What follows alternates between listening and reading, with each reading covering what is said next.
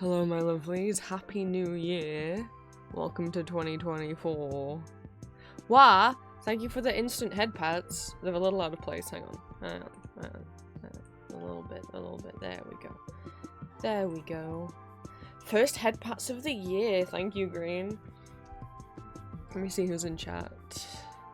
Hello Green, hello Apple, hello Plant, hello Valentine, hello Golden, hello anyone who is lurking.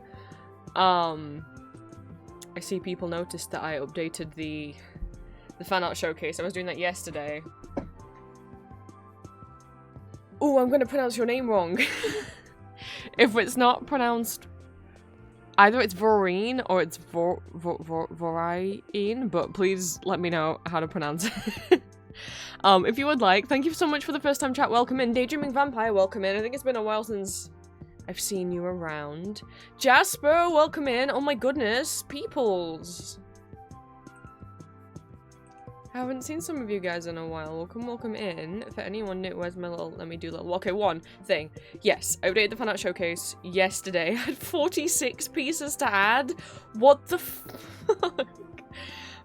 So that's all up to date now. I'll try and remember to update it more frequently so I don't have to do that many pieces all at once.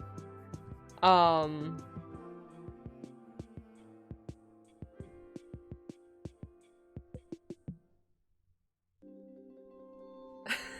that's just from like the last couple months.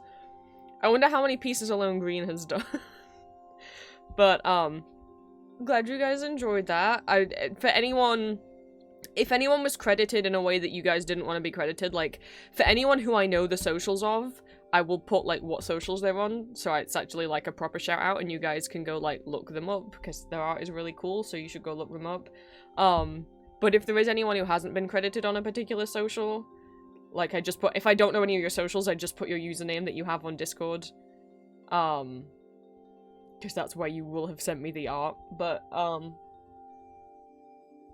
if you do have a social, feel free to let me know whenever. And I can change the credit. And obviously, if I ever include anyone's art and they want it taken out of the showcase, that's fine too. The default thing though when you send me fan art is it will end up in there. Unless it's not safe for work. If it's not safe for work or nudity or anything like that, then it doesn't go in the fan art showcase. I will just cherish it myself. But it doesn't go, that's not safe for Twitch TOS. So, if you did do art and you didn't see it in there, yeah, I have seen it. It's just, if it's a little lewd, then it's not going in there.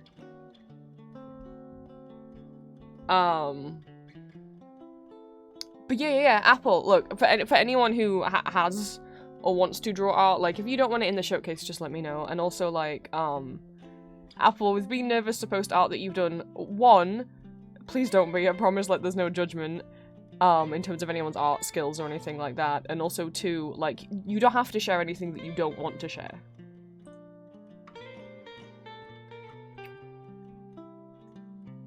Well, yee. I download every piece of fan art that anyone sends me. And obviously, there has actually been, like, someone cosplaying one of my OCs. That isn't in the showcase, because I would feel weird about putting a picture of someone else's face on my stream.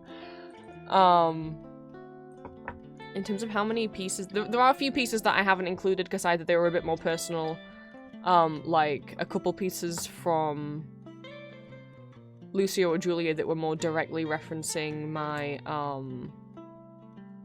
my real-life face, or, a couple pieces from Julia that she wanted to keep private, obviously any more lewd or not safe for work pieces. I don't know how many pieces are in the showcase. Jesus Christ, I just looked at how many images I have saved that people have sent me and it's 236. Now, some of those are, like, work in progresses and final progresses of the same piece. But, oh! That's a lot! In terms of how many pieces are currently in the video, 155.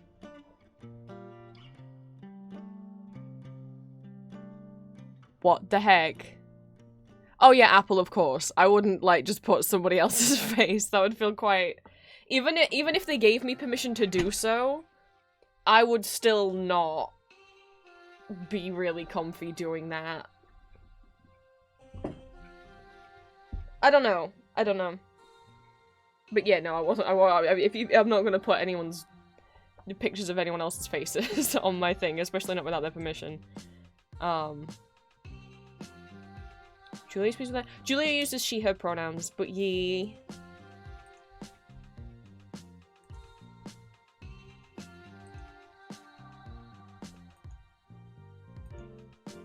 Aww. We have a few people, new people in chat and people who haven't been around in a while, so let me do my little intro, as it is the start of a new year. Hello, my lovelies, welcome. You can call me Prince. I'm a neurodivergent trans vampire. You're welcome to become one of my children of the night. I'm an 18+ content creator, voice actor, and illustrator, as well as a VTuber and variety streamer. I post bi-weekly ASMR audio roleplays as various characters from both fandoms, such as... I really should write this down because I never remember what fandoms to give as examples. We're gonna go, Marvel, Hades, Baldur's Gate, Call of Duty, Ghost, other stuff. As well as my own original characters.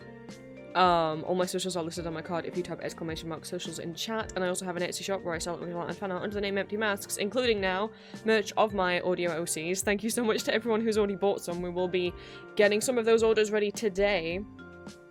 I stream every Monday, Friday, Saturday. Today we are packing up Etsy orders. We're not packing up Etsy orders. Shit, we're not doing that. I'm not doxing customers on stream. Today we are making Etsy orders because I make all of the stickers and badges myself. I do get the wooden pins and keychains manufactured, but in terms of the wooden pins, I do print off the little backing cards myself, and so I have to pop the pins through those. So that's what we're doing today. This is the third time doing this, and it worked out really well last time on stream. I got the stickers cut out a lot faster than I usually do. So, we're gonna stick with streaming this every Monday.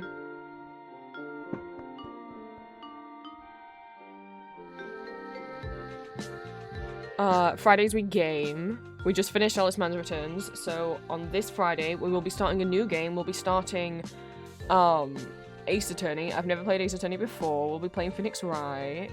I know little bits and bobs, but I don't actually know, like, the outcome, resolution, solution of any of the cases, so please don't spoil that. That would be the worst thing to get spoiled.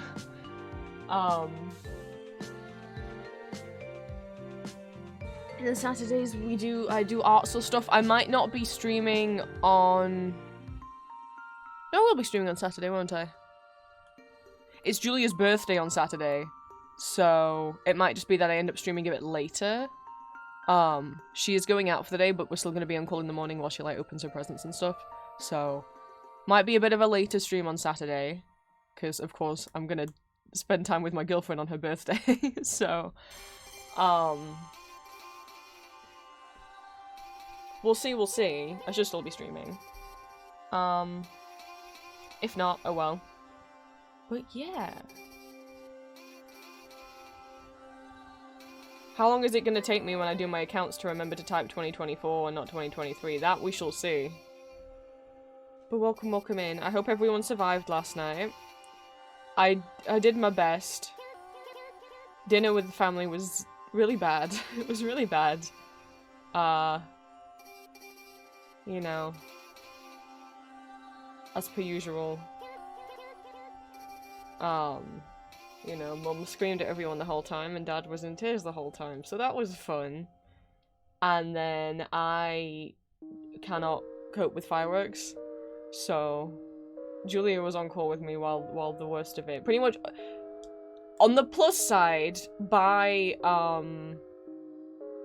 like 1:45 in the morning, it started raining really, really heavy, so I don't know if by that point people had just stopped the fireworks naturally anyway, or if it was also because it started pissing it down, but, thank you, rain, although you were really loud, and I personally don't really love rain sounds that much, or at least not when it's that. When it gets really, really intense rain, I get nervous, because I'm up north, and anyone who knows anything kind of Midlands to up the north of England tends to flood when we get really heavy rain. So sometimes I just get a bit like, oh, this better not last very long. But yeah, no, I just had like headphones full blast with my hands like pressing them into my ears and then like a blanket over my head. So I couldn't see any of the flashing lights and stuff. It's the sound. It's the sound I can't deal with. Because I got traumas. But it should be done. No one better set off any tonight, and then I don't have to worry about fireworks again. At least not en masse. The silly people around here, for some reason, like to, there's some people out here who set off fireworks just any random day. I wonder if there's, like, a few families around here who just like doing it when it's people's birthdays. I don't know. But for the most part, I don't have to worry about fireworks again until Bonfire Night, which isn't until November. So, I got until November free from a mass firework night.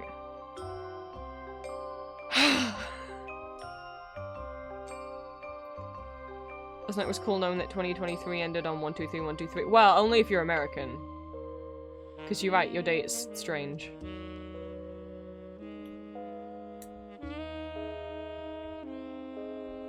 Which I still don't understand. I understand the way we do it, because it's like you're going up in size order. Like, a day, and then a month is longer than a day, and then a year is longer than a month. Or, other countries who will do it, like, year, then month, then day. Because then you're going down in size, like a month is smaller than a year, and then a day is smaller than a month. I understand those two ways. I don't understand the American way.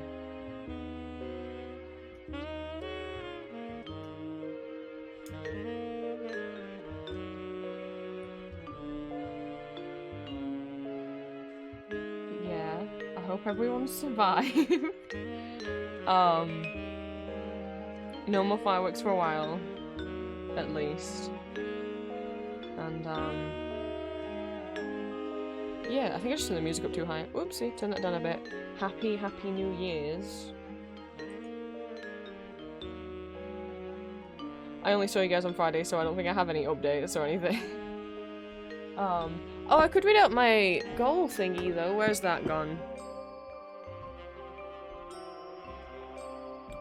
Where'd that go? I did make this little post yesterday. Julia's at work.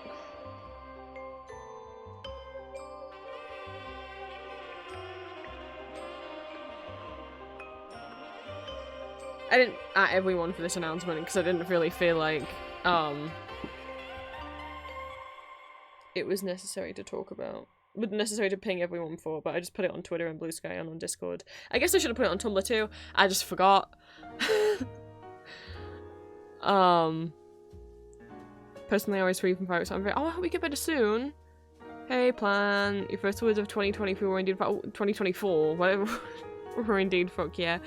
I don't know what mine were. I tried after in Discord when you were like, I want to make my first words of 2024 really cool. I was like, oh.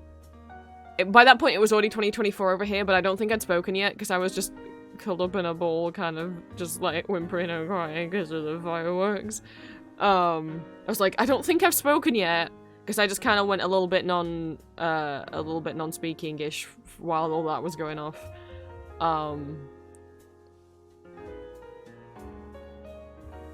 So I was like, oh, I should make my first words, I love you, to my girlfriend, and then but I don't know, because I couldn't remember if I'd already spoken or not. But so the only kind of little announcement, it's not even an announcement, the only thing I said yesterday,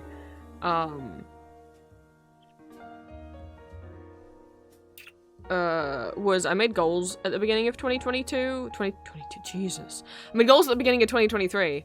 Because I saw that Smilky made, like, a bunch of, like, kind of goals in terms of what they wanted to do. Kind of follower milestones they, like, wanted to hit and some other stuff. And I was like, oh, well, I'd like to set some, like, follower goal milestone things. And then I didn't post them anywhere because I was far too, embarrassed. Because I was like, I felt like they were, like, too overachieving and that if I didn't hit them, then people were gonna notice and that would have been really embarrassing and then I would have felt really embarrassed and I don't like feeling embarrassed. So... I didn't share them, but I suppose I could have. Because, my goals that I wanted to hit by the end of 2023 was 10,000 subscribers on YouTube, 500 followers on Twitch, and 200 Patreon members, or paid Patreon members. We hit all of them. I started off the year with about 3,000. I can't find the exact numbers. I can only, guesstimate where I was because, luckily, I tend to do celebration streams every time we hit an extra 100 on Twitch. Also, I have my Twitch VODs, so I can literally look back at my Twitch VODs and see how many followers I had, because I have my follow account on screen on Twitch, so I can look back at my first stream from January last year and see how many followers I had. YouTube, I can't find out, so I'm just, because I make like a little I used to make a little announcement every time we hit an extra 1,000 subscribers, I at least know it was under 4,000, but I don't know any more accurately than it was between 3 and 4. And Patreon, I can easily just look back and know the exact number. So, I started 2023 with about 3,000 on YouTube. We're now at 11,700, almost 11,800. That's a lot of people. Started the year with 300 on Twitch, we're now almost at 600. And started the year with 100 on Patreon, and we're now, at the time in the tweet, I said 419, knowing that a bunch of people were gonna leave. Obviously, a lot of people have left between yesterday and today, because it was the end of the month, so now we're currently at about 350, not 400, on Patreon, but that's still a lot more than 100.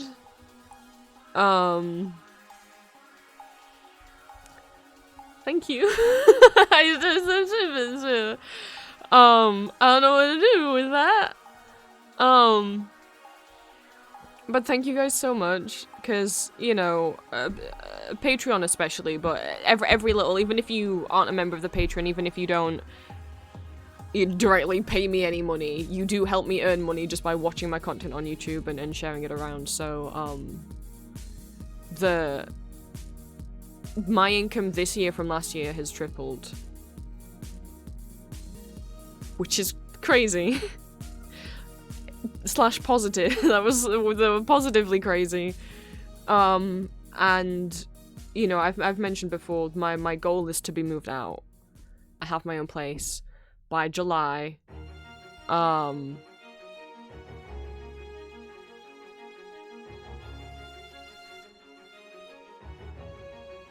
Because I'm currently not in a very safe living situation.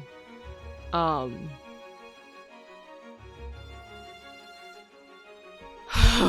fighting for my life to get out. So, all the fingers and toes crossed that 2024 is going to be me year. I was saying to Julia last night, because for some reason, I wouldn't say I have lucky numbers, but I have favorite numbers because I'm not average. For some reason, since I was a kid, I've always really liked 42 and 24, and when I see those numbers, it makes my brain happy, and I'm like, well, I always had it in my head that I was like, if I haven't had a relationship by the time I'm 24, I'm gonna feel, like, really stupid, and, like, don't get me wrong, I know that that's bad, because you're never too old to have your first relationship, but then lo and behold, a month before my 21st birthday is when me and Julia got together. So now it's 2024. I'm like, that's a good number. So maybe, hopefully, the goal is, the other goals other than the follower goals, which my follower goals for this year, I shared them publicly this time. We'll see if I end up embarrassed by the end of the year. So I said by the end of 2024, I would like 20k on YouTube. I'd like 1,000 on Twitch and 500 on Patreon. We will see. I think the Patreon one is the most likely, considering that we're currently at like 350. But I mean, I managed to gain what, 8k on YouTube this last year, so I think saying 9k should be possible, maybe, for this year. 1,000 on Twitch seems like a lot. I never thought I'd get that much, but we are very close to... We're basically at 600, and I got 300 this year on Twitch, so maybe it could be 400 this year. Because I think, like, most people who come to Twitch, it's the pipeline of finding my audios on YouTube. There seems to be a pipeline that a lot of you go down. Not all of you, but a lot of you, of finding my ASMR stuff on YouTube.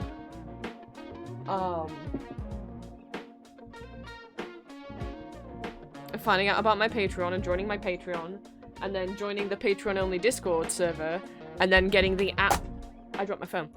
Getting the @everyone ping that I'm live on Twitch, and then coming and checking out my Twitch streams. So if YouTube and Patreon are going up, then Twitch should statistically go up a little bit. Obviously not, you know, only a fraction of people who watch me on YouTube watch me on Twitch, and that's understandable. Not everyone likes watching live streams, and I don't stream in a time zone that's available for everyone, it's, you know.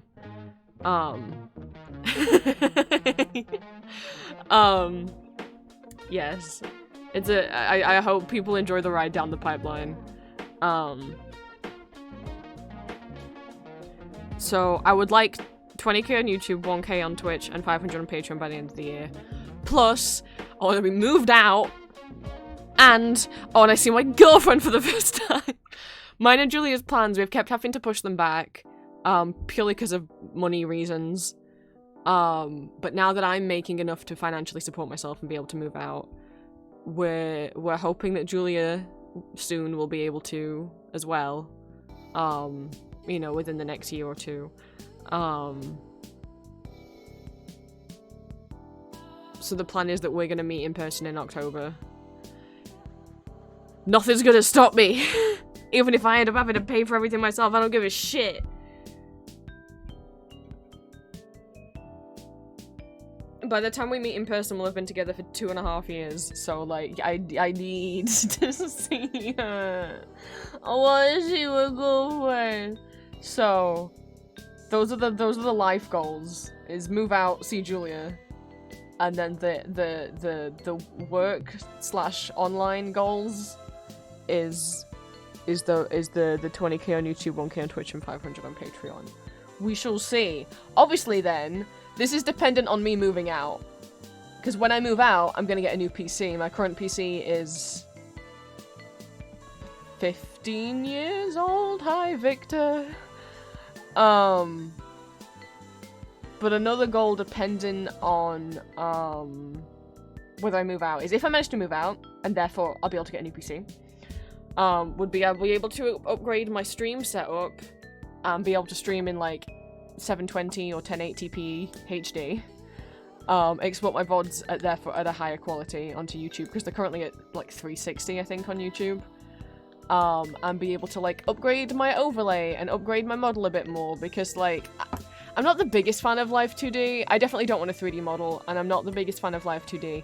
But if I even just wanted to do, like, a little bit more, like, stuff and animations and pop-ups on my stream, I don't think my PC could handle it. And if I ever did want to do Live 2D, which, I don't know, I can't anyway, because there's definitely my PC would not be able to handle having a model with that many layers open in VTube Studio with my webcam tracking my movement while I'm streaming. There's no way.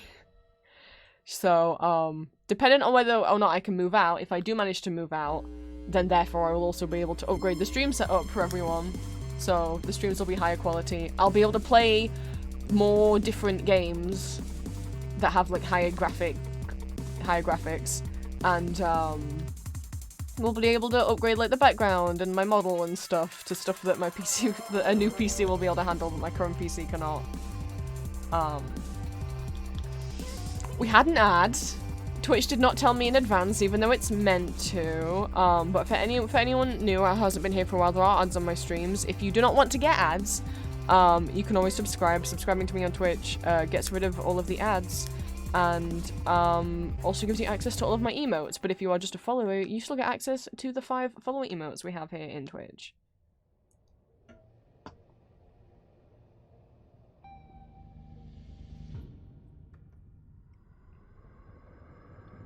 I don't think I have anything else to say. Apart from, I would like to shout out Julia. It is her birthday on Saturday. She's currently on a hiatus and not streaming at the moment because she wants to, because she's like working every single day. She had, yesterday off. She had yesterday off and she had, like, Christmas Day off, and that was it. She's working every single other day. Apart from she's gonna have her birthday off, which is why she hasn't been streaming, because she's been working every day. But, after her birthday, she should have a little bit more time to be able to have a little bit, you know, hopefully not be called in to work 7 days a week.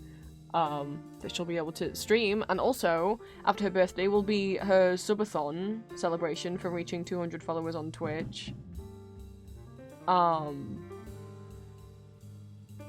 Where she'll be having a bunch of rewards and stuff, and 50% off all of her art commissions. So let me do both shout outs.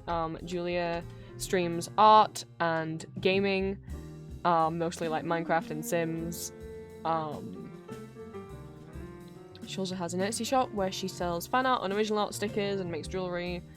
And also has an ASMR channel on YouTube making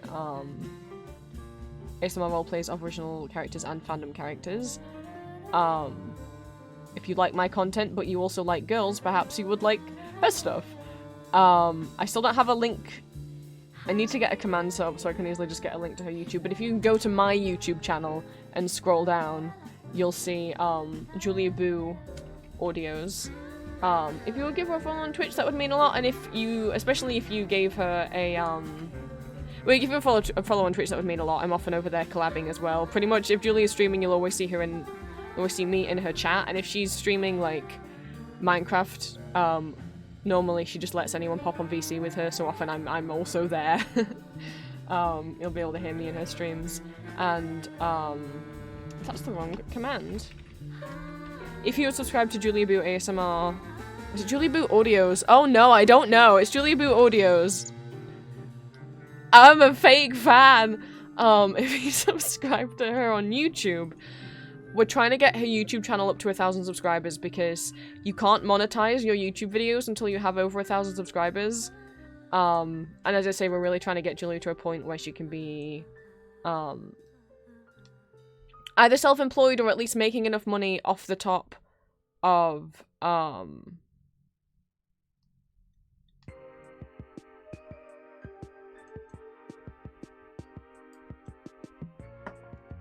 off the top of, like, her actual, like, in-person job that she goes to.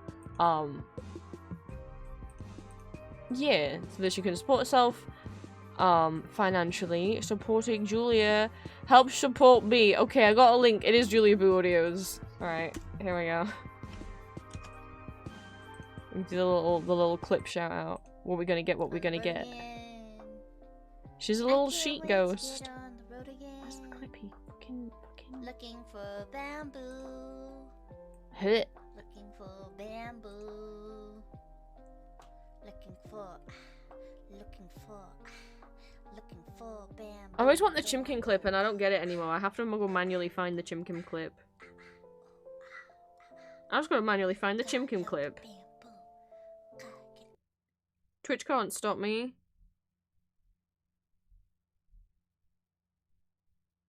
Chimkin clip. It's just so perfect timing of, like, because for like the entire stream, Julie had been like, I'm just gonna stream until my family texts me that dinner's ready, that the dinner's here. God, it's weird that they haven't texted me yet. They should have texted me, like, hours ago. That's weird. Yeah, it was weird, wasn't it? Holy shit, I've almost had a 5-hour stream. I didn't mean to do that. Well, you were the one who was like, I'm gonna keep going till... Till the what? Oh, till, yeah, you said dinner cooks. Yeah. And no one has texted me, hey, dinner's here. Oh wait, they have. 52 minutes ago.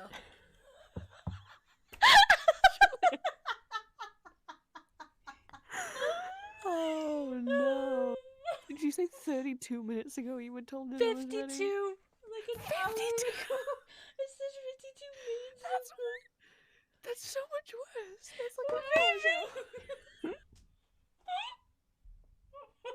Your chicken's been waiting for you for a whole hour. Emotes that remind me of the Chimkum clip. Wait, no, I shouldn't end stream. I'm like right here. No, I wanna see this. It's okay. They won't finish off a whole chicken. It's just the perfect timing of, man, no, I'm watching stream for 5 hours. No one's texting me that dinner was ready. They should have done that like an hour ago. Oh, they did. An hour ago. Uh-oh.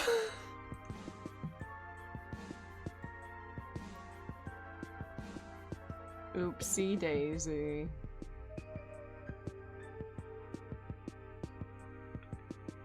But yeah, so if anyone looks through my emotes and is like, what's that emote of Prince hugging a sheet ghost? That's Julia.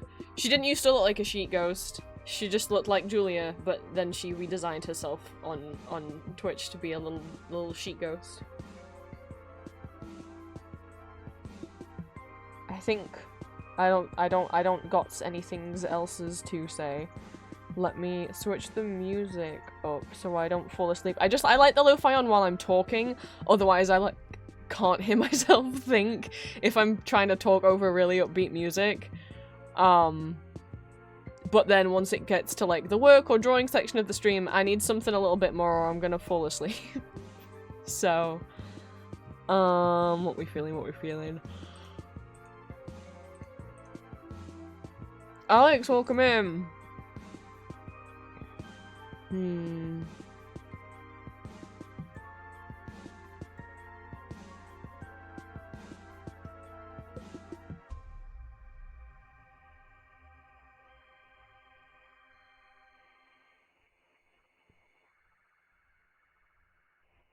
I actually almost wanted to share something, but I'm like, wait, no, maybe I should share this on Julia's birthday.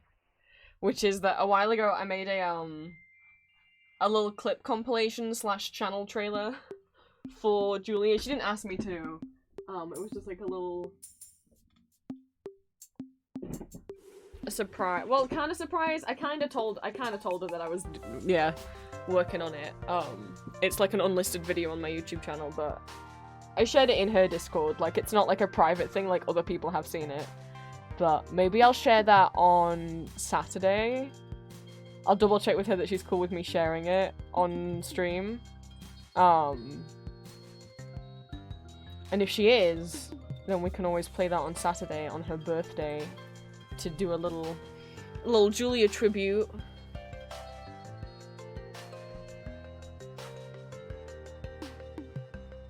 Now I could change the music. We could do Toho. Or we could do Cuphead. To keep me... Cuphead music's really good at keeping me motivated. Maybe we'll do Cuphead. Like, a while ago... Oh, Windows Media Player, don't show yourself. Scandalous. I was selling plushies on Etsy, like... Is it early 2021? 2022? 2021? 2022? I don't remember. But I had like 80 of them to make. And I would just listen to Cuphead. I'd make like, get up at like, I'd work like 7 more 7. And do like 4 a day. And I'd just be playing Cuphead the entire time. To keep me sane, apparently. Look at you, precious thing. Which one's that for? Baby Dragon? Okay. Goodness, you know what? Maybe I'll be a bit sad once I actually change my, I was gonna change all of the channel point rewards that change my model. I was gonna change them to be Magical Girl transformation sounds, but I will miss the look at you precious thing, Astarion. I've transformed. I'm now a baby dragon. Wait, actually, I should do that once. Hang on. Because I've got to switch screens. Let me do that over here. Okay, there we go. My baby dragon form was drawn by Julia. I've never played... I love Cuphead, but no, I've never played it because I know I would find it too hard. Right. So. Is that good? Of course it's Gustarian. Oh, fuck. You know what? It's not a very happy new year. Also, hi, Elixir. What's a very not happy new year? I'm so fucking... Like... I'm very happy with my little Gustarian drawing. I've sold over 300 of him on Etsy. But also, for those of you who are unaware and haven't been around the last few months, he has been stolen many times by dropshippers and bootleggers selling him, putting him on t-shirts and selling them on shops on Etsy and Redbubble and Wish, and I was, well, not Wish, I mean, maybe, to be honest, but on Etsy, on Redbubble, on AliExpress, and I've had people tell me they're also on Temu.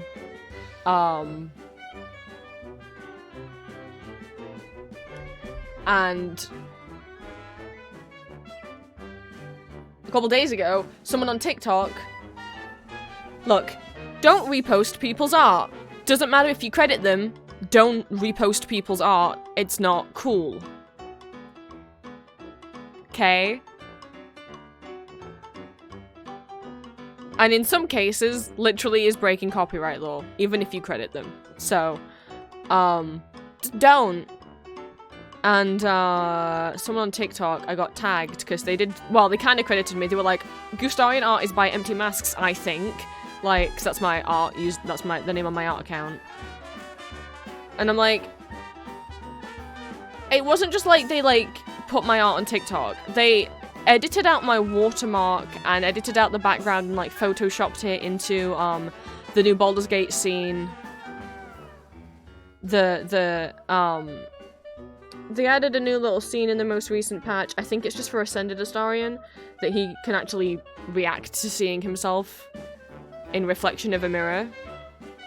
And this person edited it, so instead of seeing his actual reflection, they put my Gustarian artwork in the mirror. And I DM'd them, asking them to take it down, and they didn't respond. But also Twitch is really bad at TikTok's bad at message requests, maybe they didn't see it. I commented on the post after a few days of not getting a response. But, I mean, there's like 5,000 comments, they're not gonna sit, you know, so no response. I then commented on their most recent story. They didn't respond to that either. My literal only plan is to comment on every single one of their posts. Like, just as soon as they make a new post, just comment that same comment. That's what I had to, like, that's what I did once on, when someone reposted my art on Instagram and miscredited me. They credited a different artist instead of me for my art, and I only found out about it because one of my followers told me. I commented on their thing saying take it down, they just deleted my comment. I commented on another one of their posts saying take it, so then they kept deleting my comments, but every single time they just made a new post, I was like, hey, you still haven't taken down the art of mine. Take it down, take it down, take it down. Obviously that could result in me also getting blocked. The thing is, it's like, I understand I could just report the TikTok for copyright, but here's the thing, if you report anyone on TikTok, normally what ends up happening is like my account will get taken down, and the person who actually did the bad will be fine. So I then actually report them. It's just like, that TikTok is sitting at so many views, and you're like, yeah, well, they credited you, and I'm like, not very well. Also, that's not the point. You don't repost people's art without permission.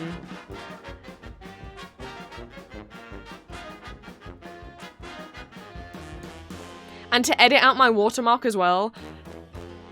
And it's like at the bottom of their caption description, so people would have to, if people wanted to know who the art was, they would have to expand out the description, which most people on TikTok are not going to do.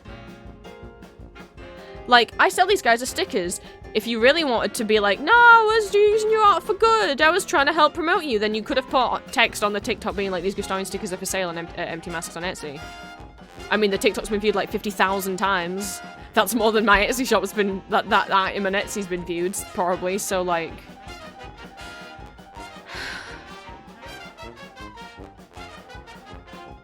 I'm sure they just Googled Gustarian and my art was one of the first ones that comes up because of the amount of times it's been stolen. It's just like... They painted out, they erased my watermark. So you didn't care about crediting me that much, did you?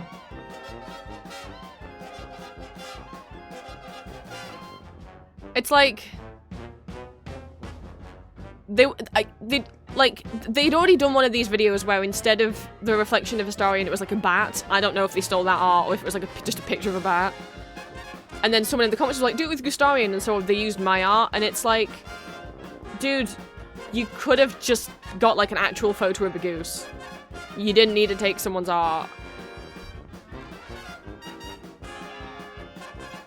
But this is, anyway, don't mind me, I'm gonna go on their TikTok and leave another comment. Because they're still not. I'm just gonna, because I haven't left one, you know? Also, I can't message them anymore because they didn't accept my message request, so now like TikTok won't allow me to message them. But I figure if I comment on their stories... The page isn't loading. Did they block me? Hang on, I need to know if they blocked me or my TikTok's being bad. That's always a good sign, isn't it? Okay, no, they didn't. TikTok was just being weird. Oh, that would have been funny. Well, not funny. Okay. The most recent story, which is just about celebrating the new year, only has 2 comments, so an even more likely chance that they will see my comment. I'm just gonna do this every fucking time. Please respond to my DMs and comment. You have posted my art on the internet without my permission. I don't allow reposting. Please take the video down.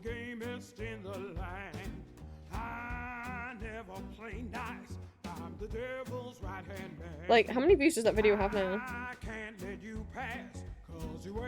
Oh, it's at 75,000 now. I mean, TikTok has a massive problem with reposting. The amount of times I just see slideshows.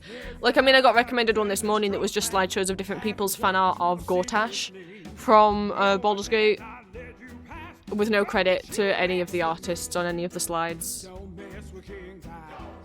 It's just the fact that this has got 11k. Like, you can't see that credit to the credit to my art unless you expand out their caption, and in their caption they say it might be by Empty Masks, so some people might not even think it's by me, and they painted out my watermark. It's just like, if you really saw this as helping promote my art, then you would have put somewhere immediately in the video, because no one fucking reads the captions. You would have put somewhere on screen in the video, art by Empty Masks. It's like you can buy this as a sticker on it. You know what else is funny about them tagging art by Empty Masks, I think? Because if you then tap on that tag, oh, actually, wait, did they remove it as a tag?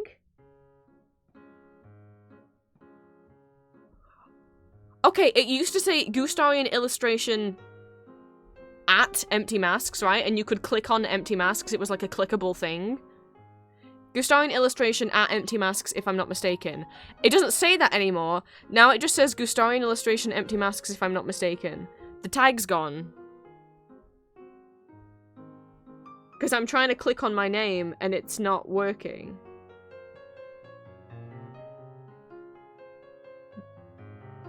They edited out the tag.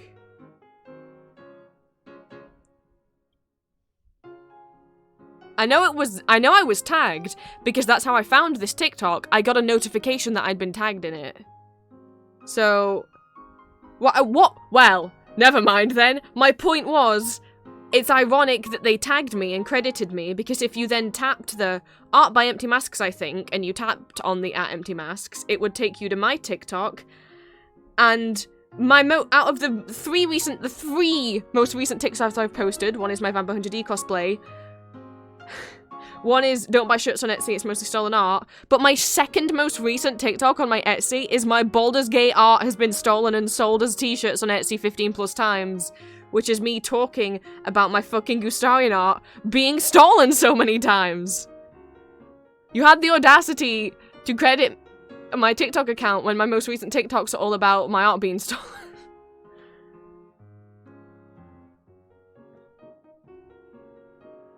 And this is back from early September. So when I in this one though, I'm claiming it's been stolen 15+ time by shops on Etsy. That was before I found way more of the shops and before it got spread to even more. I mean, now the count's like over 50 of all the shops that I found that have stolen it. I stopped looking a while ago. I couldn't keep up. But yeah, that's not a clickable tag anymore. It was, because that's how I found them, because I got the notification that I'd been tagged in a video. The tag's not- So they edited it out. Because I didn't say, please untag me from this thing. I don't even know if that's possible on TikTok. Like, you can do that on Twitter.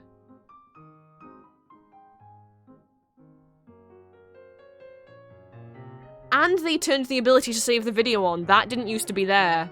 Because I tried to save it when they first did it and it wasn't there, so I had to screen record the video. They've unfucking tagged me.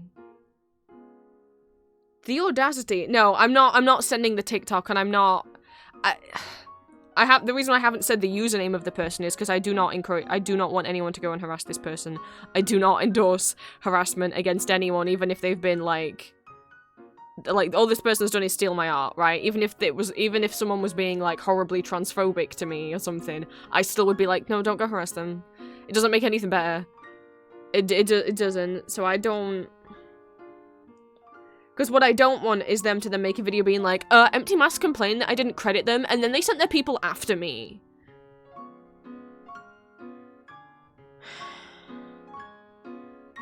I can't believe I'm not tagged in it anymore. The audacity! No, I swear to God I was tagged in it. Where's my screen recording? I swear to God I was tagged in it.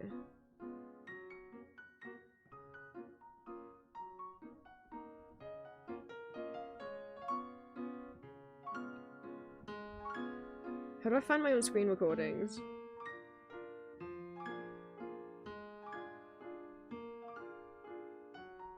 I don't think it's on my phone anymore.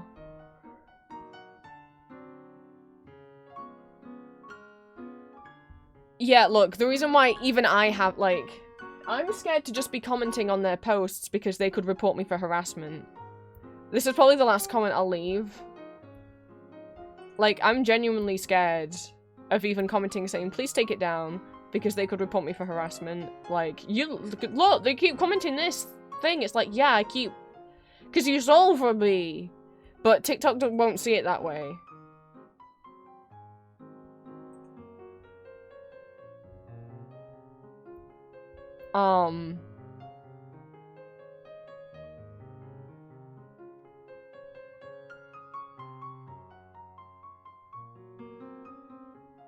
I almost feel like deleting the comment I just left and just being like, well, I'm giving up. Like, otherwise I would just duet them. I'd just duet them and be like, hey, you stole my art.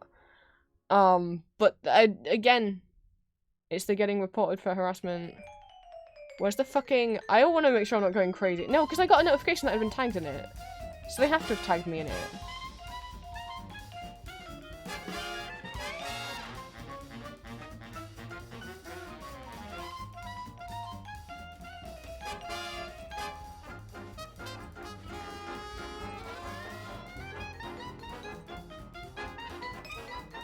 I found a screenshot I took when it was originally up.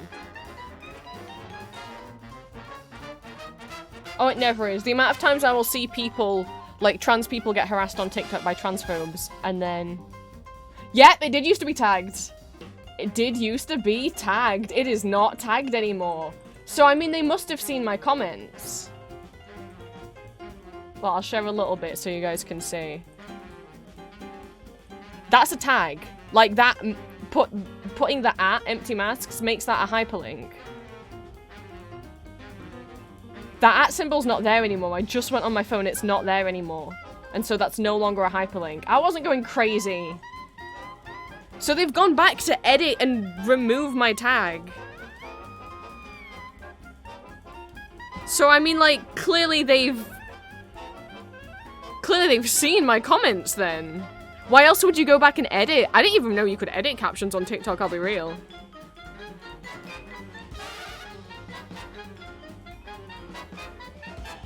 Why would you go back and edit that out? Unless you know that you stole it and you wanted, and you're like, you don't want people to find me. Oops, I didn't mean to like their fucking, I accidentally just liked one of their stories.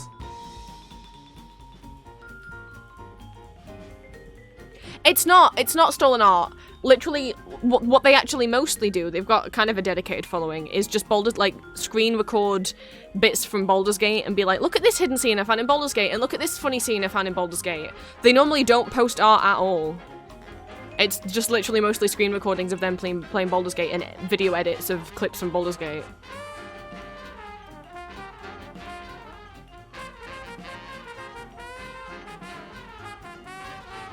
Fucking audacity to unfucking tag me. It's like, it's gonna get to 100k views, I just know it, and I'm just here like... If this was any website other than TikTok, I would just report it for copyright. Right? If it was Tumblr, even if it was Twitter, to be honest, I'd just report it. But it's TikTok, which means if I report it, I'll probably get my account banned.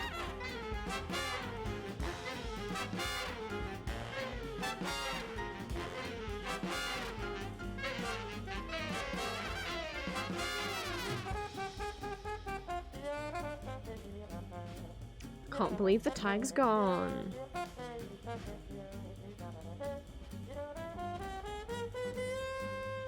They haven't blocked me. If it gets to a point where they block me, maybe I'll make a video, because I've downloaded the video. So maybe if they block me, I'll make a video, but then then I'm still scared of like, what if my account gets taken down for harassment? Because that happens so many times, like if an LGBT creator is like, hey guys, this person is like sending loads of hate my way at the moment and I'm getting loads of like homophobic and transphobic comments in my comment section, I really want them to stop. Boom, taken down for harassment. How dare you harass that transphobe because they were harassing you, even though what you did wasn't harass them. You just said that they were harassing you. But that's bullying and that's not allowed on TikTok.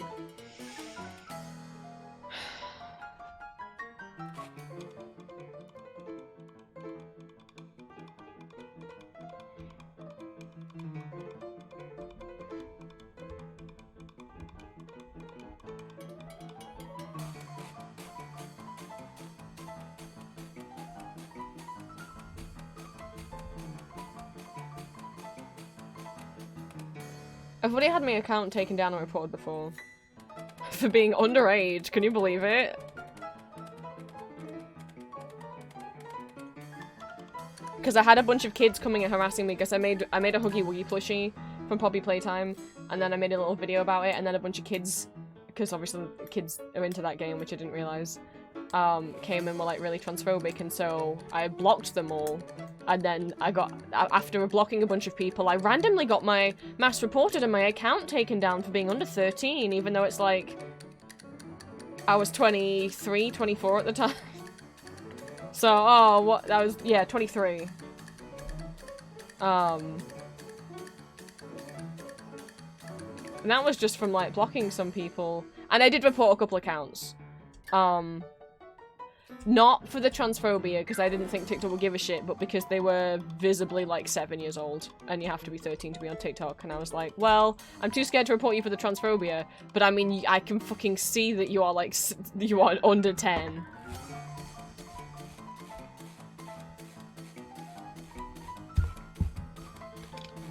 I used to like posting on TikTok, and now I'm just like...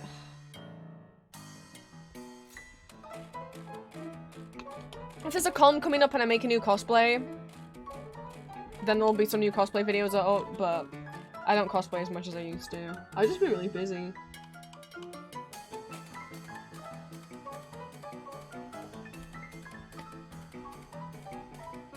No, I don't like children to write in my videos. I don't like children. But yeah, no. Anyway, Etsy orders, right? Like, that happened a couple days ago and I was like, no, I just want to relax and enjoy the new year. No, it happened Christmas Eve, actually. That TikTok went up on Christmas Eve and I was like, no, I'm already so stressed, are you kidding me? And then... I can't even keep up with the amount of kids At least my Empty Masks account is not 18 plus, but I would like it to be. But Jesus Christ, I can't ever make it 18 plus because like I made one Huggy Wuggy video of my Huggy Wuggy plushie doing a little dance. It went a little viral. Last time I checked it within like within like a month or two had 3 million. It's over 3 million views. I went from having like 1 to 5,000 TikTok followers to like 28,000 from people who game just from that one Huggy Wuggy video, and most of them are probably children. And not people who actually cared about the rest of my regular content, which was cosplay and like just me showing off outfits and clothes that I'd bought. And sometimes some art that I'd done.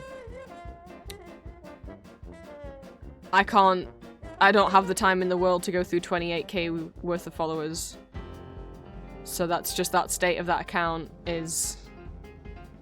It looks like I got a lot of followers. I mean, it looks like I have a lot of followers, right? Like, oh, you're a cosplay account with like 30k followers? To the point that the official Arcana Instagram DM'd me and asked, I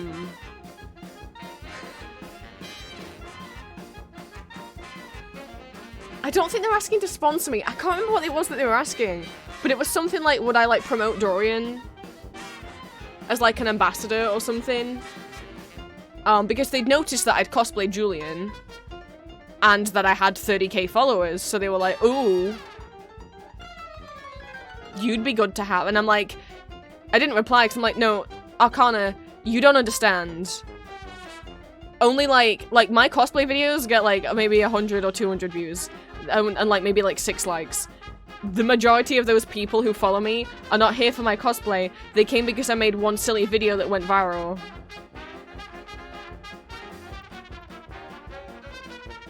You're not gonna get the kind of following, you're not gonna get the kind of boost from me promoting Dorian that you think you're gonna get.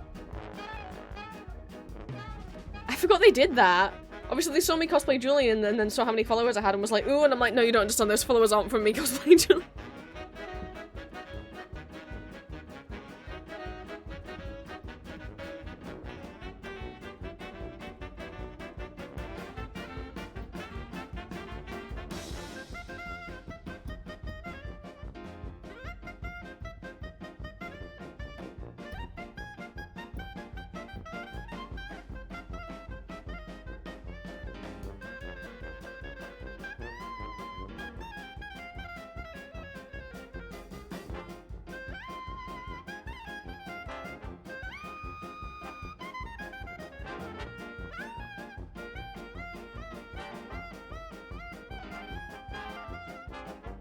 Anyway, Etsy, right?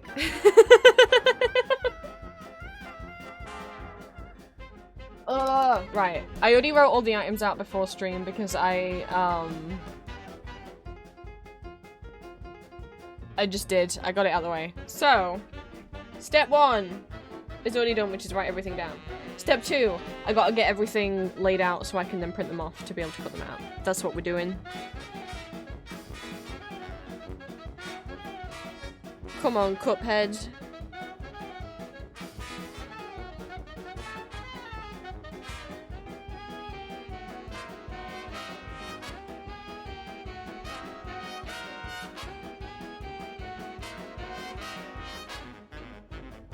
I think it's just TikTok recommends your content to like so many other people that you don't want them to see as well. Like, that's why Tumblr is still my favorite website to use, or social media to use, whatever, because it's like pretty much the only people who see my content are mostly people who I want to see my content. Yes, the recommended page, there is a recommended page on Tumblr, but it's not like the default homepage. The default is you only see stuff from people you follow. And then you have to choose to see stuff from people you don't follow if you want to, but I don't want to. If I want to see stuff from people I won't follow, then I'll go and like search for like under like a tag or something.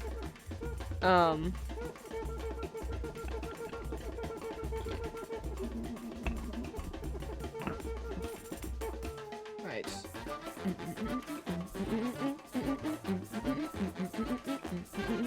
So anyone who's placed an Etsy order this last week,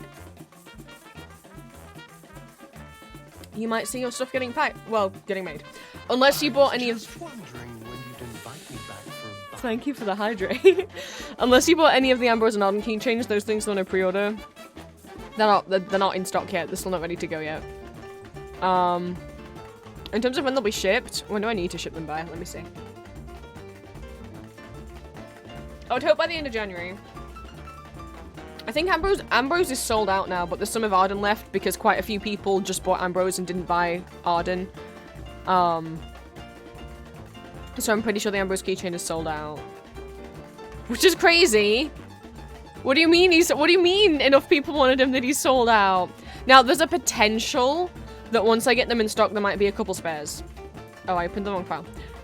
Because the company I use sometimes send a couple extras just in case any of them get damaged. But I can't guarantee that there'll be any spares left over. Need one of these guys.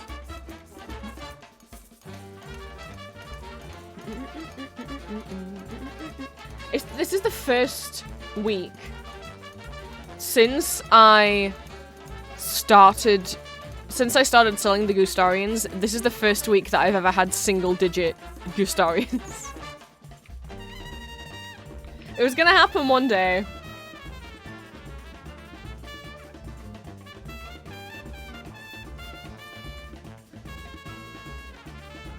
Let me see how many are in stock of each keychain. The stickers aren't going to sell out. I'll keep getting them in stock as long as people want them. So Ambrose is sold out. There's currently 5 of Arden left in stock. Which is kind of what I kind of predicted would happen, that some people, if I didn't sell them as a set, some people would just buy Ambrose on his own. And then other people wouldn't want Arden on his own, and then I'd end up with a bunch of leftover stock of Arden. I'm up for getting them back in stock. I don't know when that would be. I don't feel like I could risk getting them back in stock again so soon. Like, to sell 25 is amazing, but my only option above 25, the next option up is 50, and I don't think I'd sell 50.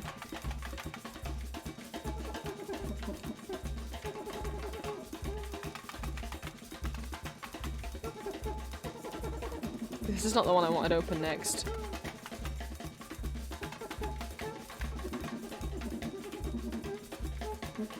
Yeah, I still am in shock about it, that people sold out merch of my own OCs. Huh? What do you mean?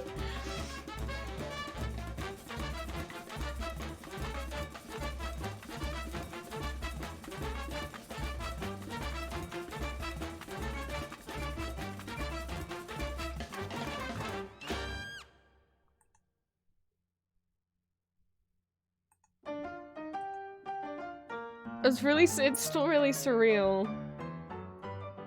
Cause I don't know, as a little kid you're like, well, I'd love to make characters and for the people to care about my characters. And then that's happening and I don't know what to do about it.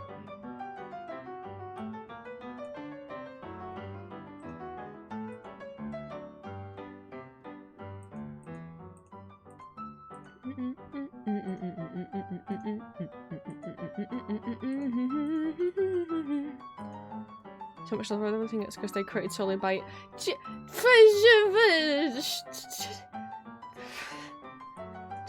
play combustion stream. I actually might put these on a different page.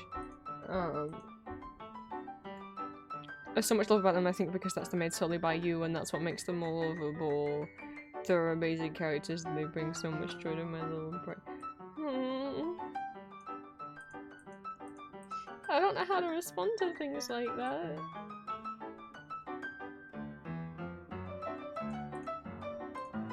Thank you.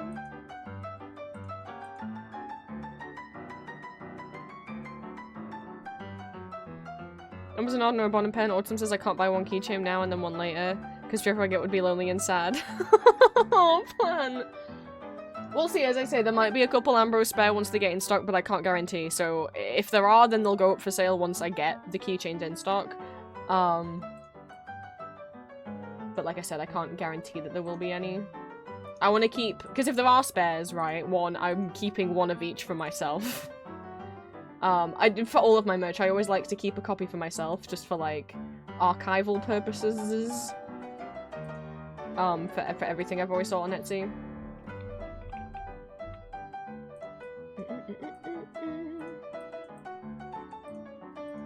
So after I take one of each for myself, then we'll see how many is left.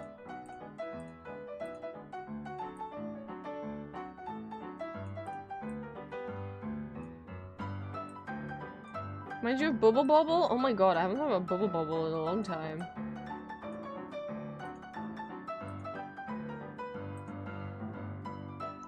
Let me check out with an Ambrose, so now I'm either considered Etsy messed up, and I don't get- what do you mean? If it let you check out with an Ambrose, then there was one left in stock. Why would it have let you check out with something that wasn't in stock?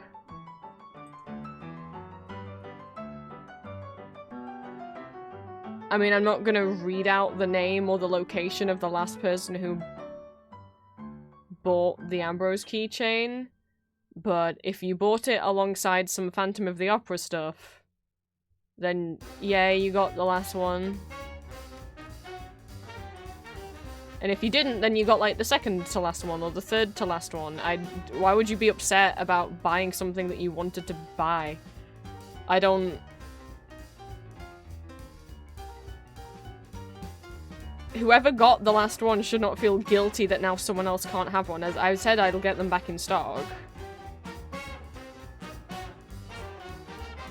I just don't know when, because I have to buy them in bulk from the manufacturer, and I don't want to risk buying a bunch and then losing money because I end up not selling them. Right? So...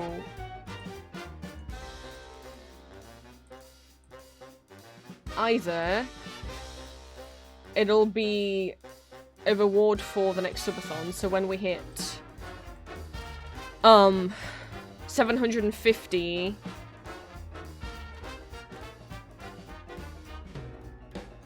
not photo stuff? Okay, then you didn't get the last one. Ambrose only sold out, like, when did he sell out?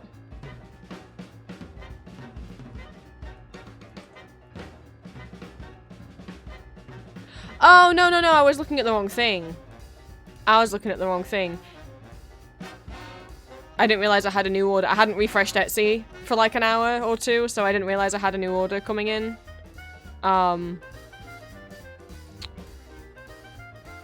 And based on the location and what I know about where you live, yeah, okay. But that's okay. Like, I don't want you to feel bad that you got the last one. You did get the last one. Like, but that's not a thing to feel bad about. I'm nervous to restock them again so soon because I don't want to lose money by having to... If I get another, like, 25 of each character in stock, or just 25 of Ambrose... Just 25 of Ambrose, how much will that cost me?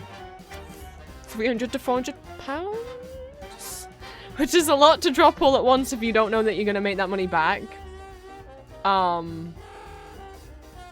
So...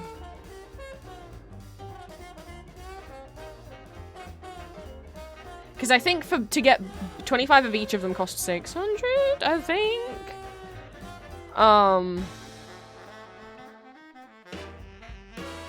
I use app creatives. I don't keep my manufacturers a secret. I'm not about gatekeeping.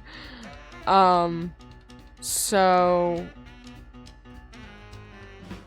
You know, I gotta be confident that I'll sell them to at least break even, you know? Never mind make a profit, because obviously it took time for me to draw the art and stuff. And I've got to cover the fees that Etsy charge me and whatnot.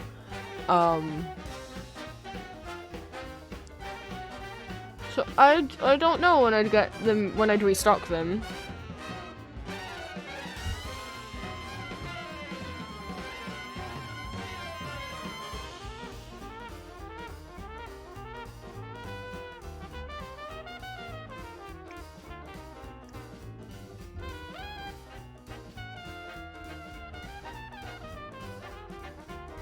What's that in dollars? 300 pounds in dollars is like $800. It's like double and then a little bit more. So I'm like, that-ish.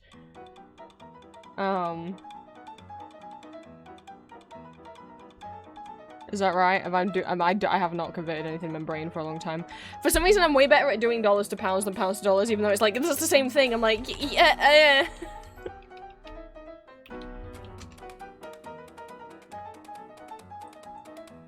Am I right saying about... Oh, no, I'm not right. I forgot how to do money. I was like, it's doubling a bit more, right? No, it's not doubling a bit more. I thought it was doubling a bit more. Am I silly? Because dollars to pounds, I like half it and then add a bit on. But then again, that was like 10 years ago that I used to do that conversion. And I'll be real, the pound's not worth what it used to be. This is all- oh, this is- yeah, never mind. Ignore what I said. It's like $400. 300 pounds is about 400 USD. Boy, so wait, what is $100 in pounds now? Because it used to be 60. It's 78! Whoa! Brexit sure was a thing that happened. The reason why I know it used to be 60 is because when I was a teen, I used to collect pull-up dolls, which are like a Japanese fashion doll, but nowhere in Europe sells them, so I used to have to buy them from America. And on average, those dolls were like $100 to $120, so I used to do the conversion a lot to find out how much they would be in my money, and it used to be like $100 was 60 pounds. Now it's 78. $100 is 78 pounds 55 cents. Boy, howdy.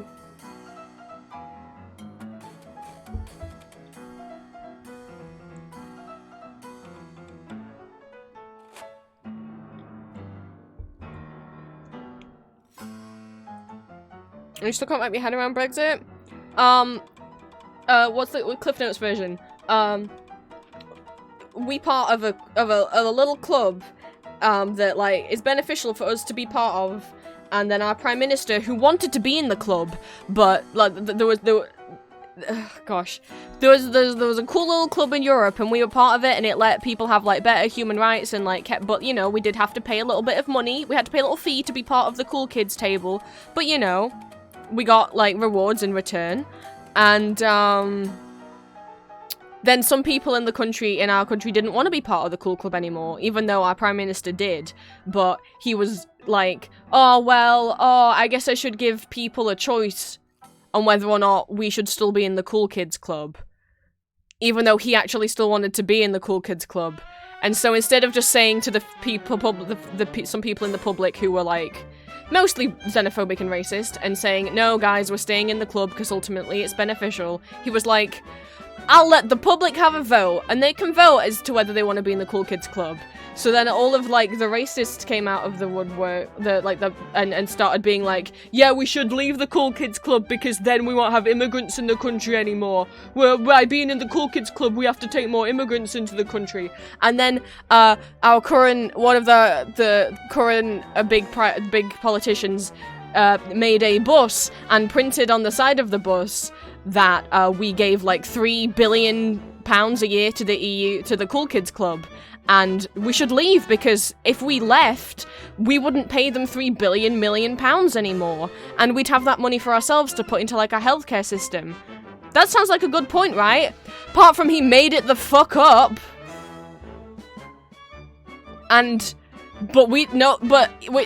So anyway, everyone believed that, and then the majority of the country voted to leave the cool kids club, which isn't what the Prime Minister wanted, but he put it up to a public vote, so now we had to leave the cool kids club because the majority of the country was either convinced by xenophobia and racism to leave, or was convinced by these lies on the side of a big old bus that this one silly man drove around London. And, then we've been trying to leave for years, and what the process of leaving did is completely tank and break the economy. The pound is worth garbage, nothing anymore.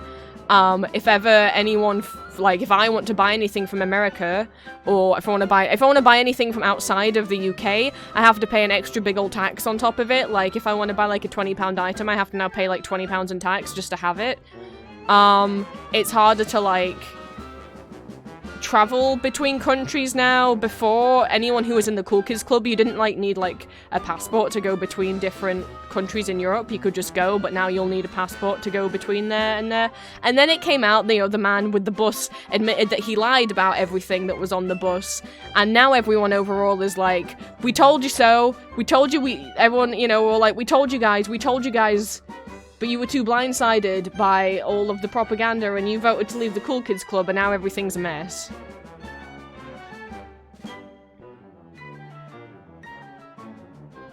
And poor Scotland, who were trying to vote for independence to leave the UK, because while Scotland is their own country and do have their own government, ultimately they are still governed by the England's government, and England's government can choose to veto any of Scotland's own laws and stuff like that, right? And there was a whole referendum for Scotland to leave the UK, and ultimately the majority of people chose to stay because they were like, Scotland, if you leave the UK, then you might not be allowed in the Cool Kids Club anymore. So they stayed in the UK, and then the UK voted to leave the Cool Kids Club, so then Scotland didn't get to stay in the Cool Kids Club anyway.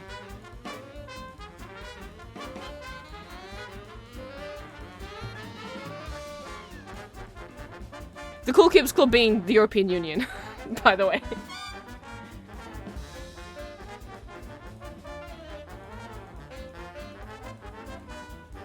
That's what Brexit was. And the EU basically, like, being part of the EU meant that, like, you could travel between European countries without a passport with a lot more ease. Which makes obviously a lot of sense, especially in mainland Europe, where you can literally walk between the two countries, you know? So it meant, like, if someone was, like, hopping over from the UK to France, you didn't need a shit ton of documentation and stuff. You could more easily get jobs or go to, like, study abroad and stuff like that. That's also why the majority of Europe have the same currency, the euro. Even though when we were in the EU, we were like, no, we're not going to use the euro. We still want pounds. But, like, for example, if you went between, like, France and then you went across to Spain, you wouldn't need to change currency. It just also offered, like, better protection in terms of, like, human rights. Like, if we were still in the EU, some of the human rights law changes that the government want to make wouldn't be acceptable.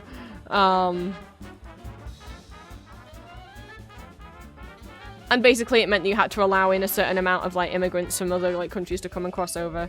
And obviously the UK government at the moment is just trying to scapegoat trans people and immigrants as the reason why everything bad in the world, when it's like, no, it's because you keep raising taxes for the poor and lowering taxes for the rich and underfunding the National Health Service. And there's a housing crisis and a cost of living crisis. You don't need to make it that... You don't need to pass laws that say teachers are allowed to abuse trans kids. You don't need to do that. That's the UK. Isn't it election this year? Is election year this year already? Can you believe it? Jesus, it felt like it took ages to get here. And then all of the politicians who were involved in Brexit just fucked off and we never saw them again. Apart from, can you believe that David Cameron's, like, back in politics? I can't fucking believe he had the nerve to fucking show his fucking face. He's just back? Boy, I would find it funny if I wasn't so upset. There's Prince's rundown of Brexit.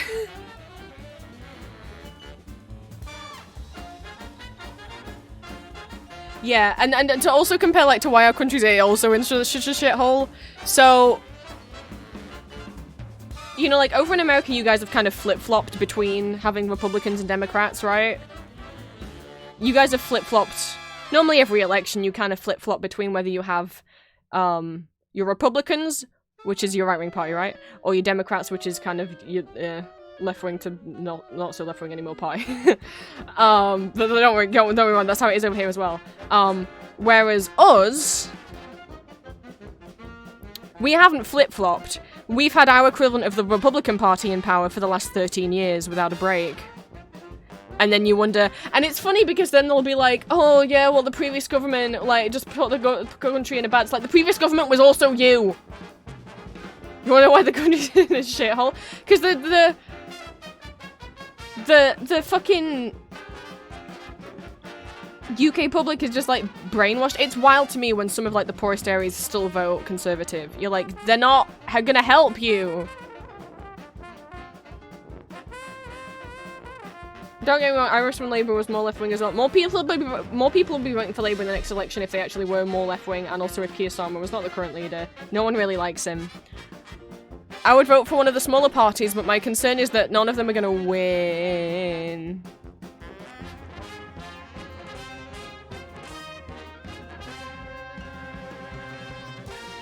God, it's so easy to forget about Liz Truss. What a wild few years we've had. Did you guys enjoy the part of, was it last year? Where Boris Johnson, our Prime Minister, resigned, and so we got a new Prime Minister, but then she only lasted like 9 days in the job, and then she resigned, and then we got a new Prime Minister. Did you love that bit? Where he had like 3 different Prime Ministers in the same month?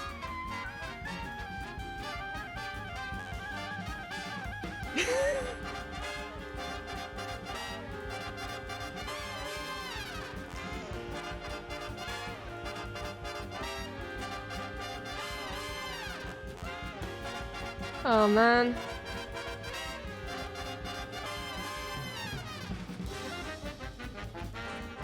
We could just move up here and we all vote to be from the UK, honestly. Sorry the stream got political. It's a shame because, okay, I mean, well, it's not. I mean, it's obvious, obviously, I want to vote for a party that likes trans people. And sadly, the 2 major parties in the UK, neither of them really do. I'd say at least you guys have, like, at least the Democratic Party in the United States has said pro-trans things. Our left-wing party does not say pro-trans things. So, some of the smaller parties do, but my fear is if I vote for any of them, that it's just basically a waste of a vote. So, like, the Green Party, the Scottish National Party, the Wales Party, that I can't say the name of, it's like CRYMU plaid, but it's probably not pronounced plaid. Those are the 3 that are like, I'm like very aware of them as being actively pro. I mean, even the Lib Dems are pro-trans. The Lib Dems start saying pro-trans stuff all the time, but Labour can't. So, I don't know. Yeah, the Lib Dems are very vocally, openly pro-trans. Yeah. It's a nice little surprise, isn't it? Remember when the Lib Dems used to be a party that counted for something? But yeah, no, because Pink News reached out to a bunch of different parties. But our major left-wing party... Oh, don't get me wrong, Plan. I'm not saying your left-wing party in the States is therefore great, but I'm just saying, at least your party has said some pro-trans things, whereas our left-wing party is anti-trans. It's not. So it's like, what am I gonna, what am I supposed to do? I would much rather vote for one of the smaller parties, like the smaller parties that are pro-trans, but my worry is if you vote for a smaller party like Greens, that they're not gonna get enough votes for it to even matter. That any vote not for Labour might as well be a vote for Tories, so I'm like, I don't know what to do! Because I think, like, loads of people, Conservatives surely aren't gonna get the majority of votes after how they handled COVID, but it's like, I feel like everyone's split. I feel like too many people don't want to vote for Labour because they're fed up with Labour as well, which then worries me that everyone's just gonna be split and very fragmented over all the rest of the parties. So it's like... Shit. I have no idea who the fuck will win. Because no one really wants to vote for Labour anymore either.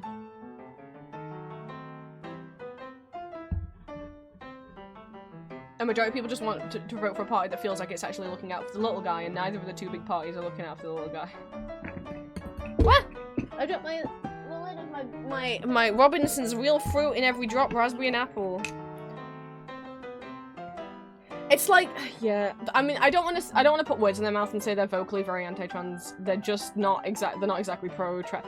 They're not sticking up for trans people. And don't go. There are some lower down level MPs in Labour who are pro-trans, but the party as a whole, like the main MPs and the leader, are not. So it's like, fuck. Can I just vote for one of the lower down level MPs in Labour who are very pro-trans to be the new Prime Minister? Can I pick? If I can pick which Labour candidate I want as Prime Minister. Hi Cryptid, we're gonna drop the politics talk now before I get too stressed out, but yeah. I hope you all enjoyed my Cliff Notes Brexit recap. I hope it was accurate. Gulba! Okie dokie.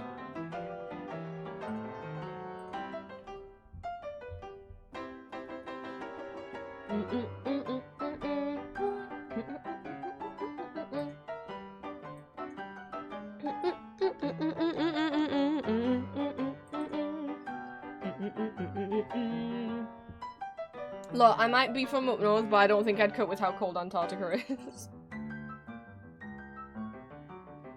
Blue. No! Blue! There I am. Hello. Hello, Cryptid. Welcome to the Gooba stream. Right. I don't want to get too distracted. Where am I on this list? We've done that, we've done all that, we've done all that, we've done all that. We're here. We're here. Okay. Which are not on this one.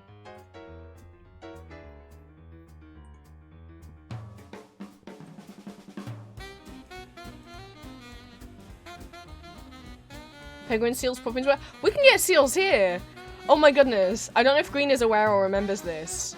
I was telling Julia about him a while ago. We had a seal who showed up around the coastlines here, especially in Wales. It was just a little shit. He was a little shit. Yeah, you get plenty of seals up in Scotland. He like beached himself. He just kept like trying to jump on people's boats because he's like friends, but then would capsize them, and then just decided to chill out on this on the lifeboat dock ramp, meaning the lifeboat couldn't get anywhere. I gotta find the picture of this man with like an air horn blasting the seal in the face with an air horn, while the seal just does not give a shit because they're like, you need to move, we need to get the lifeboat out. Which, like, props to like people who work lifeboats in the UK, because there are like, I don't think the proper term is Coast Guard, but I like lifeboat people. They're all volunteers.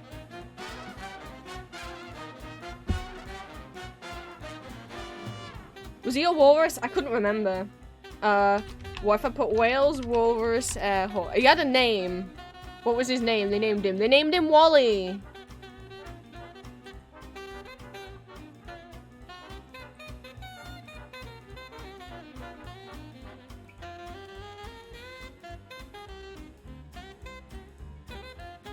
Wally the Walrus, lifeboat crew, use horn to budge animal. He just didn't give a fucking shit.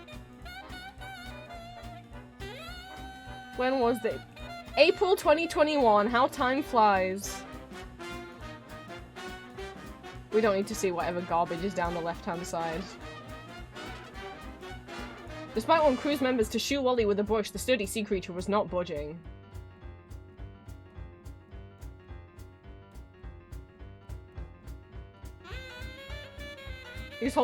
He's been feeding off the shore for 5 consecutive days with no rest, so he was holed up on a lifeboat ramp trying to get some rest. Then a shout for the lifeboat and the crew started arriving, running into the station, then they soon realized, we're going to have to move the walrus. Eventually this guy came with a broom and tried to usher him off the ramp. The walrus looked at him as if to say, you're having a laugh? He's the size of a cow, he wouldn't move. Disturbing Wally the Walrus a criminal offense. The thing is, people have tracked Wally around quite a few places. I'm pretty sure he has his own Wikipedia page. He does! This is Wally the Walrus, also known as Wally the Wandering Walrus, is a male Arctic walrus who attracted much media attention for appearing and hauling out during 2021 in several locations across Western Europe, mainly Ireland and Britain. Which is quite far for the typical- yeah, they're not supposed to come here. I think he got lost. Far away from the typical range of a walrus. He's estimated to weigh around 800 kilograms or 1.8 pound, 1,800 pounds?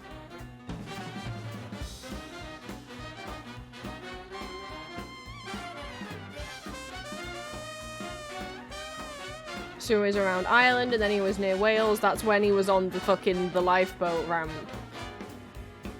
While in Tenby, Wally would regularly sunbathe on the lifeboat slipway, causing problems when the lifeboat needed to be deployed. Wally also sank a dinghy and attempted to board a fishing boat. There are pictures of that. And then in May 2021, that was in March, May 2021 he was seen in France. And then he went all the way down to Spain, and then the Isles of Sicily. Dude! You gotta get back up north! Okay, 3 weeks after leaving Ireland in September 2021, Wally was spotted in Iceland, and that's the last sighting of him. But at least the last time they saw him he was in Iceland, so off he goes. Go back home. Don't get too warm.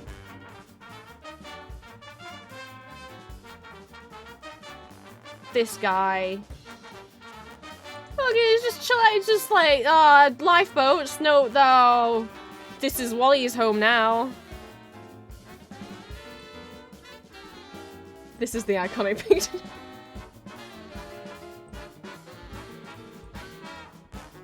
Look, he's like posing for that. It's like he was told the photo was gonna be taken and he got into like his best pose. This is like his best model pose. Look at him. Tilting his little head, looking right at the camera.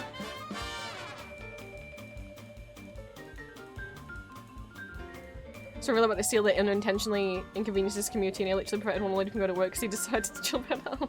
Oh. This is the iconic picture.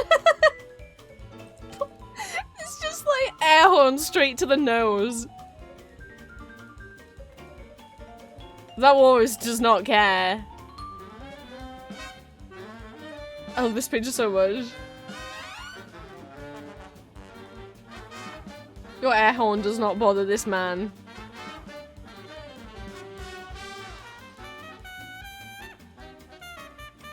But yeah, he did try and board some boats, which was a problem. 'Cause... No, Wally!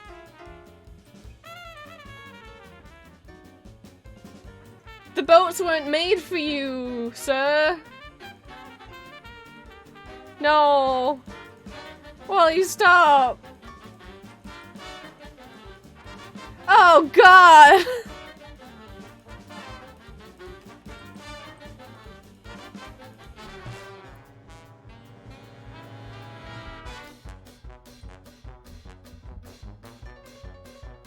Yeah, I mean, obviously it became a tourist attraction, which is like bad because it's like, don't just mess with an animal that you don't know, please.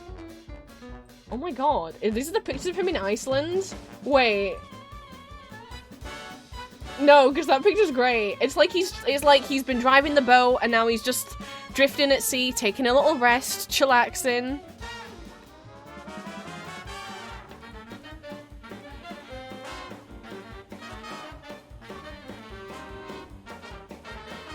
After a hard day's work.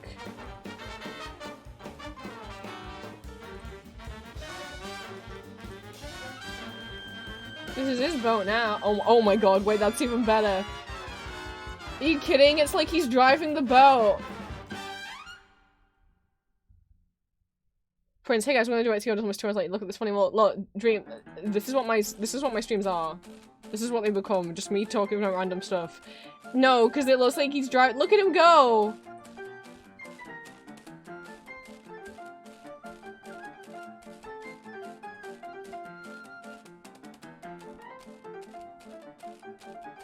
I hope I don't think that man's got a license. I don't know if he did. I assume you need some sort of license to drive a motorboat. Maybe you don't. I don't know. There he goes. Vroom vroom.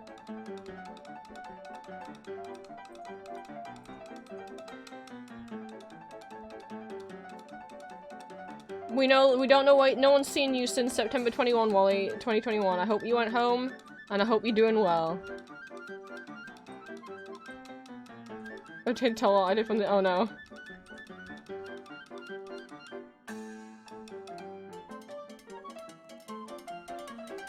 People can tell it's the same Wallace because he's got like some distinctive markings on his flippers. Like little patches of skin.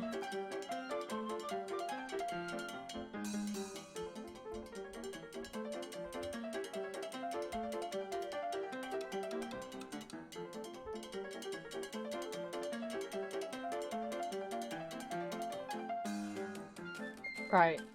Etsy!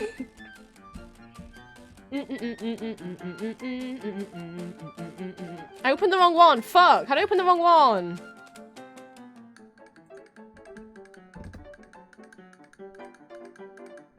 How many hours? Okay, it's not been 2 hours yet. We can fix this. I can claw this back. Thank you, Alexa. I'm glad the random tangents are a fun part of stream. Good.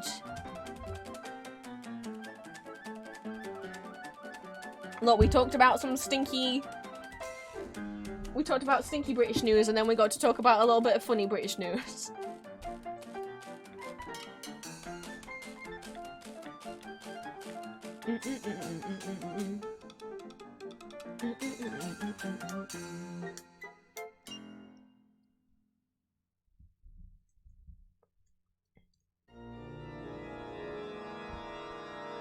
These pressure documents have a lot of layers in them, so it's going.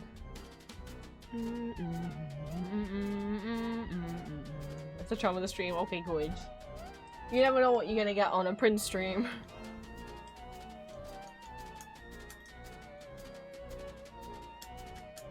Okay.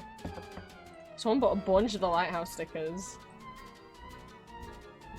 And then sent me an ask until they're like, oh my god, you had lighthouse stuff? I'm like, I know. I'm all over the place.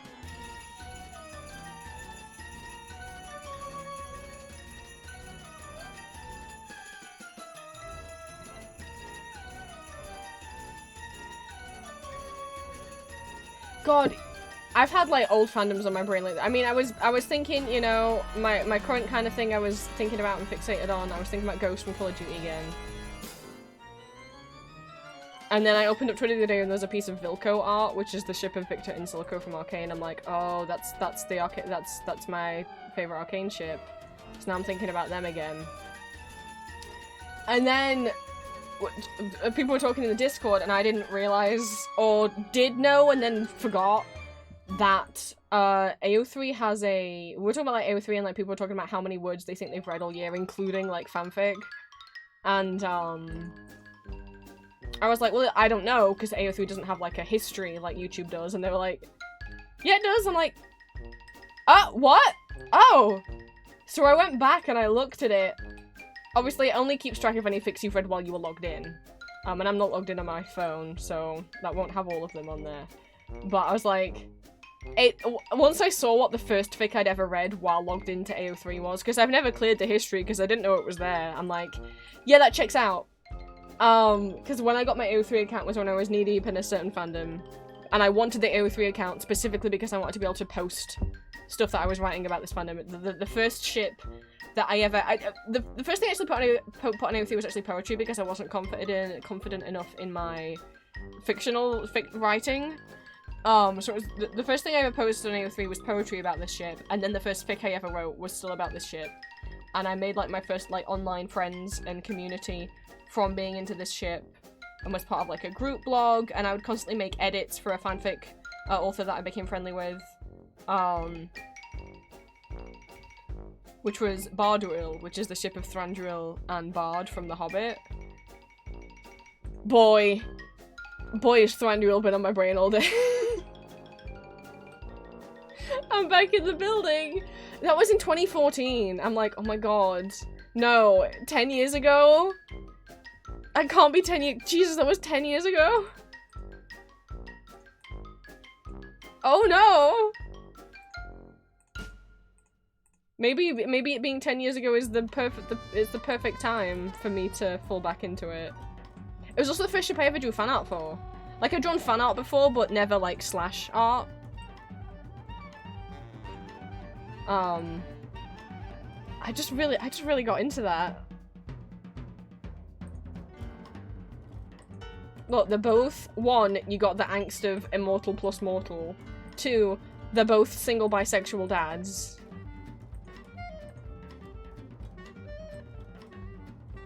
There's a lot of potential there. Okay, this one can get closed. What do we got? What do we got? What do we got? Oh, fuck! No, I saw that and I closed down the one that it was in! Shit! Gotta reopen one of the files.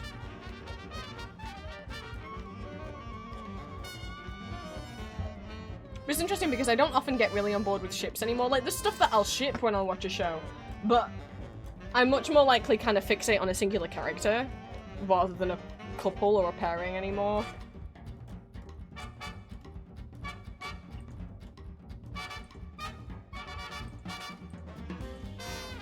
Like, I don't think I have a single, like, ship from 2023 that I got into. Whereas at least 2022 I had Dream and Hob. That from the amount of times I drew them.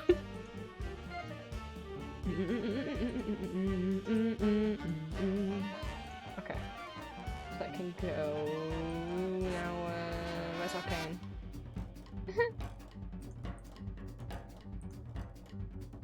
No, not that one. This one. Okay.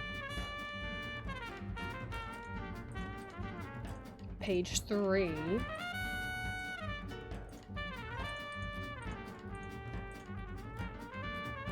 Basically canon characters unless it's Genshin. It's... I don't know. I've just been more into like self-insert stuff, I guess, in the last few years. But yeah, man, I posted so much Bardwell content. I still don't know how to make GIFs back then, so they were all just like picture edits, like screenshot edits. And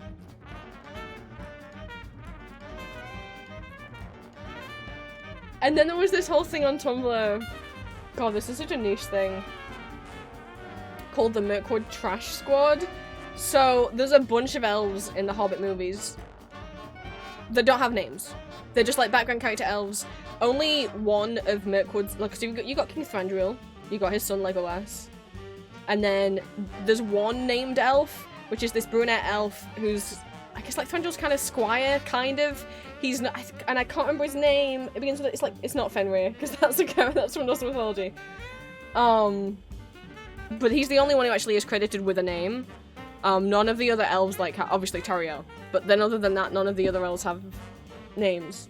And so what a bunch of people in Tumblr decided to do is name all of the background elves, especially because some of them appear more than once.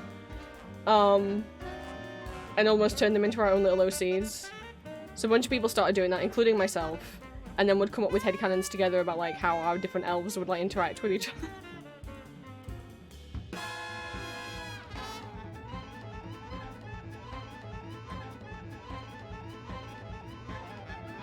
I hope all those people that I used to talk to back then are doing very well. Because most of them like aren't active on Tumblr anymore. But wherever they may be. That was a fun little moment for me, because I was a mentally ill, 16-year-old? And not doing very well and not having any friends, so... I appreciated that little reprieve in my life of being neck deep in the Hobbit movies, even though I'm still like, oh, so you love the Hobbit movies? I'm like, I love the Lord of the Rings movies. The Hobbit movies, I love the characters, but I think the movies could have been made better, but they're like, it's like a guilty pleasure. The characters just got me. I love the Lord of the Rings, but I've never like hyperfixated on a single character from the Lord of the Rings. But I have with like 3 different characters from The Hobbit, so I don't know. Skip those because I don't have any Baldur's Gate on this file. Do I have FNAF on this one? Yes. Somewhat Sun and Moon. I gotta go, and don't slow down. This is why the Cuphead music's here to keep me going. Even though I failed and I talked about Brexit and a walrus.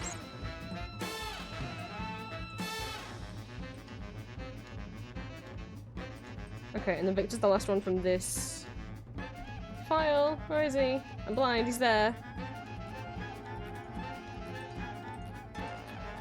The spinning emote is how I feel right now. I feel frantic.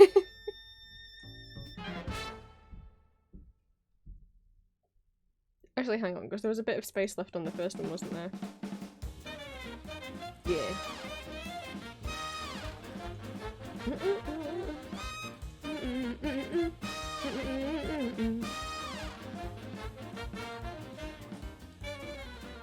Just put Victor down there. He can have a little nap. Okay. So we can close this one down. And then open number 7. The reason why all of the stickers are split, they're in Photoshop files just because then they're already the right size and resolution for me to just copy across. And they're split across several files because once a Photoshop file gets to a certain size and has a certain amount of layers, it will start to become quite, too big to function. And very laggy, so...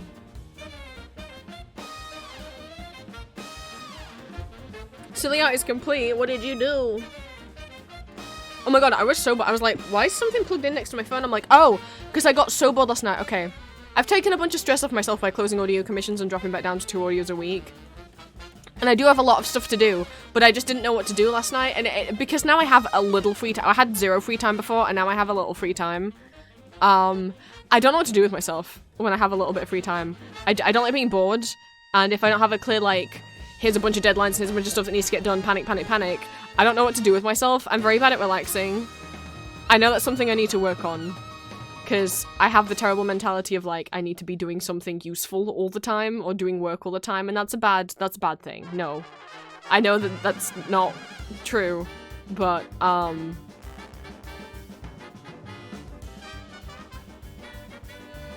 yeah, so last night I was like, I don't know what to do. So I charged up my Switch for the first time in, my Nintendo Switch has not been turned on in like 2 years. I bought it because I had a hyperfixation, well, during early COVID I had to close my shop and I couldn't do any work for like a month or 2.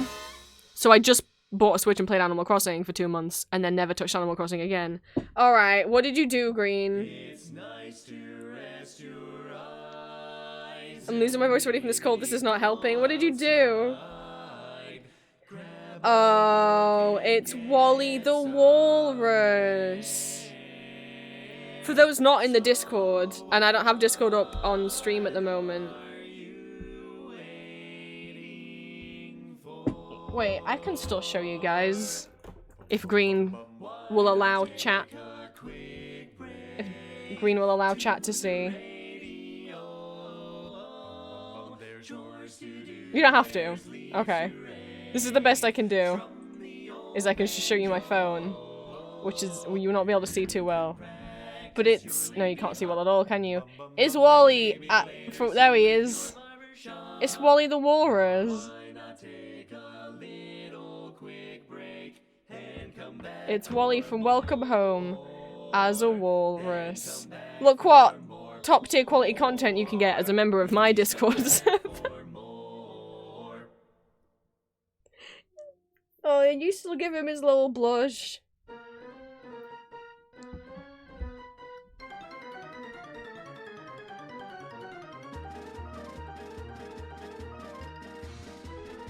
What a sweet little guy.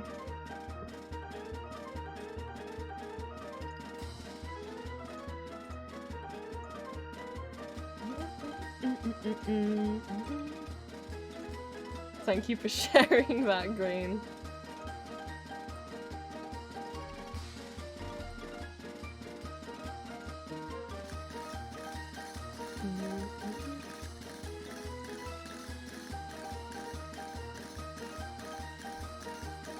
And then 4 full sets of the goobers. Alright, I'll do the duplicates first. Otherwise I'll forget about them. So someone just wants Gale. And then 2 Karlach. And then 3 entire full sets.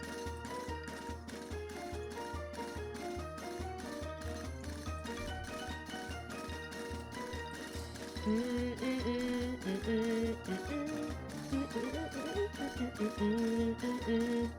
know. This is gonna be a lot of. There's how many orders are there for this week? I think 31. And you'd think with 31 there therefore wouldn't be that many stickers, but a lot of the orders contain multiple items, and yeah, 4 full sets of the Baldur's Gate goobers. There's 8 in a full set.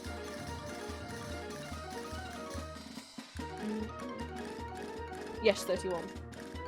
There's actually quite a few badges. Look at last week. I think I only had 1 badge that you guys saw me make. Look at how many fucking badges. These are just badges. These are pins, and these are all stickers.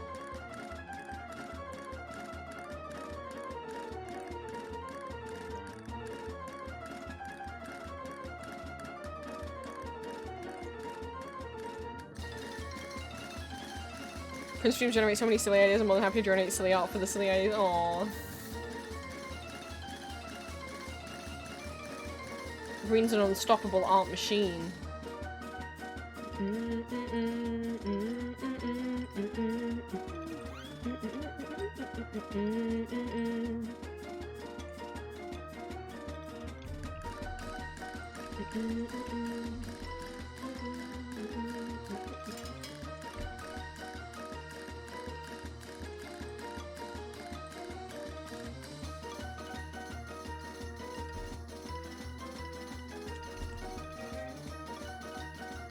I don't know if I can fit another colic down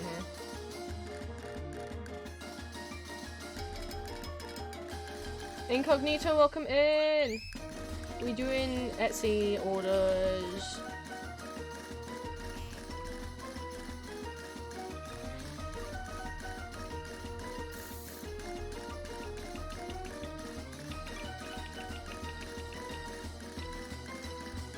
I've got to keep my wits about me now so I don't forget who I've already... Okay. There's 1 full set. 1, 2, 3, 4. So I need another Galen starring on the next page.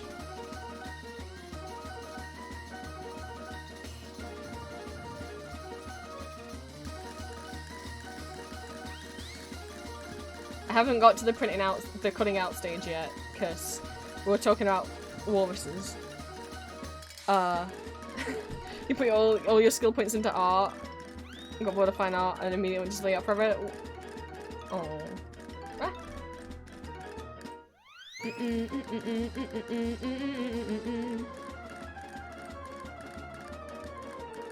This Cuphead song is really like, I gotta get the winner!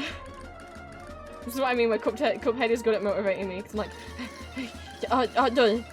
Okay, is that 3?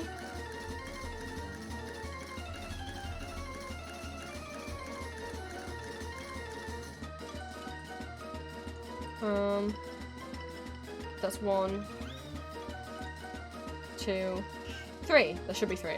Full set. Oh, but they want 4 full sets. Oh, then never mind.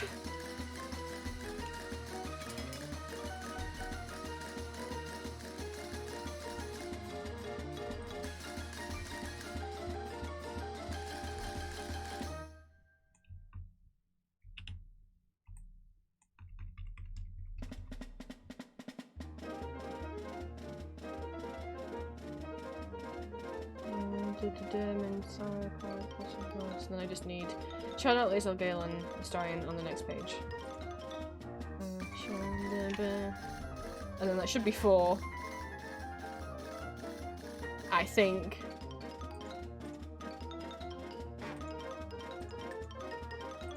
I can drop these down here.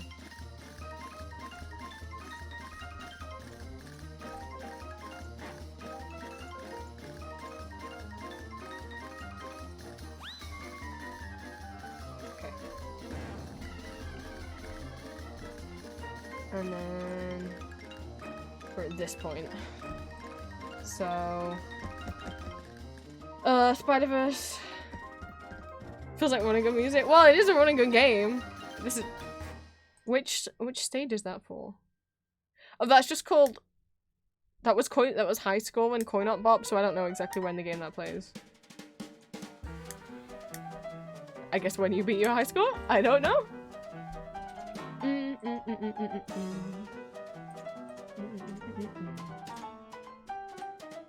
1, 2 of Miles, 2 of Penny. Move order a full set of Baldur's Gate 3 ready to go. Yeah, anyone who's placed an order in the last a week or so, or, you know, anyone whose order hasn't, you know, gone out yet, then I will be getting your stuff ready today. Unless you ordered one of the Ardent Ambrose keychains, because those aren't in stock yet. But if you ordered anything other than those,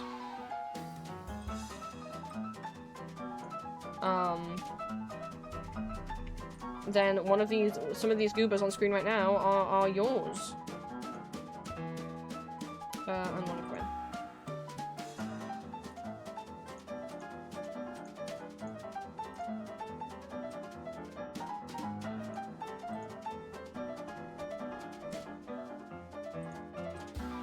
And then one full set of these.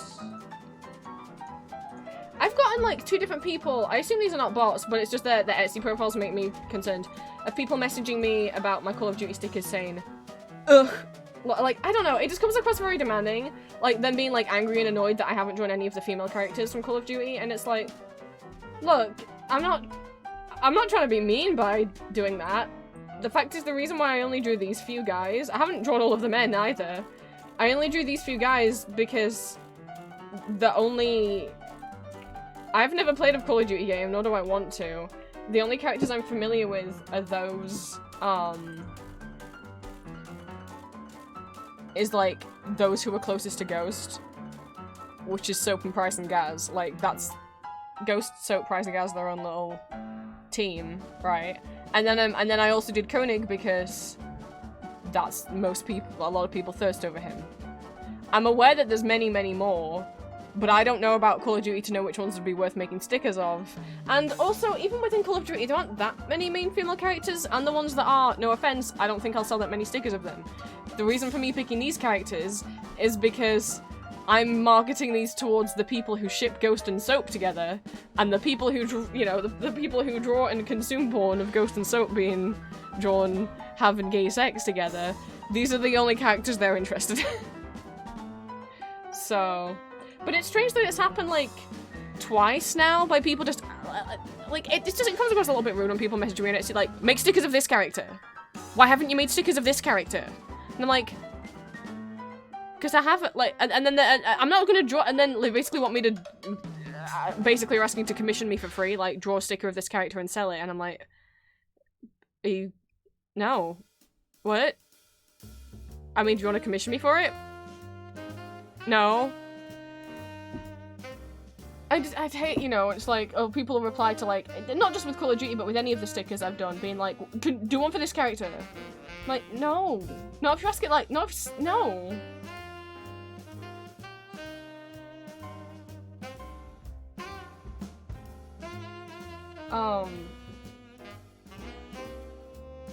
Yeah, I don't get that. I would never...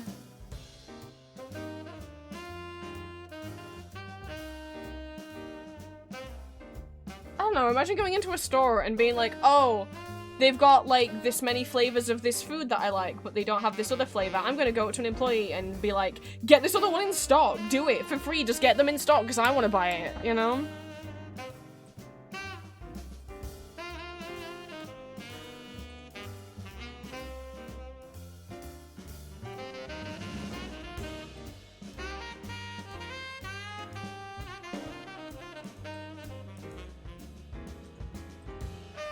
And it's just the few times I've had that. What's strange to me with the people who've made the requests on the Call of Duty ones is both times it's happened, their accounts look fake. Like, they look like bot accounts. Like, their usernames are very strange. Their profile pictures look like some kind of, like... Not many people on Etsy have a profile picture, let alone a profile picture of their own face. And both times they've been, like, very conventionally attractive, like, women. I'm just like, it's just like a catfit. I don't understand what's happening here. Do you spot Heisenberg? Yes, somebody ordered Heisenberg. I want to fit all these on here. I don't want to have to make another sheet just for one man.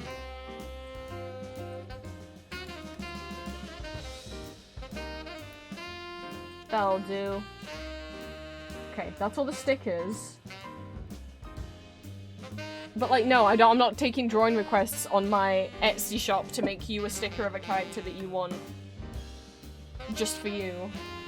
Like, I used to have commissions open for the chibis. I don't know if I'm thinking of opening up commissions for Pixel Chibi. I currently have commissions open for goobers. I can draw anyone you would like as a goober.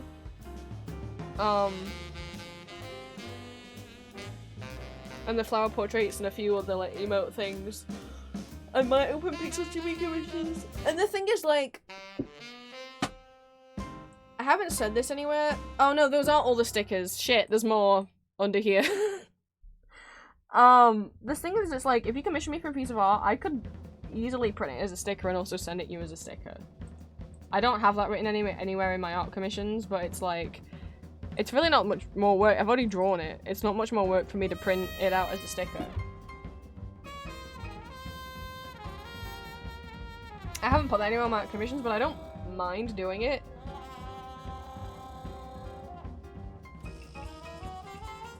I should probably write that down somewhere, but like if someone wanted to commission me for goober art, I would, you know, it would just be, I think I charge £12 for a goober? £20? I don't remember. But let's say I charge 20. It would be the £20 for the art commission, plus the regular price of a sticker, so plus the $150 that I charge for a sticker, just the paper and the ink and stuff, plus shipping fee. I'd just list it on Etsy. After I would do the digital commission via Ko-fi, and then if you want it as a sticker, I would just list it on my Etsy shop and you buy it off my Etsy. I gotta open that file again because I closed it. Because for some reason I put a space there and I didn't realize there was more. I'm not done with the stickers.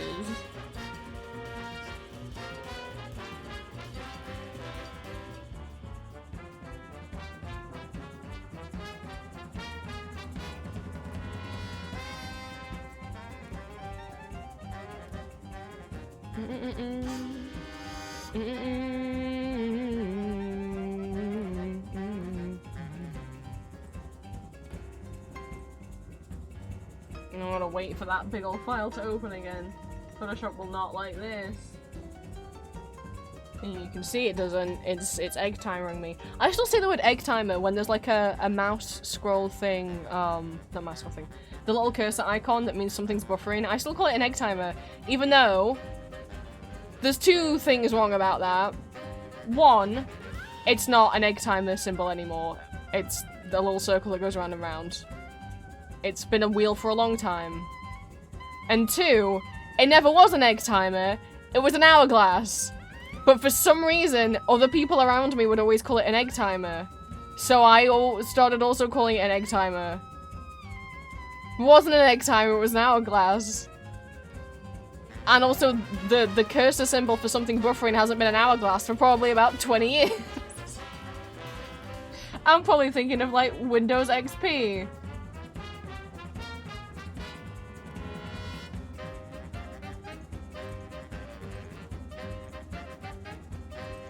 I'm gonna do these guys. When you posted the goop, the ones of Rose and Abraham, we also went, oh, I'm glad you think they're cute. Right. I need 3 goobers of Ambrose.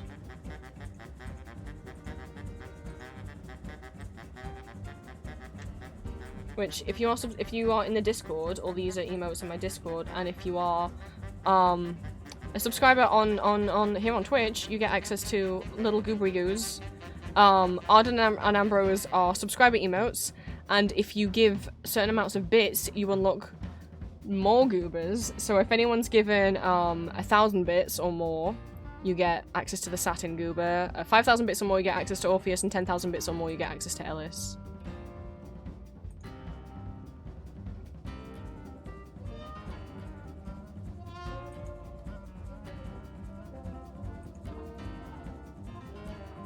No hype train bonuses anymore, but still, until the- oh my god, until tomorrow. Holy shit, is it ending tomorrow? Was it the 2nd or the 20th of Jan? It's until tomorrow, isn't it? Twitch's discount thing. If you subscribe before tomorrow, if you are a new subscriber, or if you are upgrading your gift sub into a sub you want to pay for yourself, or if you are upgrading from like a 1 month recurring to a 3 or 6 month recurring sub, or upgrading from a prime sub to a regular sub before tomorrow, or I guess before the end of the 2nd of Jan, you get 25% off. My god, we always at... Was it the 2nd? Oh, I'm wrong and it's the 20th. I can't remember if it was the 2nd or the 20th. Maybe I'm wrong and it's the 20th. I don't remember what the date was. Do you listen to your merchants? Do you think Half-Life shows? Hang on, I can find out what the date was because it's in my announcements.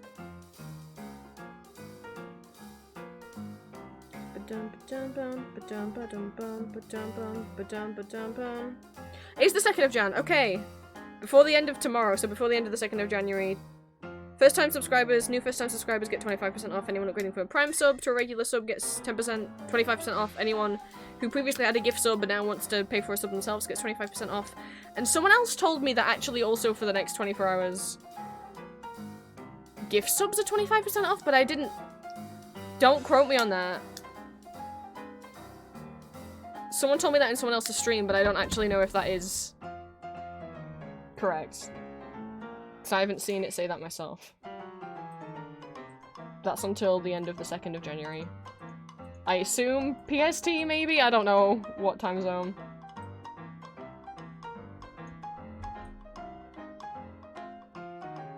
Okay, so gift subs are 25% off, but that, again, that ending, the end of the 2nd of January.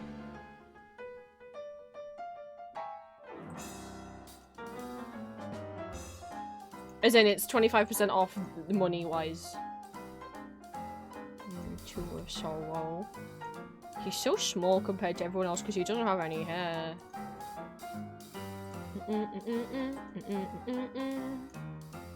Not delete layer.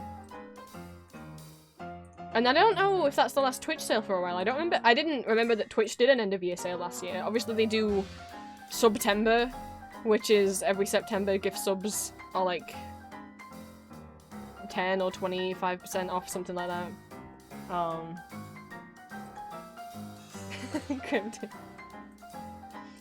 I saw that 6 Rabbits joined the Discord. I don't know if they're lurking or watching. But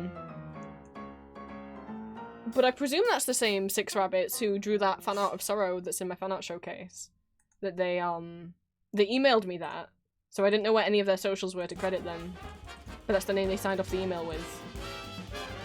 So I wonder if that is the same person. Because I saw the name and I was like, oh, is that the person who drew Sorrow?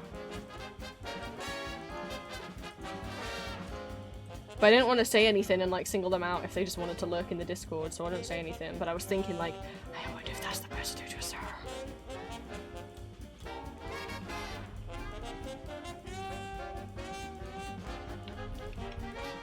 Right, that's all the goobery goos. Pixel Chibi's next.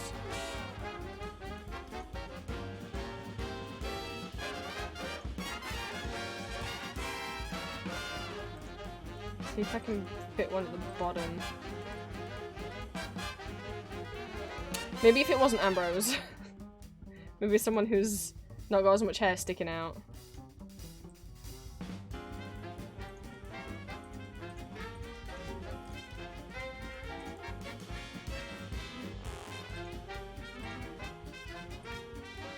There we go.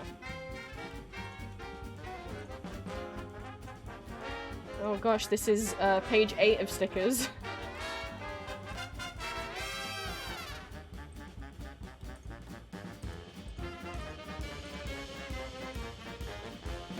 One, 2, 3, 4. And 4 Varden, but I already put one on the other page. So...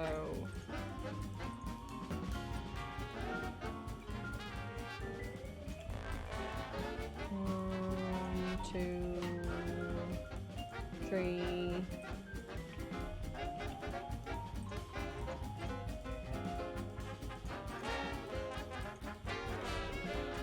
Two of satin.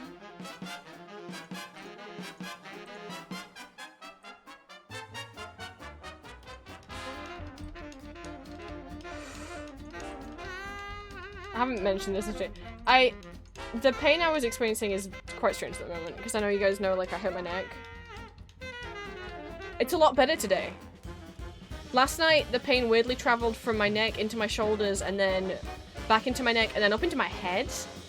And then so far today, it's not been in my neck. Like, my neck still felt a little stiff, but it's not in loads of pain, hey! Because it moved instead. It's in, like, my right, like, the back of my right shoulder. Like, upper back shoulder kind of muscle area. Hopefully it's moving out of my body. So, I'm right-handed, so moving my right arm and shoulder around, and I'm thinking it is a little painful, and I'm thinking, like, I've got to cut all these dang stickers out and I'm right-handed. I hope moving it doesn't make the pain worse. But then that is really like, so what did I do then? It can't be a pulled muscle, can it? It's moving. It keeps migrating. I don't know what it is. And please don't give suggestions or advice. I had to add a rule down below my stream about please don't give unsolicited medical advice or suggestions. You gonna fit, Silk? It's a little close for comfort.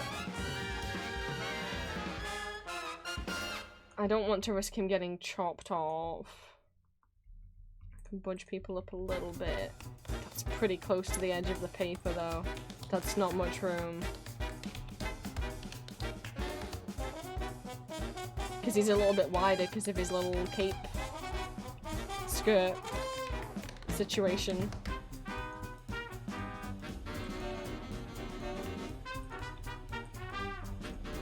I'll be fine, they'll be fine, they'll be fine. So, 2 satin, 1 of silk. Okay. And then a full set of all of them. Ah! No, Cassius, no, I don't want to drag you. I want to clone you.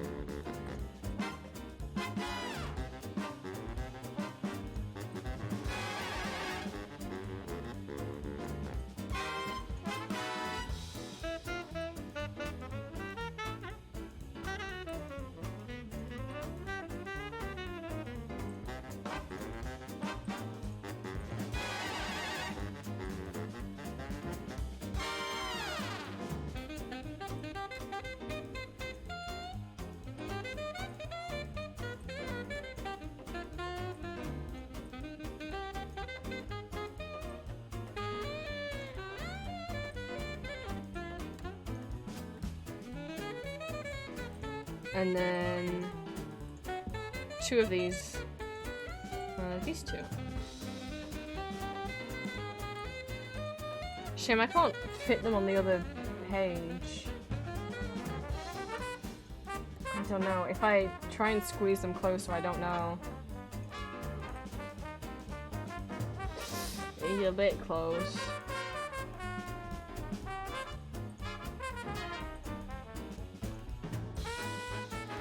But I'd like to not use a whole extra sheet just for like...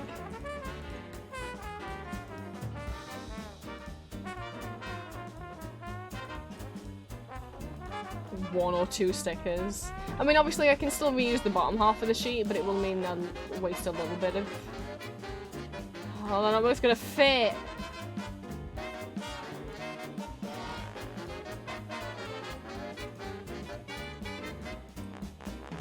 Oops, I didn't mean to drag Eros around.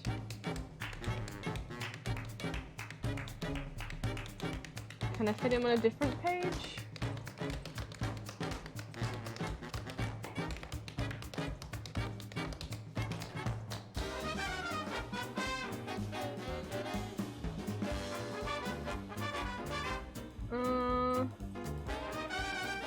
Not really.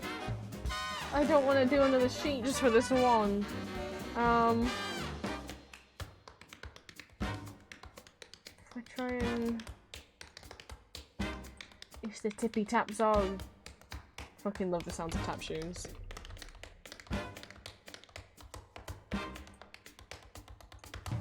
That doesn't help me out much.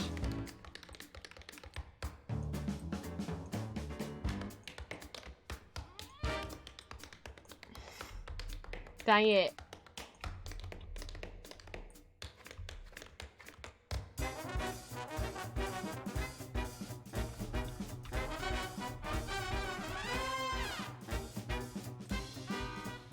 you guys around. Oh. Oh, maybe. Maybe. We'll be kind of close. But I really don't want to waste a whole extra sheet of paper. Okay. Now that's all of the stickers. Oh my god, that's so many badges to make. Oh, I shouldn't have dilly-dallied and talked about a ding-dang walrus.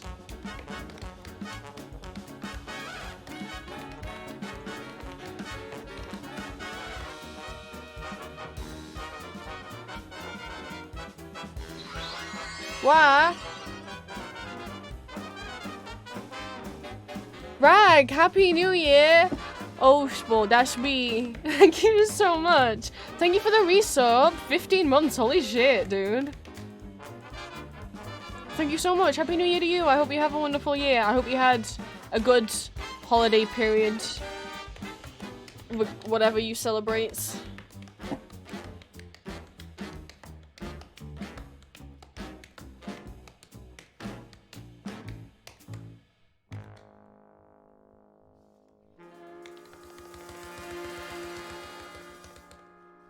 Lovely to see you as always.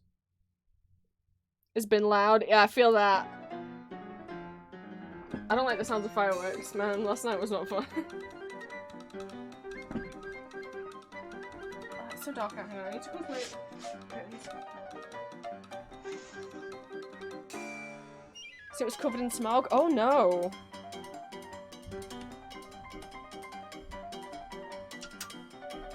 That's not good. God, this Photoshop probably taking ages. Bumble, good morning. Happy New Year. Photoshop's taking a sweet while because I've opened so many big files today.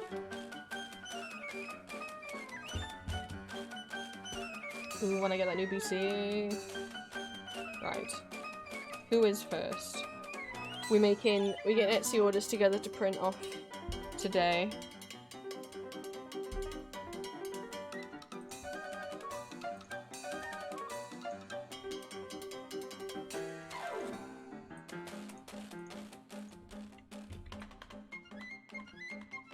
Getting badges together. I'll get all of the characters up and then I'll add the backgrounds that people have requested. Because I sell like badges on Etsy that people can customize.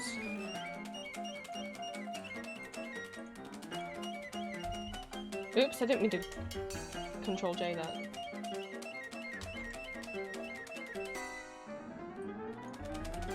Welcome in. I'm trying to rush. Because what is it? It's 4:30. I'll stream until dinner, and I don't want to eat dinner till too late. So we shall see. I at least can stream for another 2 to 3 hours. I don't know if I'll get everything done by then, let's hope so.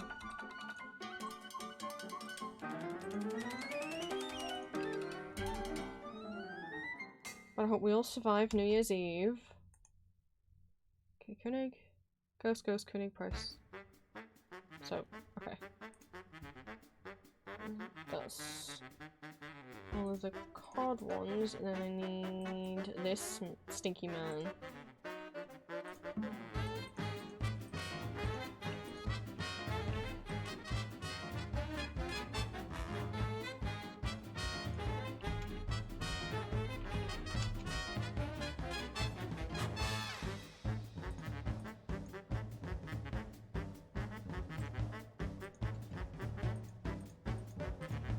So if I go a bit quiet, I'm just concentrating.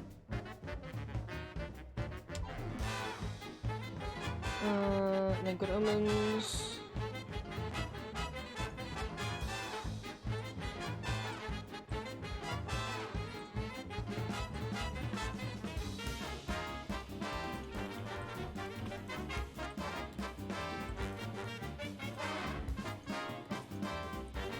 Good ones are gonna yell at someone like, oh, it's absolutely okay, right?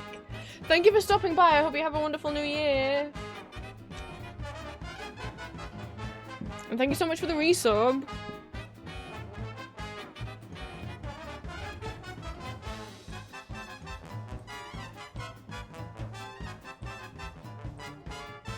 Sailor Moon. I don't think I have these ones pre-made. I just do these whenever someone asks for one. Yeah, so I gotta go grab the characters that this person wants.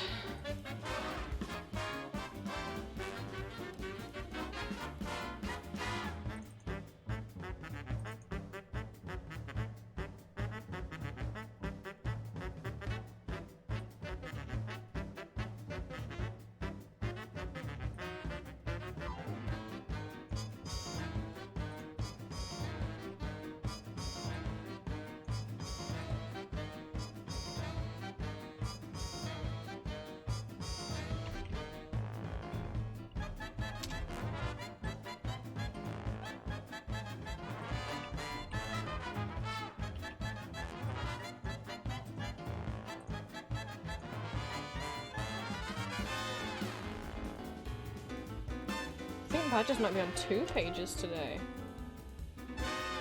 It's interesting, we only have like 1 badge ordered last week.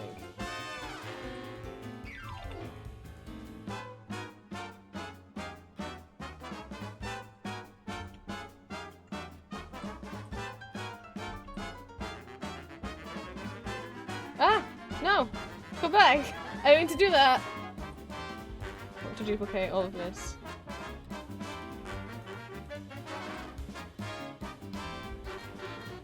Okay. Then a starring.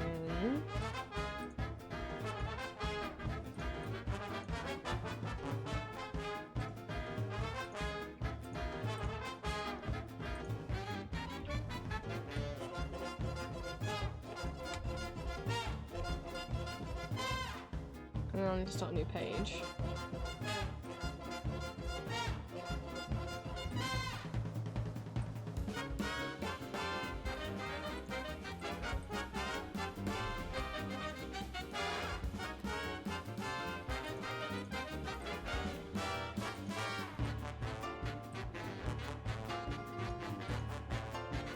Then Caron, which I don't have ready. Okay. Go grab him.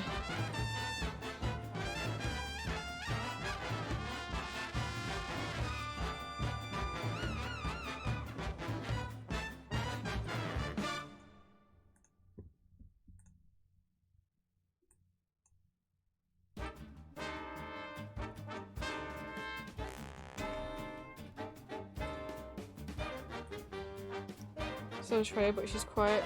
The grumpus with other cats and the boys away from your friends so bad. Oh.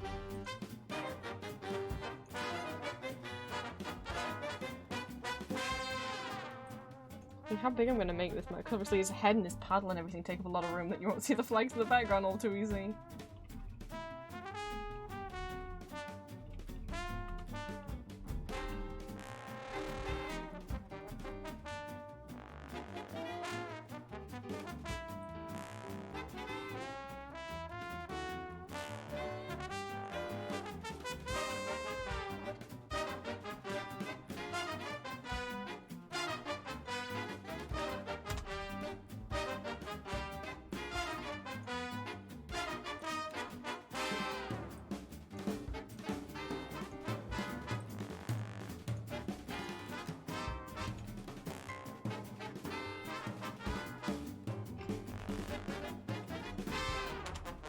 Okay, that leaves 3.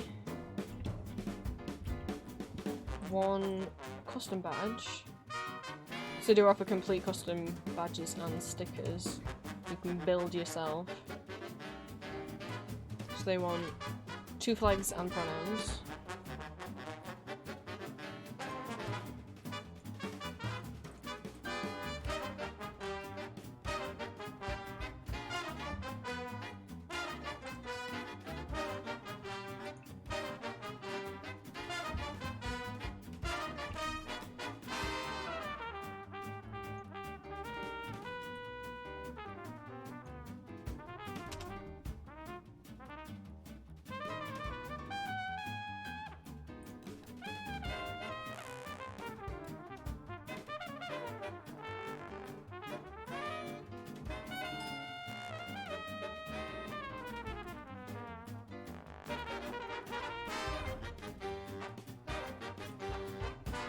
Oh, no, no, no, no, no, no, not the whole thing, not the whole thing. Just the flag, there we go, okay.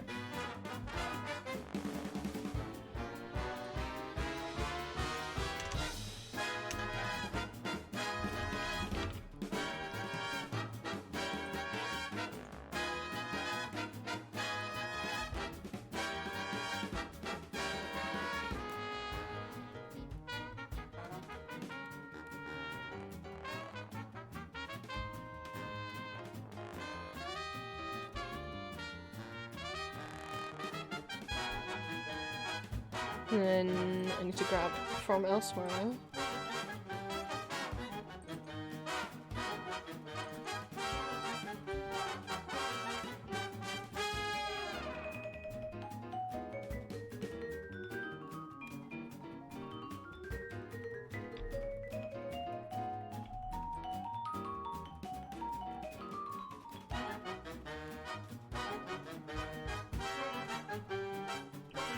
Let me select. Okay, there's an arcane he him.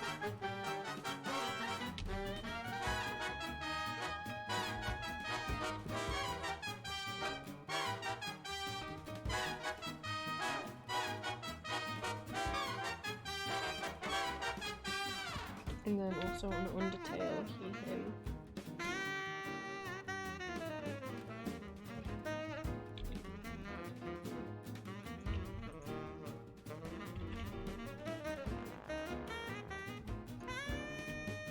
Okay, that's still not everything.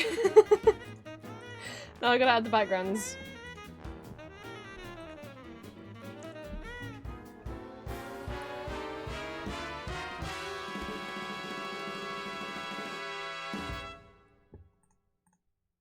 Does anyone want just to play in colour? No, everyone wants pride flags. Okay.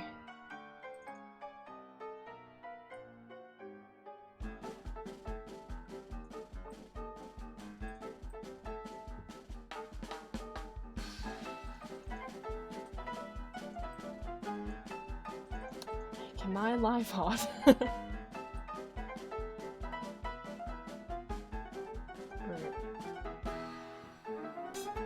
reason why I don't do the pride flag going to the edge of this is because there's always a bit of bleed, like there's a whole outer edge of the circle that will get folded backwards and inside the badge so you won't see. And I want as little as the flag to get folded up back there as possible, otherwise you won't be able to see your flag. And that's more so necessary on the flags that have more and more stripes, otherwise some of the stripes can be like cut off. Like for anything that's got this like 7 stripes or anything like that. Where's arrow ace? There we go.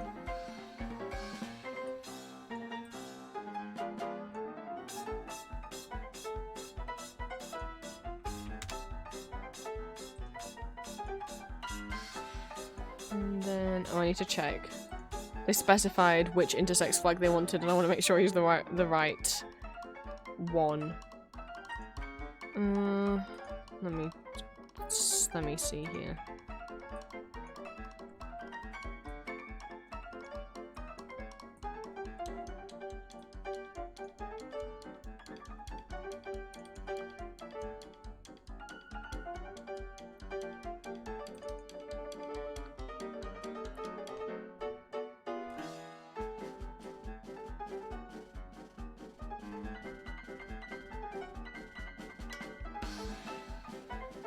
If my PC will work with me, I know there's a lot of layers open right now, I know.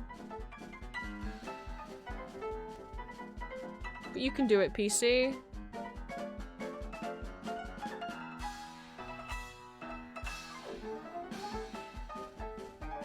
Possibly.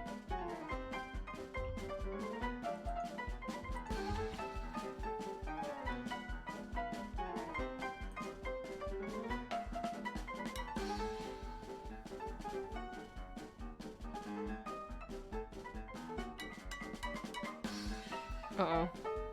Oh, Windows Explorer, please don't crash. Uh-oh. Uh-oh. Don't do this to me. Not while I'm streaming.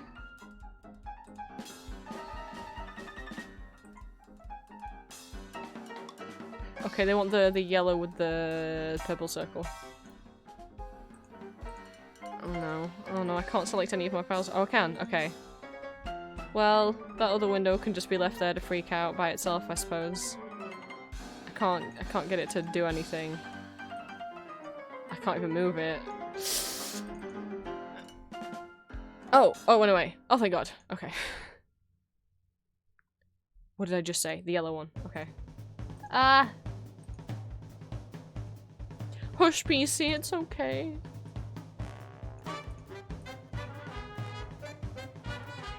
This one.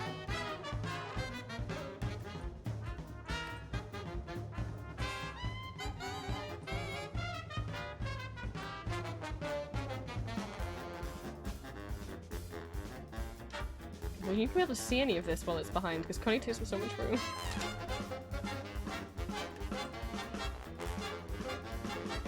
Maybe I'll have to make it a bit bigger so you can definitely, because they want 2 flags. And if I put that bag in the middle, you will not be able to see that.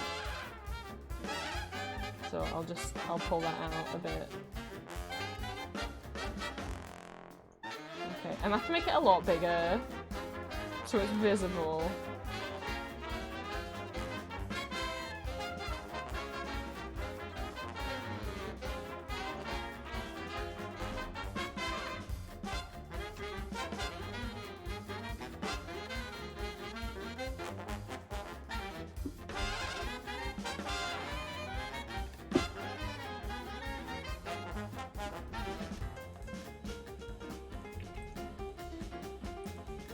I don't want to do it so big that it's going to get cut off.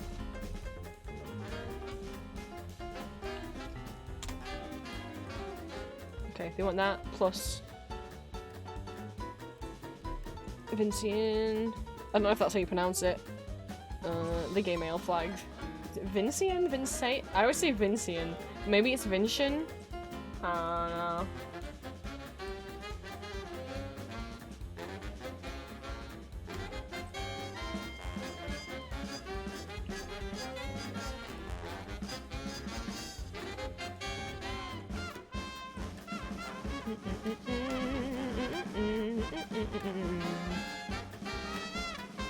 Comforting the PC like it's a frightened horse. That's, yeah. No, I do that to my PC all the time though. If something isn't loading, I'm like, no, come on PC, it's okay, you can do it, you can load it. It's okay.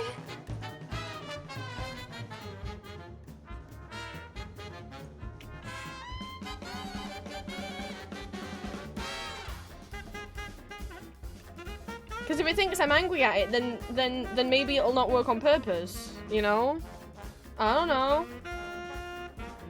Oh, I didn't mean to move that. I wanted to duplicate it and then move it.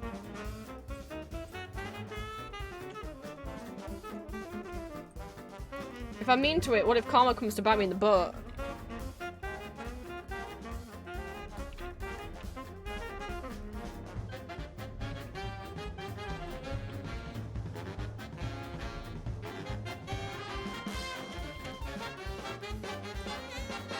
Okay. Moving on from those.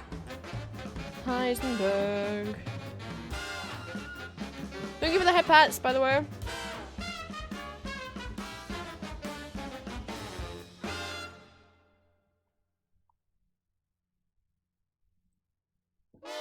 I'm looking forward to dinner though, because like, so last night for dinner, every New Year's Eve and Christmas Eve, my mum does a kind of buffet kind of thing. She just puts a bunch of stuff in the oven and then whatever. But then but because I started making nachos for myself when I was away at uni, now I always have to make nachos when it's like New Year's Eve. Which whatever, I don't mind. But we have a bunch left over because we didn't use all of like the sauces and stuff, so I think I'm gonna make it for myself tonight because then I don't have to share it with anyone. And also, last night I didn't get to eat as much as I wanted, not just because we're sharing it, but like, so my mum's got a cold, or she thinks she has a cold, right? And she fucking put a fork in her mouth, like the fork she'd been having in her mouth, and was like, oh, these nachos are too close together, I'm gonna cut them apart with the fork, and then like fucking took the fork that had been in her sickly mouth and just chopped all the rest of the nachos up with this fork, and I'm like, what's She's like, well, there you go, eat the, aren't you gonna eat anymore? And I'm like, well, no, you just put your fork in it. She's like, I wiped it, because yeah, okay, she wiped it on a paper towel before she stuck it in the bowl of food that was for sharing. But the paper towel doesn't, that's not washing it, is it? That's not washing it. Printers really do sense for you. The ones at my uni art department just knew when I put it was due because they bring, oh my god, the printers at my uni's art department were not great either. Like, they used the fancier ones, not like a regular printer. I forget the two different types of printers, but they would use ones where the ink was, like, clearly just, like, instead of soaked into the paper, just kind of smeared on top of it, right? Which meant it just overheated all the time, and then the ink would just run everywhere. You'd get your prints and you'd be like, oh, the ink ran or splattered along the edge again. Fuck. I swear to god, the printer that I bought and had in my, like, student house bedroom, which is the same printer I've got now, was more reliable than the ones within the art department, even though it's like, no, but they've got the fancier ones. Isn't the ink so much clearer because it prints it in this different way? It's like, but it also just often gets too hot and then just, like, spits the ink everywhere. Or, like, it doesn't set properly and then it starts flaking off.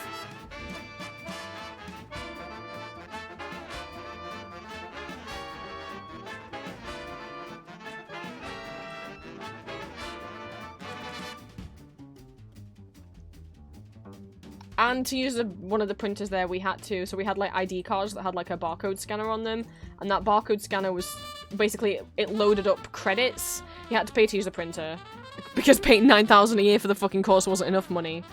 So you had to pay to use the printer, and you had to, like, get money, you know, from, like, your bank account, I guess, onto your, like, ID card, and then you would, like, swipe your ID card on the printer, and sometimes it just wouldn't scan it properly.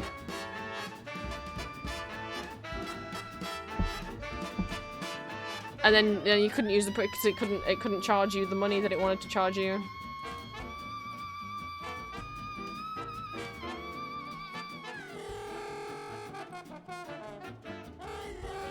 And it's like, you know, I would have rathered to print the stuff at home, but the fact is, for our like exhibition thing, we had to print. We all had to print these really long banners. Like, it was compulsory that we had to have these banners printed, right? I never used the printers at all. I just used my own printers in my room, apart from I had to use the printers when it came to those banners because they were really, really, really, really long. I didn't have a printer that could print anything that size. And I'm like, I'm sorry, so we have to pay a lot of money to print these banners that is compulsory for the course. Oh my god, it's like, Jesus, right? So like our dissertations, like the big essays you have to write in the end of your final year at uni, you have to have them printed and bound like a book. And you have to do that. If you just turn in your dissertation and it's not bound and it's just on like little loose paper, like you'll lose marks. I don't know if it'll get accepted. Like you have to have printed and bound. So is that covered by the course? No, we had to pay to have it bound ourselves.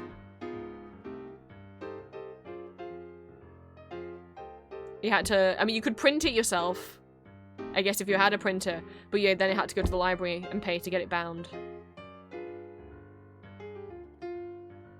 I'm sorry, am I not paying you $9,000 a year? Like, oh, the other thing that pissed me off, they gave us like a list of art supplies we had to buy before first year. Right? And they split the list into two columns. There was like column 1, which was you need this stuff, 100% you need this stuff before you get here. And then the second half of the list was, you'll need this stuff at least halfway into the year. So if you can't get this stuff straight away, you can put it off for a little bit, but you still will need it by the end of your first year. So I just bought everything on the list. I mean, I worked a summer job. I worked a job all summer to be able to pay to have a laptop and to be able to buy all the art supplies they told us we needed. And then we got there, and we never used 90% of the supplies they told us we would need. There ended up being an art shop within the art department building, so it was really easy to get anything if you didn't have it. And at like Christmas time, they gave us a bunch of free art supplies. I mean, they weren't great, they weren't loads, but some of it was the stuff that they told us that we would have needed to buy ourselves. Like a set of like gouache paint, and then they just gave them us all for free. And I'm like, they gave us all in like a toolbox, and it was the cheapest, flimsiest, thinnest, shittiest toolbox. It was so thin, and the latches on them wouldn't close. And I'm like, oh, good to know that this is what my 9,000 a year. You know, some of the courses got to go on trips. We didn't go on a single trip. We were told that they were organizing a trip, and then they just never did that, I guess. They never took us anywhere.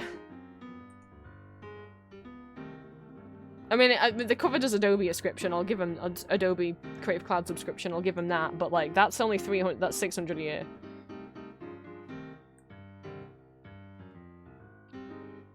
Which is a lot, but it's not 9,000, is it?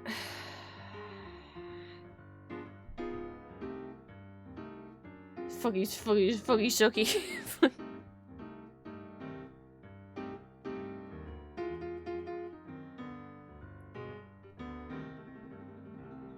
Will the computer... the printer at my computer course uni was cheaper and better than the ones available out in design. Honestly, I don't know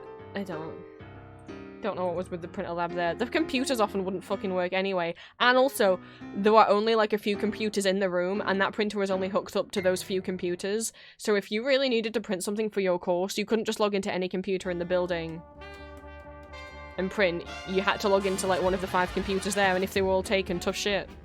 You don't get to print anything. There was no like, hey, if you use these printers, you have to be printing. Some people would just go in there and use those computers and just use it as a computer lab because maybe they didn't have a computer back in their dorm room or whatever. But then that's a problem if you hog that computer all day. That's one of the few that's connected to the fucking printer. So many times we'd go there like, maybe we can print today. Oh, never mind, all the computers are taken. Right. They should have a system where we could have like dropped his files in like some kind of cloud document or some like... No.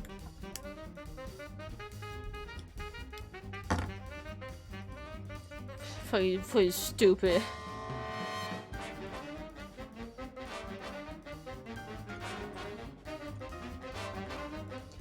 The thing I liked about going to uni was that I got to move out for 3 years and live in like a different city and not be around the people in this house. And I loved having my independence.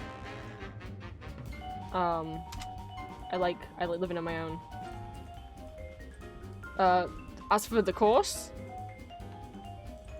I mean, what did I get taught? I mean, I learned how to use Adobe Illustrator. I already knew how to use Photoshop. It felt like a downgrade of my college A-level course, to be honest. I felt like I did better work at A-level, and I liked the work ethic there better than uni. Because at uni they only wanted to see our like final projects. They didn't want to see any of your work in progress or sketchbook work or your concepts or anything, which felt kind of sucky. And then or even if they did, you didn't get graded on any of them, and I was like, oh no.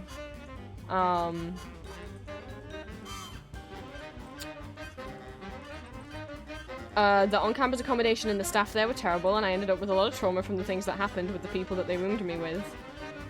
Some of the teachers were outright ableist.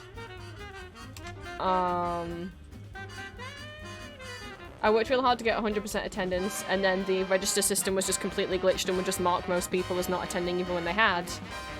So a lot of us got like in trouble for having poor attendance when we didn't have poor attendance, and there was nothing that anyone would do to rectify it.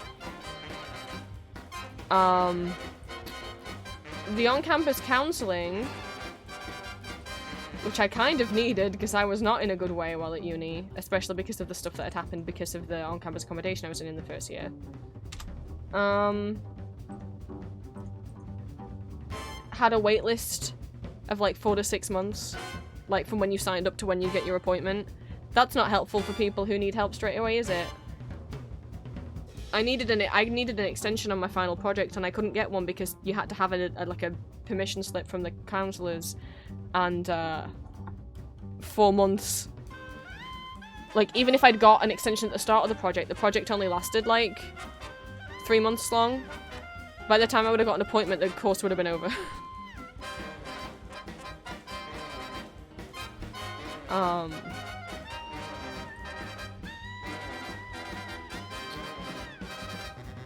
Did I learn anything? They didn't really teach us any, I'll be honest. Like, we did a bit of, like, art history stuff, but we didn't really learn about how, like, developing our styles and art techniques and stuff like that, really. I mean, we had life drawing classes.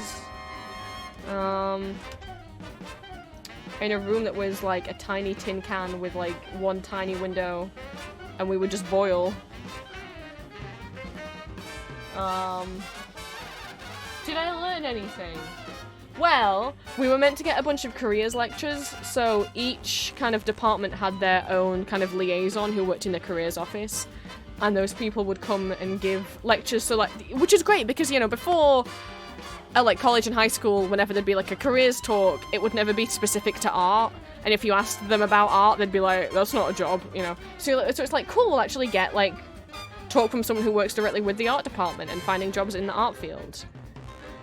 And at the end of your second year, we were meant to have a whole lecture about networking and stuff. And I know that because I was a first year who didn't want to go back to my stinky apartment, and so I was just working in the studio, because you could just come in there at any point during the free time. The studio was open 24/7. We all had little swipe cards to get in and out.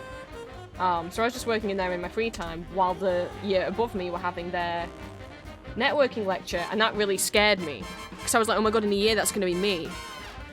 And I don't have any network connections like everyone else in this I've talked about before. This is the same university where in one of my lectures my teacher asked to raise your hand if you considered yourself middle class or working class. I can't remember which way around it was, and I was the only working class person at my uni. I'm the first in my family to go to uni. Everyone else there was middle class. And they all knew. So that,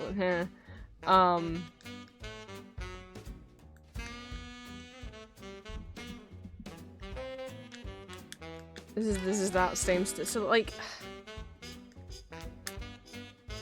so I didn't have any network connections. I don't know anyone who works in the art industry. I don't even know many people. And my family doesn't know that many people, so I was like, seeing the second years getting this networking lecture, I was like, oh my god, I gotta do something. I want to have some connections. I want to have done something next year. So that's what scared me to start my Etsy shop. I witnessed them have that lecture in like May 2017, and I started my Etsy shop in June or July 2017. And started working artist alleys at Comic Con. So, you know, that's a good thing. It scared me into doing that. And I was like, hell yeah. And then by the time that lecture comes around for us, when we're second years, I'll be prepared. Yeah, we didn't get that lecture. It got cancelled. We were supposed to. It got cancelled. And then in third year, when we were getting the careers lectures that were going to be really important and teach us like how to get like an illustration agent, or teach us like how to get a jobs and stuff, they all got cancelled. I think like the lady either got sick or she went on holiday or something, and they were all meant to get rescheduled, and they just weren't. The 5 careers lectures we were meant to get just got cancelled, and they never got rescheduled, and we never got them.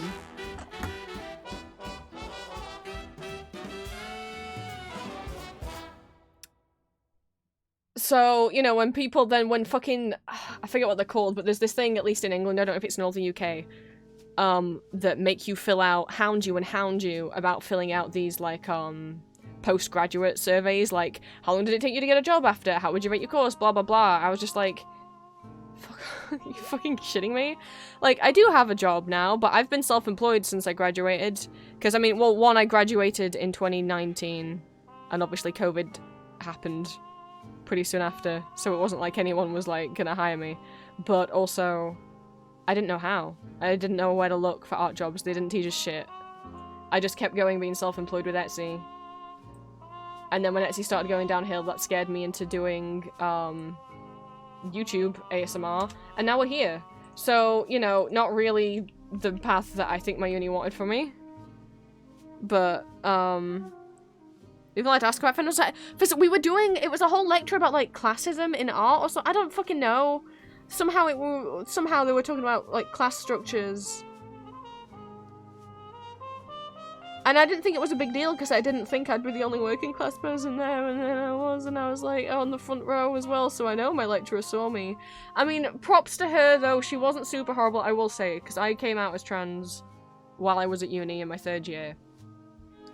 And that lecturer was the person who I was like, because she'd mentioned LGBT people in, like, a positive way before, so I was like, alright, that's the one of I had, like, 5 teachers, I was like, she's the one I'm gonna tell.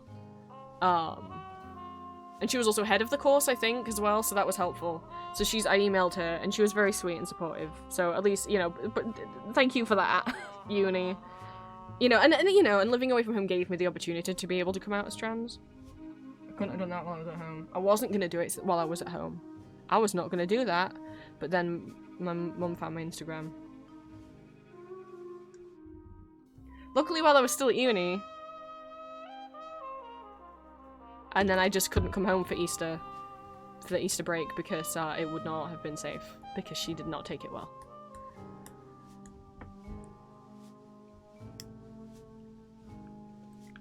Our final year work display, which meant we got scouted for networking, got cancelled because of the pandemic. Yeah, I mean, so yeah, also that was what they kept bigging up, like, do the exhibition, loads of... It's going to be such a good networking opportunity, loads of people are going to be invited. And then, we were meant to have this table with all of our, like, merch. We could make merch and business cards and things for people to take as freebies. And... one, we ourselves had to organise our own exhibition. They put us in charge. It was like a way to see who would, like, get together. So, like, in terms of inviting people, that was up to us. So one group in our class took it upon themselves to invite a bunch of people. I don't know how many people they invited. No one came. The exhibition evening was just for, like, friends and family of the students, right? And they were like, yeah, you guys need to put your merch out for that night. And I'm like, I don't want to do that. The pins... and the stickers and everything that I've made, those are meant to be taken away by, like, industry people that are visiting, not by my classmates' parents. So anyway, yeah, most of it went on that night, just taken by classmates' parents. But we also had to work shifts, monitoring the exhibition, like, we were security, like, to make sure that nothing went wrong. And I tell you what, the entire time we worked that shift, no one showed up. Well, no, I tell a lie. One person showed up, so it was me and, like, I think 4 other classmates of mine had taken the same shift, because I do it in groups. One of my classmates' parents showed up. And all her parents did was ask each of us where we were from, and when I said where I'm from, bear in mind I'm from a working class area, he grilled me about more specific, because I just said what county I'm from, and he grilled me to get more specific about specifically what town I was from until I said where I was from, and then he went on a rant about how where I'm from is like a big shithole, and no wonder I didn't want to say that I'm from there because that place is so gross. And I'm like, and like just every horrible stereotype about like working class people and working class towns and cities, and I'm like, cool. Anyway, that's why I don't want, and I'm not moving back to that city. When I move out, I'm not fucking going back to that town. Like, don't get me wrong, it's a nice city. It's very clean. But like, fuck, no. It's a pretty right-wing populated area. That was my experience of my uni exhibition. I thought at least on my uni exhibition I'd get to like talk to my teachers and introduce them to my parents. They were just surrounded, you couldn't get to them. And then my personal tutor I had that year who'd like shit on my mental health and not taking it seriously wasn't even in the exhibition. I caught him outside just chatting with other people, having a smoke, and I was like, yeah, well, this is the last time I'm gonna see you. Bye, Jamie. It's just fucking Jesus Christ. So, like, no one showed up to that exhibition. No one got any networking out of that exhibition that we had to pay to print our banners for and all of that. Fucking... People thought your classroom on electron classism in art. Yeah, it was. I don't know if it was classism in art. I don't remember how we got onto it, but yeah, it was. Kept talking and teaching like we were still gonna have it, and didn't really give any advice. I was talking about how some of us can't network well. I can barely talk to people and have like yeah, networking. I attended the one for the year there were so many guests. Honestly, I don't feel like it's like. They left it up to the students for us to invite people, and don't get me wrong, I know that the girls who put themselves in charge of inviting people, because they were I'm glad that they offered to do it, because they were like the most confident extrovert people in the group, and I'm sure they reached out to loads of illustration agencies and people and emailed them and said, hey, please come to the exhibition. It's not their fault that no one came. But like that should have been up to the teachers, surely. The teachers were like, the teachers made it sound like even if we didn't invite anyone, people would come, because this is like a big uni and a big art course, and like people always come to scout for no one fucking came. So that plus we didn't get any of the careers lectures we were supposed to have. Most of us just left not knowing how to get a fucking job. Everyone that I am still in contact with from my course or that I still like follow on social media, the only ones of them that have jobs in the art industry are those who are self-employed or like set up their own studios or stuff. I don't know a single of them that actually managed to get a job working for someone else in the art industry. Because we were fucking told shit. And that fucking website where you can look at university courses and it'll say, this is the percentage of people who liked it. This is the percentage of people who got a job within 6 months after graduating. I mean, to be fair, 6 months after graduating for us was like December 2019, so... No, was like January, February 2020, so to be fair. But like, regardless of COVID, I don't think anyone would have.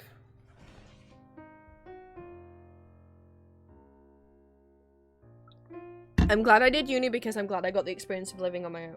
Well, living on my own. I lived with friends, but living away from this.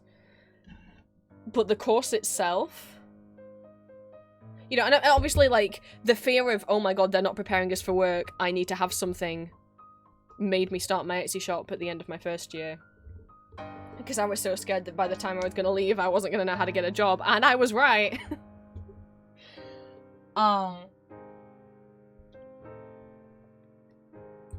So, like, I'm glad. I don't regret doing it. I would have loved to not gain the trauma that I gained while I was there. I wouldn't tell people not to go to uni. I would just be like, don't risk accommodation. Just try, if you can, get your own solo apartment. Do not allow yourself to be sorted to randomly live with other first years. If you are the kind of person who is introverted or who isn't comfortable around alcohol, or... I mean, to be honest, even if I'd been comfortable around alcohol, that's still... I'm not going into details of what happened in that apartment, because I would probably, like, trigger a lot of people, because it got bad. But that's the thing that I would be like, don't do that. Don't let yourself be housed with random people. Even if you think, well, it's safe, it's the on-campus one, so the university run it, they won't do shit to help you. They won't do anything. And be careful getting mentally ill while at uni, because I tell you what, at least in the UK, any of their on-campus counselling has a ridiculously long wait list. And there's too many cases of bad things happening because of that. And I guess do the work yourself, because if depending on where you go, they just might not tell you how to get a job. And I don't think it's fair to assume that people will know how. Because my parents don't work in the field that I want to go into. And I don't know anyone other than my parents. Like, they're not in contact with any of the rest of their family. I don't have like extended family, right?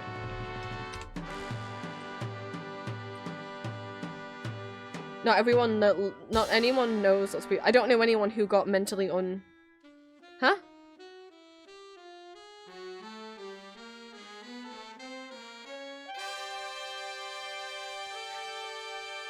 I don't think I know anyone who did get mentally... Do you mean, like, everyone you know who went to uni got worse mental health-wise because of uni? Yeah, I think I got what you meant. You're saying everyone you know who went to uni, their mental health got worse while at uni. I think that's just the university experience, isn't it?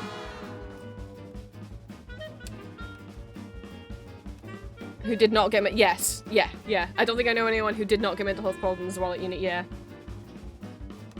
Yeah, and that wasn't even the work ethic that got me. It was the other stuff, so... People who are less suited for a busy work ethic, I can't imagine. But, you know, the people that I ended up living with in second and third year, because I chose to live with some of the people that I made friends with on my course, that was a much nicer environment. I loved the experience of living in that house with them. I loved being in, like, a place where I could just walk to the shops and stuff and easily just walk to anywhere that I needed to go.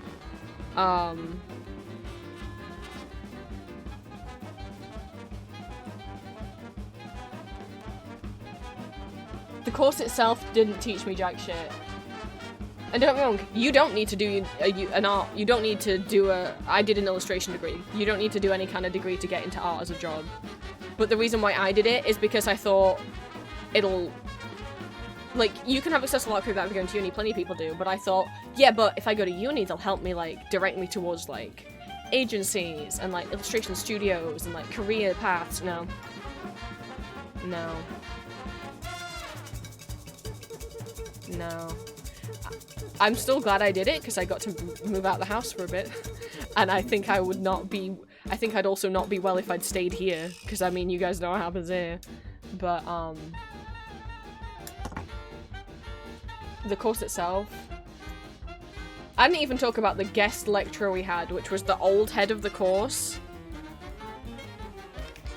So there was a guy who didn't work there anymore, and he was like the previous head of the course who'd retired before we went there, but sometimes they welcomed him back as a guest lecturer, and all he would do in the lectures is teach us the most basic bullshit. Like, he taught us, like, about primary colours, and about the like, JPEG and PNG files versus GIFs, and I'm like, dude, do you think we're fucking 5 years old?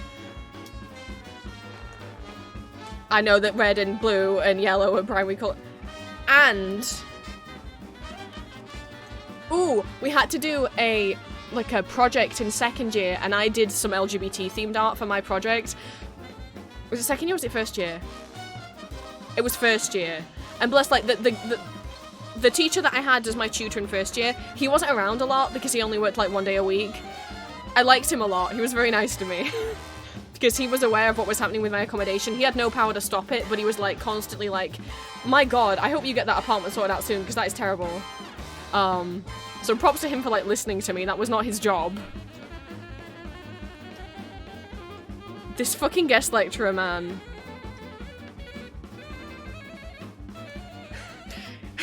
Because he was commenting on so many people's... He was, like, this old white guy.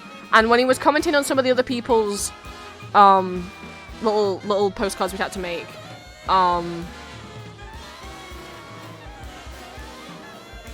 he got into a fight with 2 of the people in the course, and I can't remember exactly what it was about, but he started arguing with them, and I'm pretty sure it was like he was being kind of racist and they were trying to correct him, or he was being kind of xenophobic and they were trying to correct him.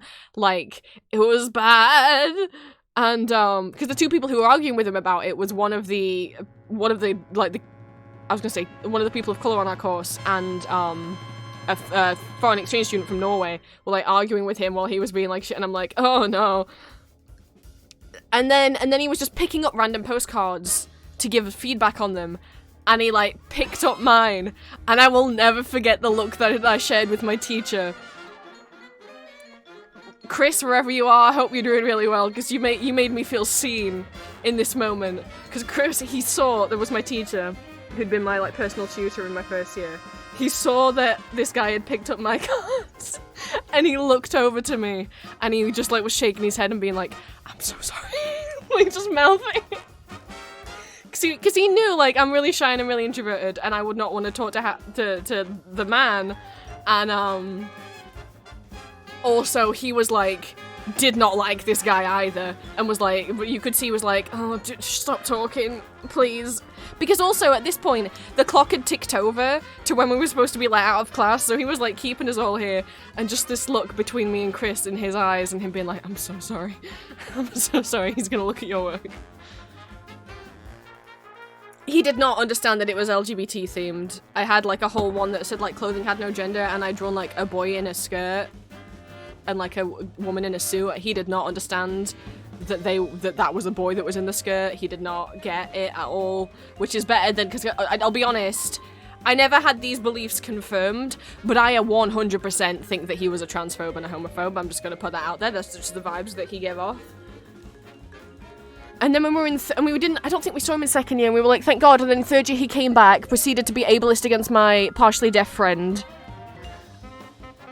And I was meant to have, like, one-on-ones with him for feedback about my course, and I was like, I'm not doing this, and I just went up to one of my other teachers and was like, hey, I straight up, like, I think I emailed him, and I was like, hi, I can see that I'm, like, written down to have one-on-ones with H. I'm just gonna shorten his name down. Fuck it, his name was Howard. I'm gonna, like, I don't want to have one-on-ones with Howard. Because he makes me incredibly uncomfortable, and I don't feel safe around him. Can I have them with you instead? And he was like, oh, okay. And we had to, every, like, term, semester, whatever, we had to like give feedback on everyone and we could like rank the professors. We all were just like, because we had a group chat, we were like, we're all gonna say that we are uncomfortable. It's not just like we didn't like Howard, he made us genuinely feel uncomfortable. He made all the girls on the course feel uncomfortable, he made all the LGBT kids on the course feel uncomfortable. So we were like, we're just gonna, like, when I came out as trans to the head of the course, she was like, do you want me to tell the other lecturers for you? And I was like, do you want me to tell the other teachers on your behalf? And I was like, yes, please. However, don't tell Howard. Do not tell Howard. And she was like, oh, okay. Yeah. I will say, after we all left those horrible reviews for him, well, because it wasn't even just like, we were just being honest, like, he genuinely made us feel unsafe and uncomfortable. He would, like, when people were doing their, like, little, like, because one of my friends was in his group, of, like, his feedback group, he would, like, just pick on people and humiliate them in front of, like, everyone else in the class. Anyway, after we all left that feedback, we never saw him again. We never saw him again. So that was that whole fucking situation. Good fucking riddance.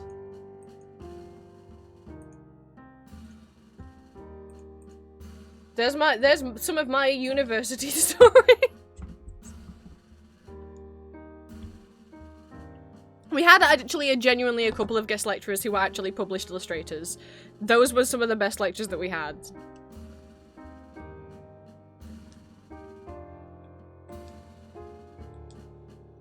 Glasgow School made me think my first uni was the weird one for being terrible, but now the more I learn of any, the more I think Glasgow in fact was the weird one for not being terrible overall. Oh.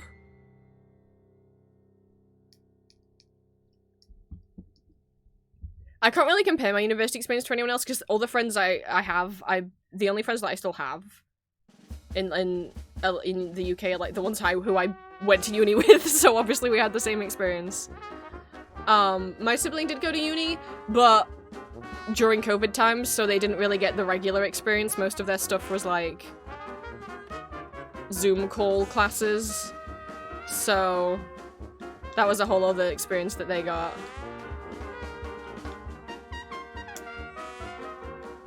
I mean, all I can think is thank God he was retired by the time we got there, so I didn't have to see him all the time. I had a painting shoot that paid over your work without permission. Elixir, so did I! Oh my god! Not at uni, but at college. In our fine art class, we had a teacher, she only worked like 1 or 2 days a week, and we all dreaded those couple days. She once, took, one of my classmates' work, one of their paintings. She would look at people's work and be like, oh, it needs this, and then she would just do that to the work without any consent. So she once took one of my classmates' paintings and ran it under the sink, like under the tap in the sink. She was like, oh, this would look cool if it was like all melted, and then just grabbed it off them, and so this is college, this is when we're 16 to 18, and just ran it under the sink. I'd done a series of prints, and she was like, oh, show me the prints you've done, and I was like, no. But she'd be like, picked them up and started looking through them, and she was like, yeah, these are nice, but maybe make them look a little bit different, like maybe you could do this. And then she just proceeded to pick up one of my prints and rip it up into pieces.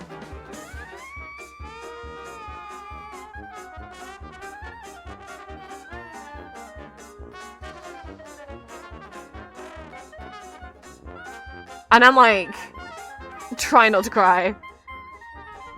And she's like, yeah, and then you could like stick it back together. I ended up sewing it back together.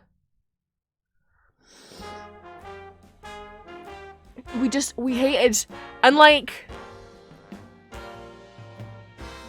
because of where my, like, we would be, the order that we were in to have, like, we would have one-on-one feedback with the teacher once a week.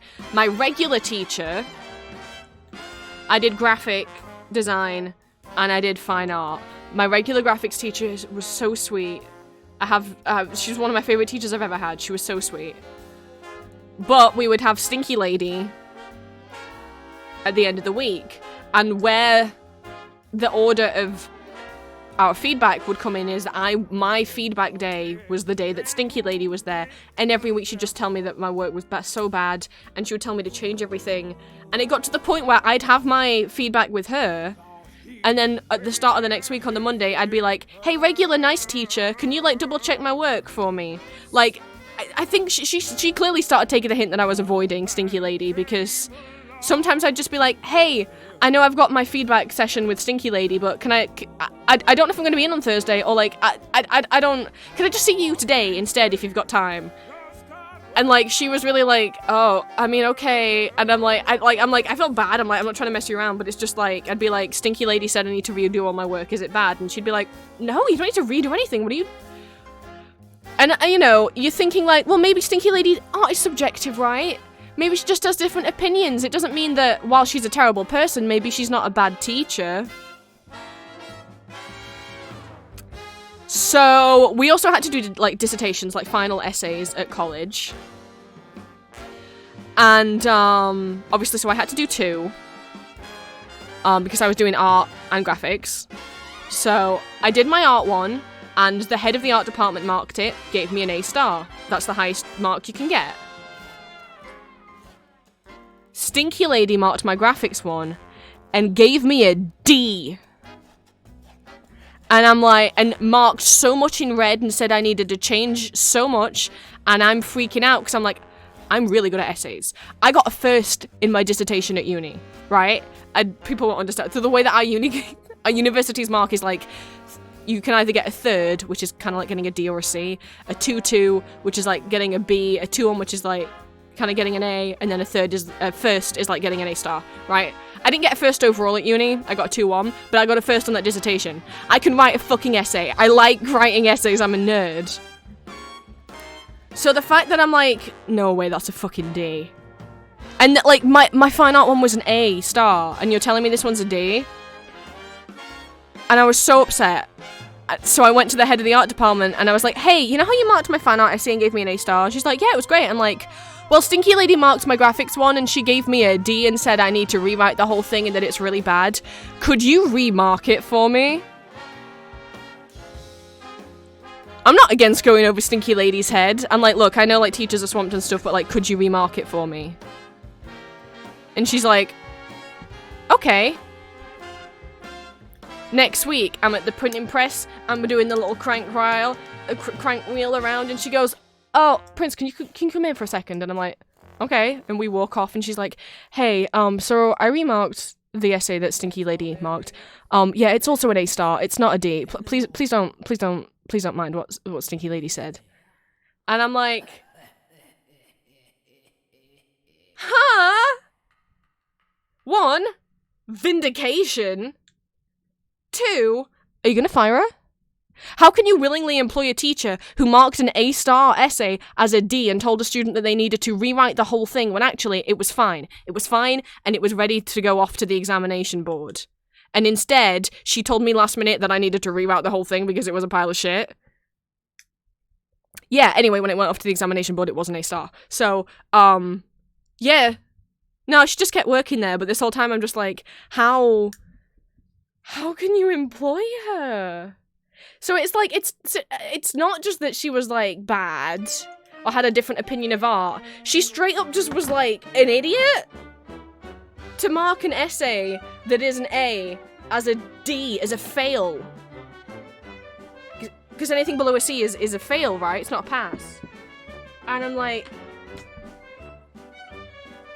I was like, oh, why did Stinky Lady get it so wrong? Oh, well, you know what she's like. Don't mind her. I'm like... Can you just, like, legally not fire her? Is she on some kind of contract? Like, why is she still here? Like, you can't just be like, oh, well, that's just Stinky Lady. Like, this is my fucking life. This is my grades. This is what's gonna get me into university. Like, you can't just be like, oh, well, isn't she silly? Oh, that's just old Stinky Lady. No. Can you not, like, legally fire her?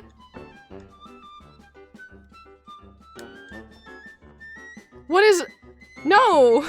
You don't get to be like, oh, it's no big deal. It is a big deal! God. I was so happy I went over her fucking head. I've never felt so vindicated in my life, getting pulled to the side and being like, yeah, it is an A star, don't mind that she marked it as an F, and I'm like, don't mind that she made me, like, freak out and have, like, 5 panic attacks this week, okay.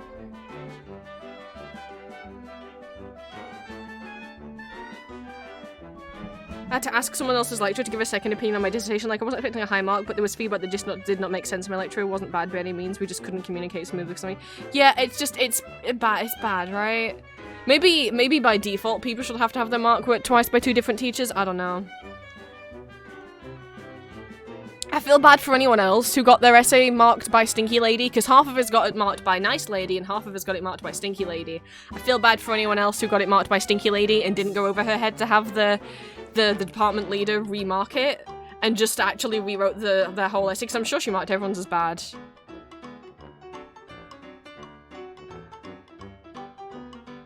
Similar teacher in high school petitioned to have her fired and got a transfer to a different school. I felt bad whoever got. We had a teacher in high school that people petitioned to get fired. I don't know if they had an actual petition, which was our what do you call it, home economics? Is that the cooking teacher? I have a scar on my arm from where she got me fucking burnt on and off. That's a whole nother story. I don't have a good time at school.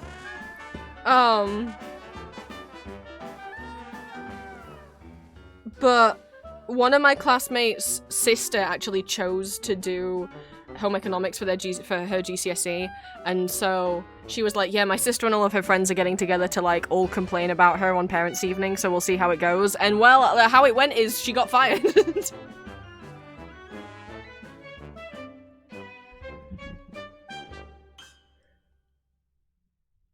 My AP psychology in high school was I could do many things. My junior year English teacher like freaking hated me and mocked my students. I failed. I had to repeat the classroom. God diet! I hate stinky teachers. Why are you a teacher if you don't like kids? I get you're overworked. If you're just like tired and overworked, that's one thing, but to actively be like hateful is just like, why are you here? Yeah, no.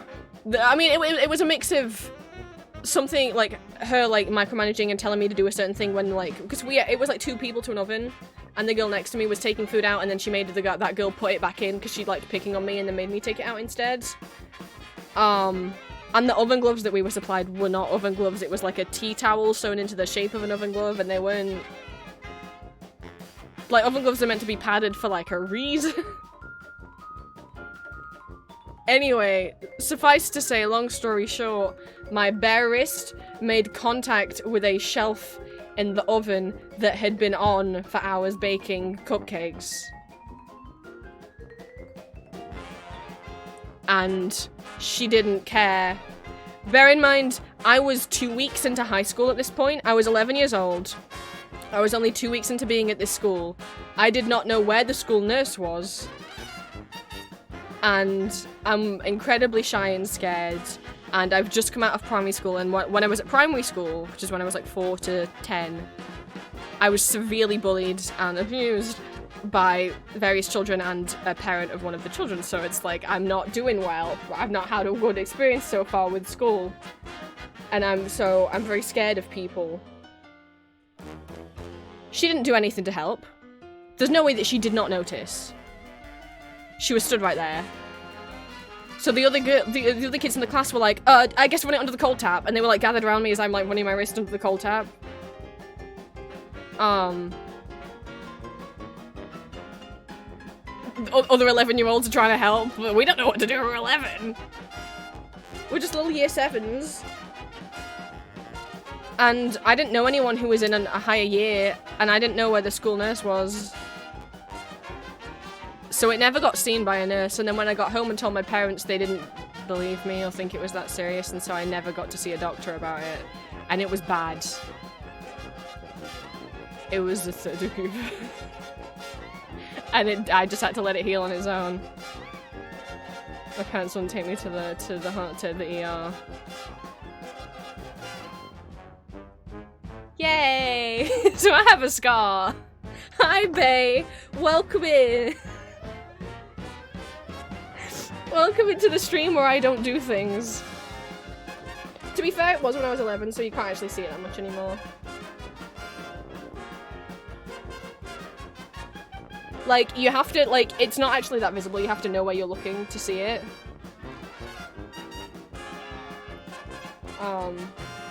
The color of the skin isn't different, it just kind of reflects the light in a different way. I don't know how to explain that, but like if I can't see where it is until I like tilt my hand back, my wrist back and forth under the light. And I'm like, oh, it's that bit that looks like a weird... I don't know how to explain it. Shinier. Hi, Bae. Welcome in. We're talking about school and stinky teachers. And I think that has to be the stinkiest teacher of all, because as much as, like, you know, I had teachers who, like, graded my work wrong and I had to go over their heads, or teachers who were, like... I got bigoted vibes from. None of them caused me to have a scar on my physical body. So maybe she was the stinkiest of them all. So yeah, I was too scared to ask her where the nurse was and she wouldn't tell me, and because she didn't do it. Anyway, she got fired, like, 6 months after that, and we had a different home economics teacher for the year after that, because the other one got fired, because all of the, like, seniors who had her as a teacher all banded and complained, and got their parents to complain about her on Parents' Evening. So...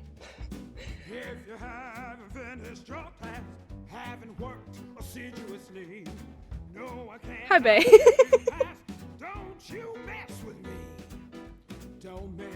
Yeah, sorry, yeah, so high school here is when you're 11 to when you're 16. That's why I'm saying I was 11.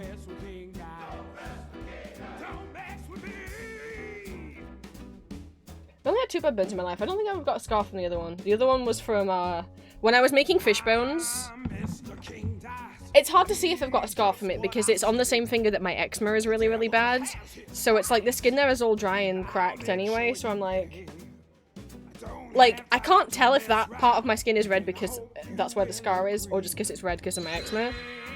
When I was making fish bones, which is my big Jinx arcane gun, thank you so much for the follow. Fap Massacre. What a username. Thank you for the follow. I'll talk about accidents. The only other burn I got, when I was making, my big Fishbones cosplay prop, I accidentally dropped hot glue out of the gun directly onto my finger.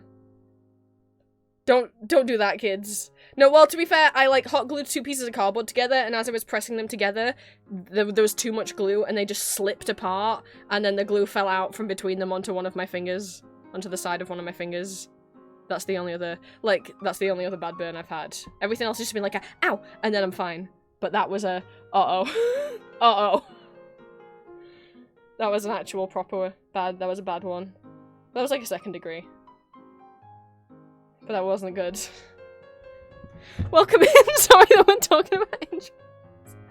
Oh, we're having an ad break now, so it's fine, they don't know.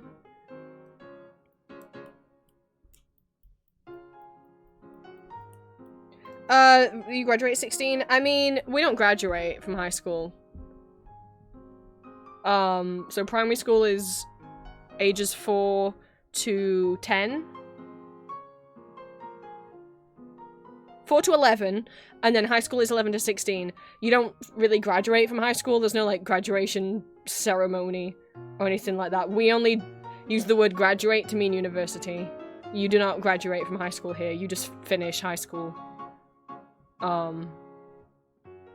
That's from when you're 11 until you're 16, and then college is 16 to 18, and then university, if you choose to do it, is 18 plus. And I didn't go to my graduation ceremony, because fuck that.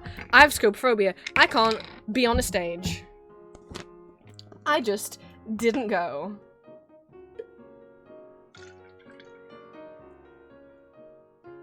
I couldn't imagine going to college, my college after paper tossing in the bathroom. Uh-oh.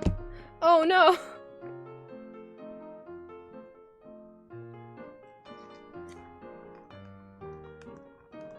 I couldn't imagine going to college at 16 or 17. I mean, college, it's not like your guys' college. College here, when you're 16 to 18, it's like a kind of halfway bridge. So you don't do like all of the subjects that you would do at high school. You do like 3. You pick 3 subjects to do. With ideally one of them being what you then will go on to study at university. But like, so, cause for us, like here, like primary school and high school, you have school uniforms, you have to call your teachers Miss and Sir. But then once you get to college, when you're 16 to 18, you don't have to wear school uniform anymore. You can wear your own clothes and you call teachers by their first names. So it's like baby practice for then going to uni where you will be doing the same. Gosh, it took a while for me to get used to wearing my own clothes. I did not really have that many clothes. And also that was back at the time where my mum was in charge of all of the clothes I owned, so it wasn't exactly clothes that I liked either. More reasons why I liked going out uni, I could just wear what the fuck I wanted.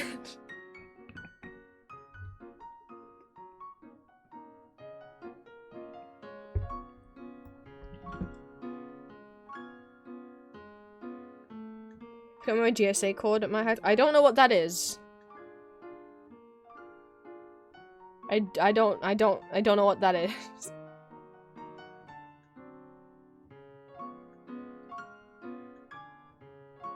Also, like, I didn't want to go to my graduation because I didn't want to wear the whole cap and gown thing. Also, it costs money to rent that shit, and I didn't want to pay for it.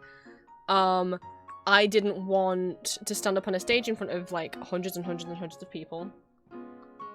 They do it in this massive venue, and they do all the art department at the same time, and I was like, I don't want to do that. The way that you do it is, like, really weird. There's a bunch of people, and you have to, like, get on stage, because I watched the previous year's graduation. GSA is gender sexuality lines, basically. Oh! That's nice. We don't have anything like that. You had to go up on stage, and you had to make eye contact with one of the particular members of staff, and you had to do like a little bow, and then you have to go across, and then you have to shake hands with someone, and then someone and I'm like, I'm not gonna remember what to do. You have to stand in a specific spot on the stage, because England has silly fucking traditions, and do a little I'm not gonna remember that. And stand at a particular angle, and then do this little bow, and I'm like, I can't fucking remember that. And also, I was freshly baby trans. I made sure I changed my name legally before graduation because I wanted my preferred name. I wanted my name on my degree. But not everyone was super aware, which obviously meant if I did graduation, that would have outed me to everyone. And I'm like, I don't want this to be the way that people find out that I changed my... No, I didn't go. It was mostly the I don't like being on stage. I would have been incredibly mentally ill. On the build-up and the day of.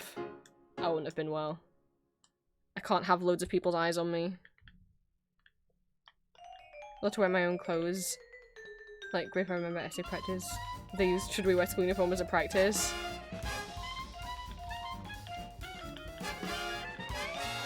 School uniforms, whatever, they are what they are.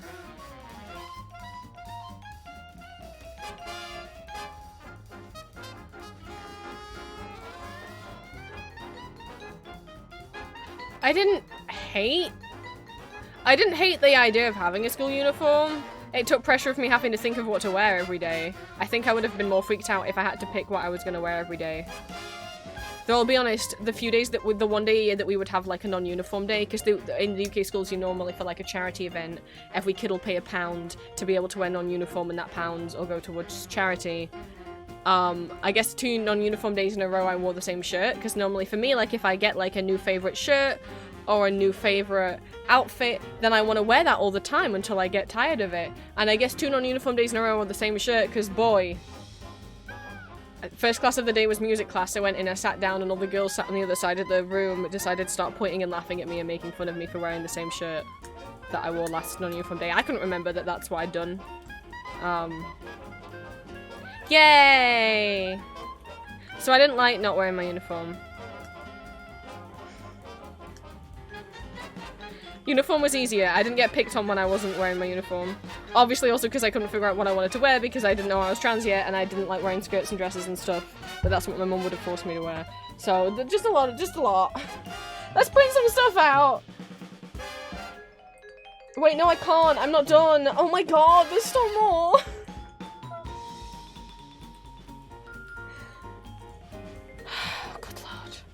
I gotta get the pinbacks done. Hey, remember when Bay was here? Remember when we weren't gonna ramble and then Bay came in expecting like an Etsy stream? Here's Bay. Go follow Bay. Don't look at me. Look at Bay.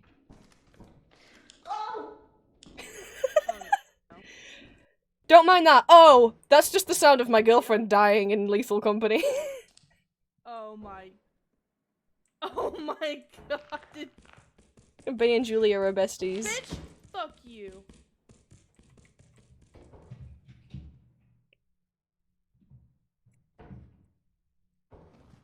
No, no, no! Oh my god. Oh my god. We just died in the same spot. Are you kidding me? Oh my god. Ain't no way if we lost both the shit. Yes, I can hear you now because you're dead. We both died this. There was one stream where I shouted like Ninja and Bay out back to back, and both of their clips were them dying in Lethal Company in that exact same spot. I was like, what are the chances?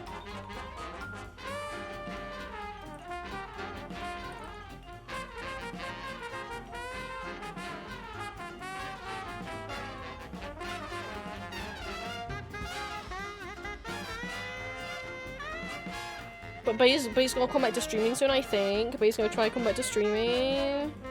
So you should follow Bay. I forgot my pinbacks are. Right, what are we doing?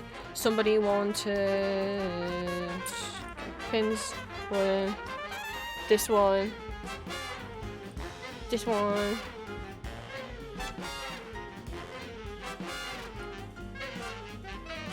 And then Marvel. God, so much for getting this done. God damn it! The first time I did one of these streams, I got way too distracted and I didn't get enough work done.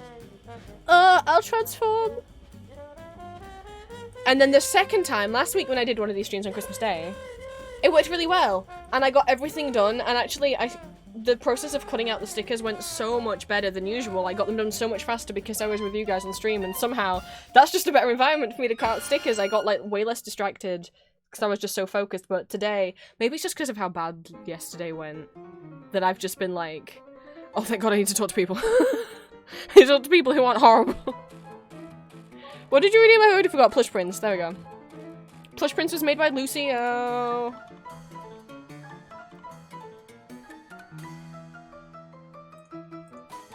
If I don't credit who made the model, it's because it was made by me.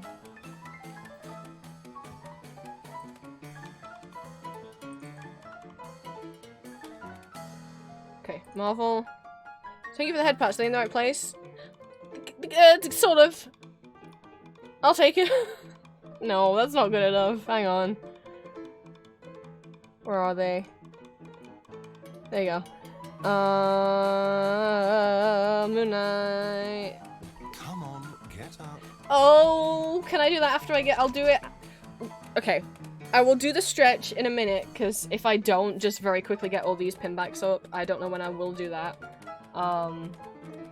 But then I need to go to the bathroom, so I will do the stretchy as I do that. Someone wanted every single lighthouse pin that I've made. Whoa.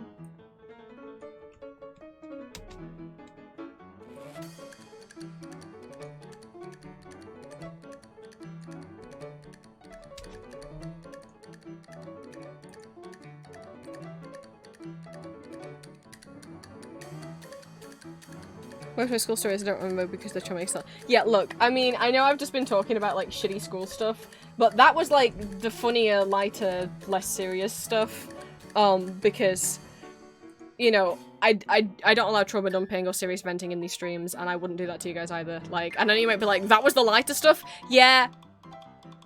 I would not. I'm not going into specifics of the worst of stuff. Also, it's my stream. If I choose to vent a little, I'm allowed to say, hey, I'm gonna talk about this triggering thing. That doesn't open the floor for you guys to then talk about triggering things, because, like, ultimately it's what my spoon level is. The squats! But that was the less worse stuff. Fine, again, I'll do it. Let me get these all up first, and then I'll do everything. Okay, Eric, and then Crowley. Oh, this isn't gonna take up much of this sheet of paper, but what can you do? TV, Good Omens, this one, going over... I can flip him... I can rotate them though, and then they won't take up as much room.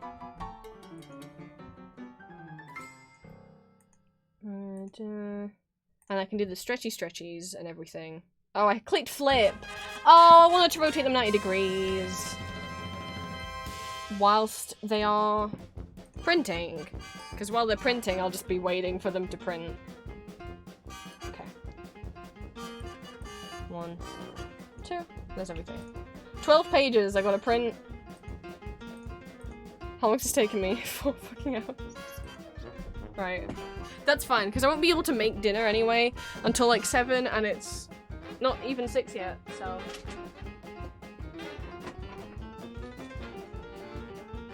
Let me get, which one's photo paper and which one's card? We'll listen to Cuphead music. Because it is funky. Cuphead music helps keep me motivated. Because it's so upbeat, I'm just like, I gotta go. Get my boots on. Right. I don't think this does docs anything about, like, me computer or my printer, but I will do this anyway. Playing Genshin while listening to Cuphead is an experience. Right, I'm gonna run to the bathroom, I'll come back, and then I'll do the scores. While this prints.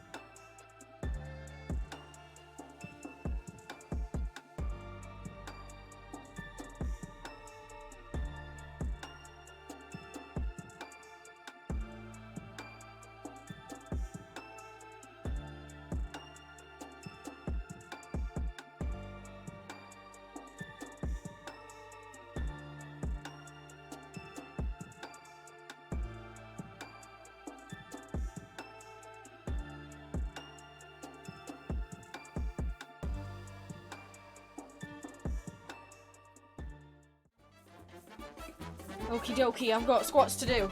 Come on, Cuphead. And I'm doing it to Cagney's theme, and I have a little Cagney plush, so... I'm gonna use the power of Cagney Carnation.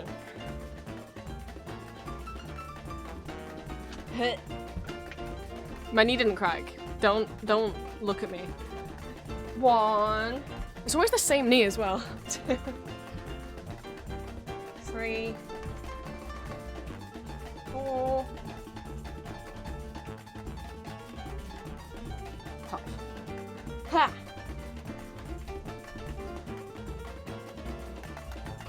And I will have my little stretch as well while everything is printing. Oh, ooh, what's my printer doing? Don't do that! Don't bully the other piece of paper. It's fine. Goodness. Stretchy stretch. It's always my right. Yeah, my right knee. So I guess that's also the leg and the hip that has the chronic pain, so maybe that's connected, I don't know.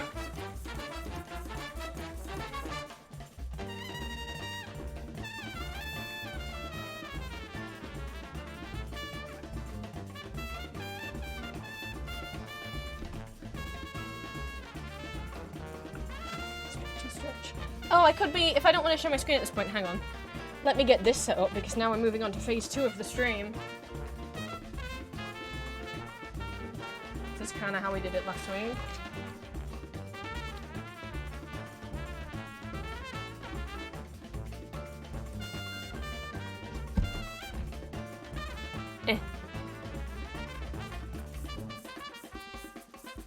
Try and get it. Oh, don't look at my cables on the ground. Hello. Wait, where's the middle? There's the middle. That does not look like the middle. I guess it's kind of angled.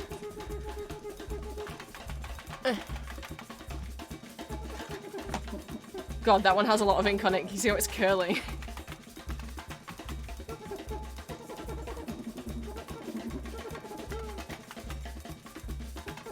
Don't tilt up. Don't do that.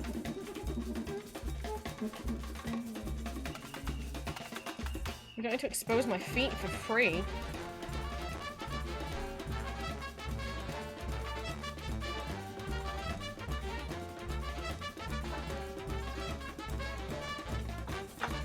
You see a sliver of me poking in and out. It's because my printer's under my desk. It's the only place we had for it, so that's where it is. For those of you who haven't ever been to a handcam stream before, hello. Welcome to my desk and my hands.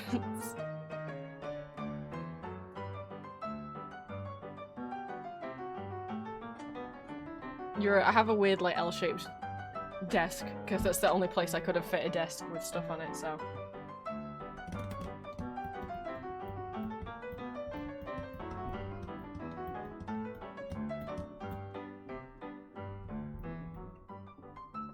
I guess while they're printing I could have started cutting. Wait, no, I was stretching. I already forgot.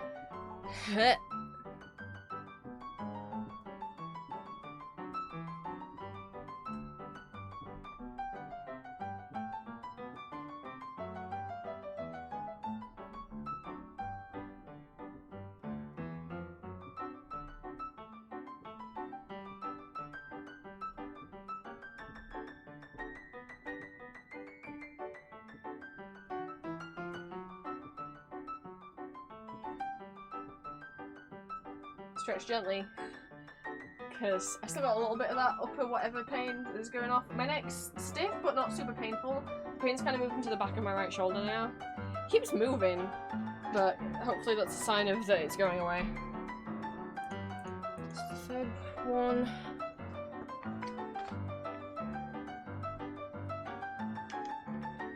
I'm like blowing stuff around.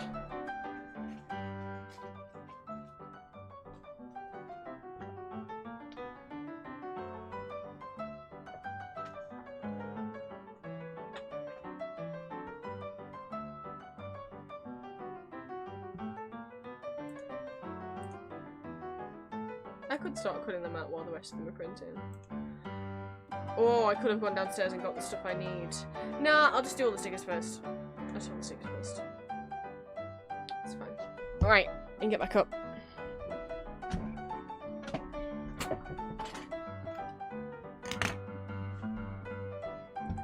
That's strange how much of the... This is the center. That is not what, to me, looked like was gonna be the center. Okay.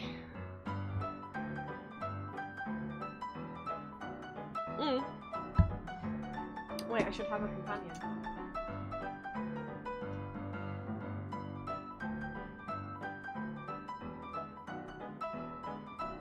Companion! He's real! He's not just for stream!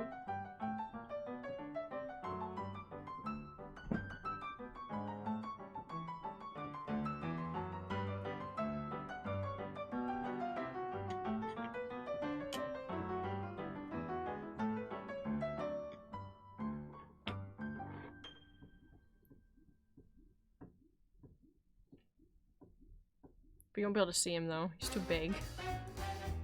Oh, bae! Please. I love him. He's a little guy. He's too big to be able to be seen.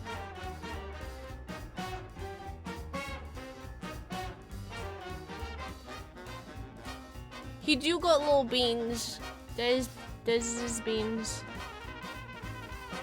And he's got a little tail.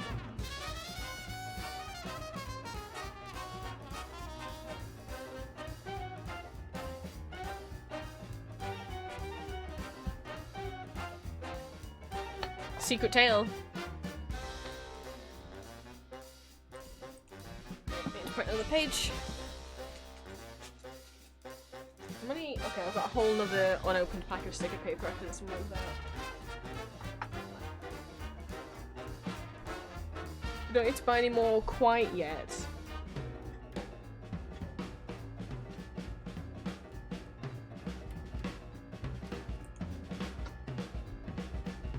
Ah, that was my other name. Oh my god. There's a little guy that can fit on the screen. Everyone's too big. Everyone's too big. Just leave him like that and see how long it takes for people who enter the stream to notice that he's there.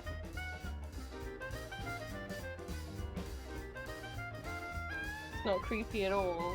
Not creepy at all. Need someone small who's not gonna get in my way.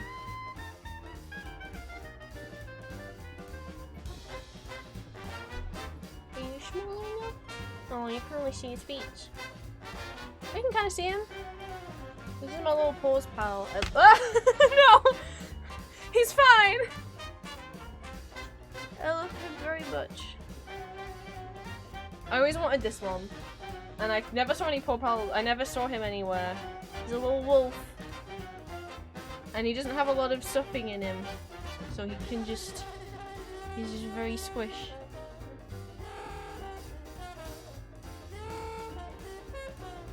He still doesn't have a name. I just keep calling him little guy. That's not his official name. He just doesn't have one yet. I just haven't picked one yet.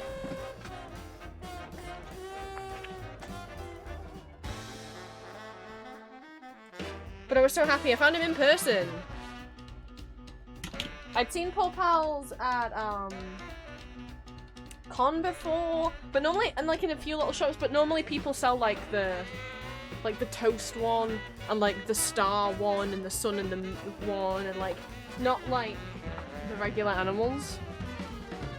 No, I don't want to call him little guy. Is his actual name.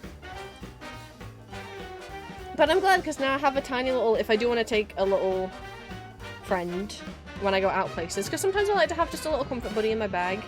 He's small enough that he'll be safe, and I can always pop him in. I've got like a little place for him now as well, so he doesn't get hurt in my bag.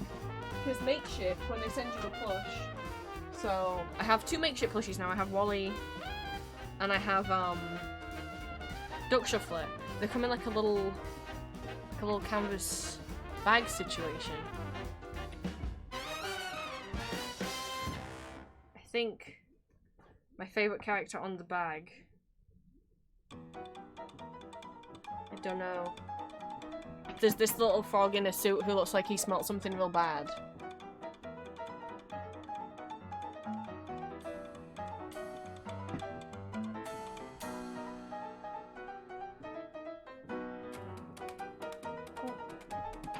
He can be here.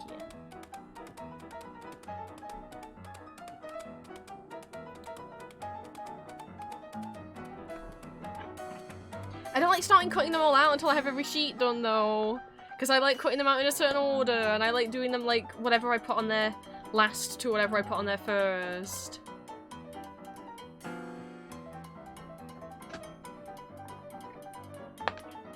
But actually, no, okay, no, I can make how many more pages of stickers?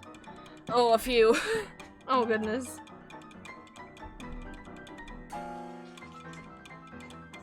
don't have my knees to really put paper in the printer. Because sadly, I have to do it one by one. This fucking stupid ass printer.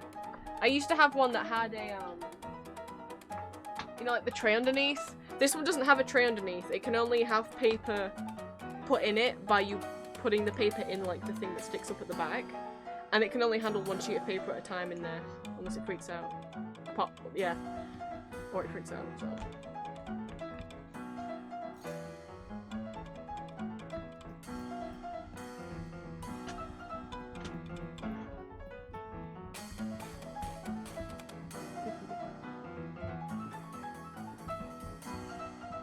He can be friends with my Christmas tiger. The only ornament that I have that none of us know where he came from. He was just in the box, and I was like, whose is this? And my family were like, we don't know. And I was like, well, he's mine now. Jolly old Christmas tiger.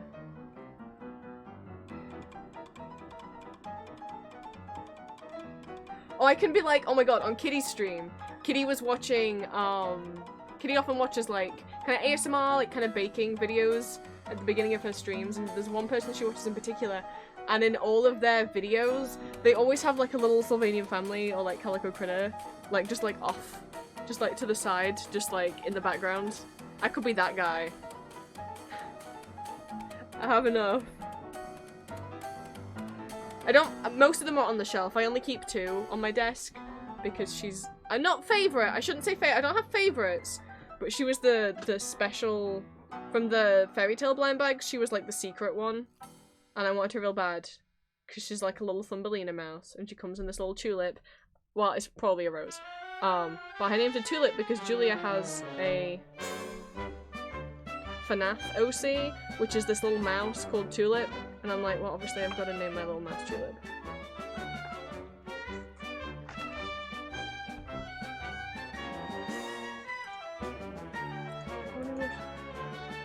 Two more. And then that's all the stickers.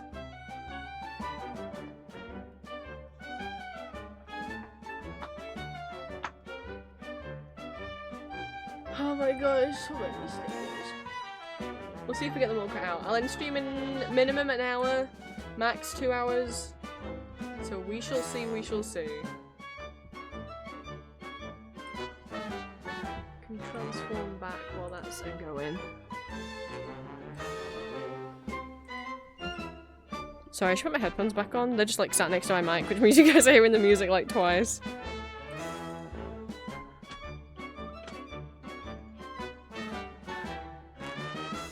I think last time I put Kirby on the side, so it'd be nice to have like someone different on screen each time. Oh, I can show you guys, because I don't think I don't remember when I talked about these when I talked about the sculptures that I'd made. I don't remember when that was, but there he is. There's my little man. I made him back in when did I make you? 2018? And then I took a photo of him and I traced him, and that's what the sticker and pin is that's in my shop. It's a lemon boy. I know the webcam's not very good. Yeah. Pop him back underneath. Very carefully. He lives under the monitor with the gaggle of guys. I have very tiny little guys under there. Like, a couple Sylvanian families, a couple of the Animal Crossing little flocked figures, couple of the vinyl Tsum Tsums, a couple Care Bears, like G1 Care Bears, a G1 Pony. My one remaining Tsum Tsum. That's not true. I've still got a couple Marvel ones, but this is my first Tsum Tsum. I call him Dolan, like the meme. I've had him a very long time. I'm not a big Disney fan, but this guy has been through a lot with me. I brought him the first time I ever spent, like, I had not spent a night away from my parents. Like, I'd been on holiday with my parents, so like I'd stayed in on holiday before with my parents, but in terms, so I don't mean first night away from home, but like first night sleeping somewhere where my parents went was when I went on a trip to London with my college, and I was really scared, so he came with me. Do they still make Tsum? I have no idea if they still make Tsum Tsums. I used to have a lot more, but now I just have Dolan, and I have Bucky, Barnes, and Captain America, and Venom. And Ernesto de la Cruz. I forgot his fucking surname then, from Coco. And then I have other love of my life, Disney Whirl. For anyone who knows that old Disney Whirl meme. There's a little Elmo in that meme, and it was always my dream to have that little Elmo in the Mickey Mouse hoodie. And this is not the exact one, but it is by the same brand. They were only released as like gachapon prizes in Japan. And I was just on eBay one day, 20 years after I loved the meme, and I just saw him on eBay. I was looking for anime figures to buy for my sibling, and I was just looking through a bunch of listings that this one eBay shop had, and they had him. And I looked, and it is the same. I forget who they're made by in Japan. I forgot the company. I think it might be Bandai Namco. It might be Bandai Namco. But they're just gachapon prizes. It's not the exact one, because the exact gachapon prize from the Disney World meme, which is this Elmo, real, like, in front of the, like, the Cinderella castle at Disneyland or whatever. I don't know enough about Disneyland to know if that's the right castle. And it says Disney World. Disney World. This is not the exact one. But it's the same brand. It's the closest I'll ever get. I doubt I'll ever find anyone selling the one that had the mouse ear hoodie. But I love Lil Elmo. He comes places with me too sometimes, if I want a little pocket friend. He's just a little guy. There's so many cute... True, I could make him the mouse hoodie. There's so many cute ones that Bandai Namco make that are exclusive to Japan. Normally they come in like 3 variations. It's always like Elmo, Cookie Monster, and Big Bird.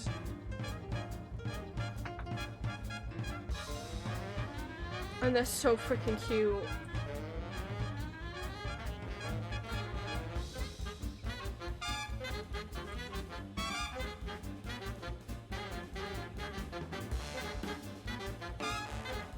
Okay, this is the last sheet of stickers. Just I need to switch to cards to print the badges out.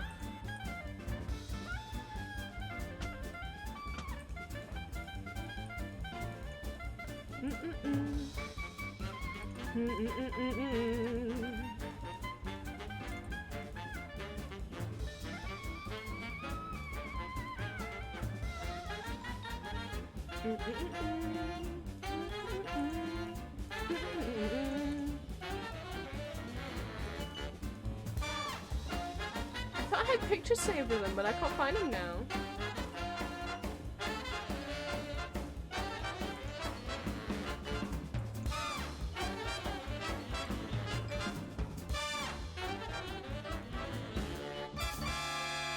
Because I know, like, I found out what the original one was because someone in a forum figured it out, and then from there I went to, there's like a Sesame Street wiki, fandom wiki that has like every single one of these, the Bandai Namco Gachapon stuff, like, logged.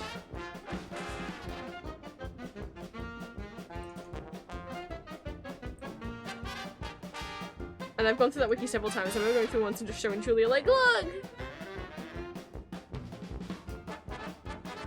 Oh my god, I can't find any of the pictures. Did I get rid of them? I'll be so sad. Oh,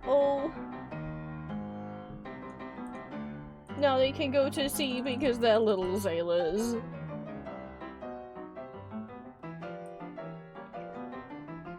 Oh, while they're at sea, they should take a load off so they can go and play in the sea. And I don't know what the point of this one is, but they've got little hats on. I think these, it's hard because I'm only saying, I think this is Halloween. Yeah, they can go trick-or-treating.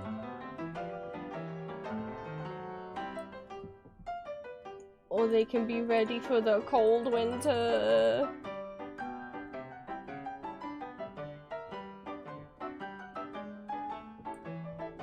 Or they can become little campers and they can have little leaves on their heads and little Wellington boots.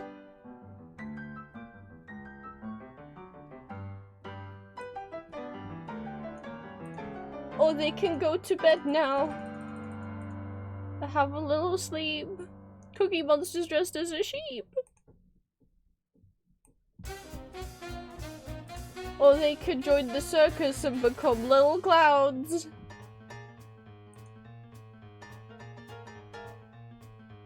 Or they could have a collab with Hello Kitty, where each of them are holding each other like a hand puppet.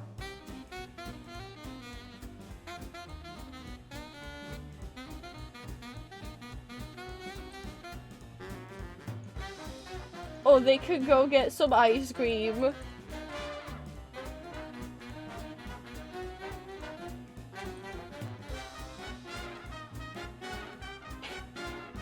I love them so much.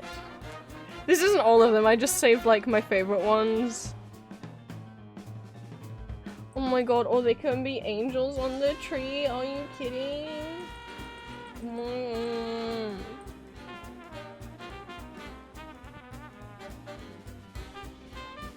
I don't have a picture of the one that I have. He actually came holding a little heart. And then I cut the heart off his hands because I didn't want him to be holding this heart, and the heart was kind of filthy. I don't know if I actually have a picture of the one of my little Elmo, but that's okay.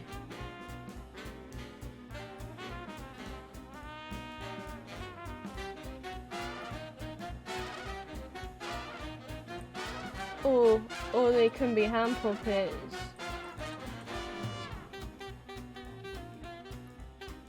There's way more. There's an insane.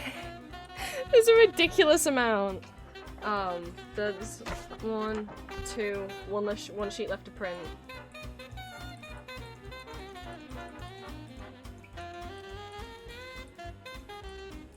Thank you to whoever on the Sesame Street fandom wiki kept like a log of every single one of those push releases. Okay, last sheet of paper.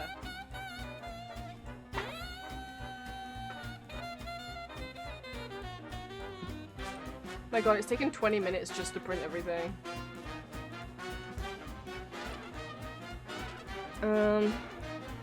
Sesame Street Kara Hiroba. I'm gonna try and find the... Oh, it's the Muppet fandom wiki, my apologies. Just gonna drop the link in chat if anyone wants to go exploring. This is the page. Oh, they're actually UFO catcher prizes. Oh, they're made by Furview. Furview. I've seen Furview make anime figures. Okay. Oh my god, they have become snowmen. See, there's non-chibi ones too. But like, obviously the chibi ones are the best, are you kidding? And they've logged them by like what month of the year they were released in. They can play football. Oh, is it basketball, I think? There's so many. He's dressed as a little cat! Oh my god, Elmo in a kimono? Oh my god.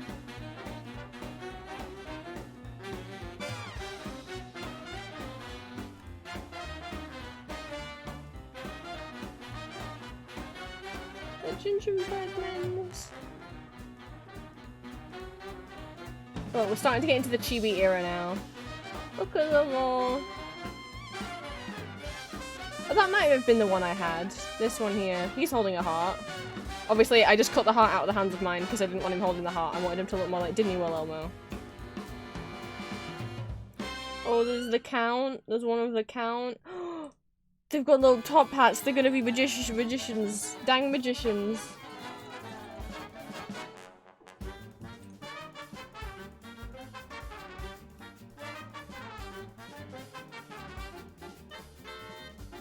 Why couldn't I have been in a like Sega arcade in February 2006 winning a little chibi Elmo? Oh, it's Oscar. Oh, let's not look at the possible cultural appropriation one. They're dressed as bees. Why are they just- oh, they're holding the apple. I thought it was just an apple. The ham puppets. I don't know why some of them are black and white. Why are they brown? What? Why are they sepia? Why has he become hat? I don't like this one. Not a fan of that one. Not- I guess he's made of snow, but why'd you make his eyes like a sickly green? Well, they're ready for bed.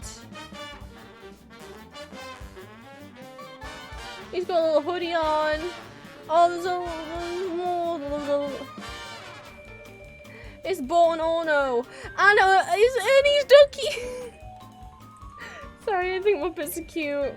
I didn't grow up getting to watch any, Sesame Street or The Muppet Show. I got to see Elmo's World as a kid. Occasionally when I'd be at my grand's, because my grandparents had paid for, like, actual cable, like, TV packages. Sometimes I'd catch a little bit of, like, a Muppets movie or something. But as much as I wanted to grow up with the Muppets and Sesame Street, I just didn't have access. We didn't... Oh, I'm sorry. I'm not, like... I hid myself away. And I didn't realize. Hi. Yeah, I just didn't have the access to watch them. Either it didn't air or we just didn't have the extra channels. They weren't on Freeview. Elmo's World came on Milkshake, which was Channel 5 in the morning. That's only how I got to see Elmo's World. Oh, that's a pretty cute Oscar.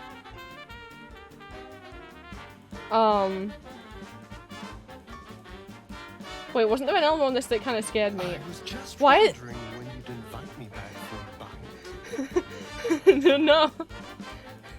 No. I don't like this one. Look at the... Look at Big Bird's fucking face.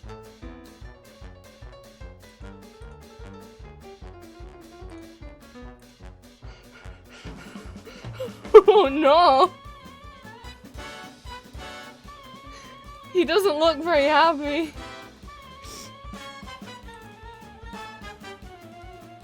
Oh no! What did they do? Oh, look and play all kinds of sports.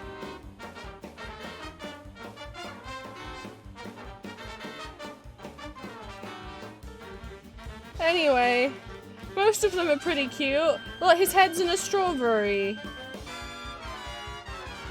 I remember there being one, and I don't remember what it was. I just remember there was one in particular I sent to Julia, like, why? Oh, backpack, that's cute. Oh, that's a very long Elmo.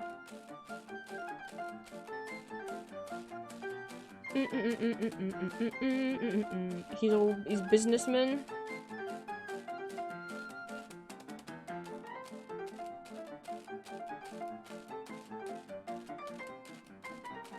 And I'm gonna go back to doing it to in a second. Don't you worry.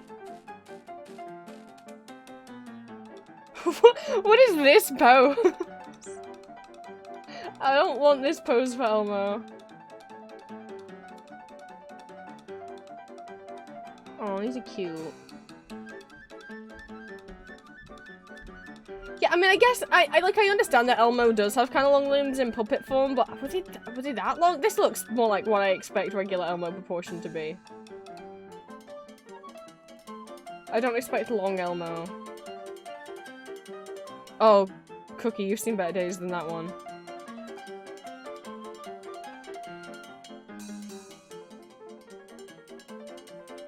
some socks. I feel like the heads on the chibi ones are getting bigger. Oh my god, they're goldfish in a little bag. The little goldfish in a little bag.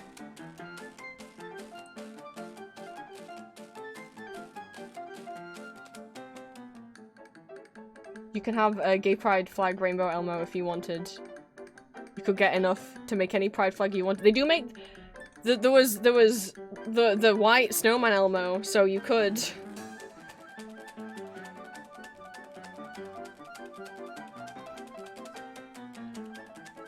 Oh my god, is this King Elmo? He's got a little crown and a cape. That's me. That's... Tag yourself. Which Elmo would you be? Oh, that might be the one I had.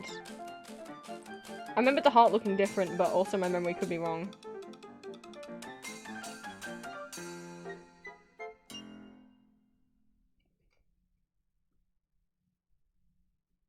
Oh my god, they gave him super kawaii eyes. They gave him little eye shines. Guys.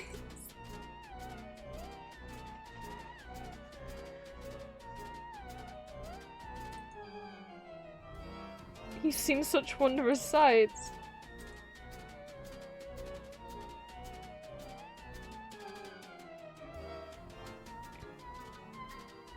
There's a Hello Kitty collab.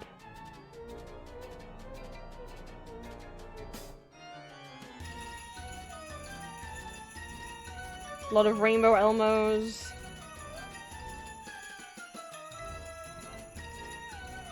Some kind of collab with whatever this bear is.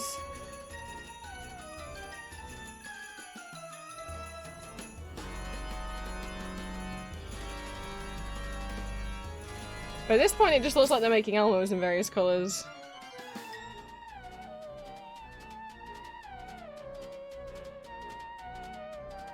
Oh, hey, Grover! Is that the first time we've seen fucking Grover?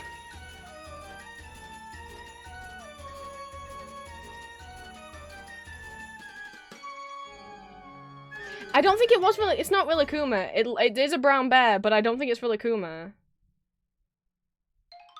Like, there is a duck, but there's also a panda. It doesn't have the same face as Rillakkuma. So I don't think it's Rillakkuma. I don't know who it is.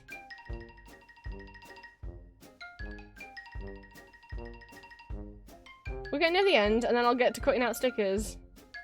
Everything's fine. I don't love these, but there's like little wobble looking. Oh no, they've cubed them again! But now they don't even have any mouths!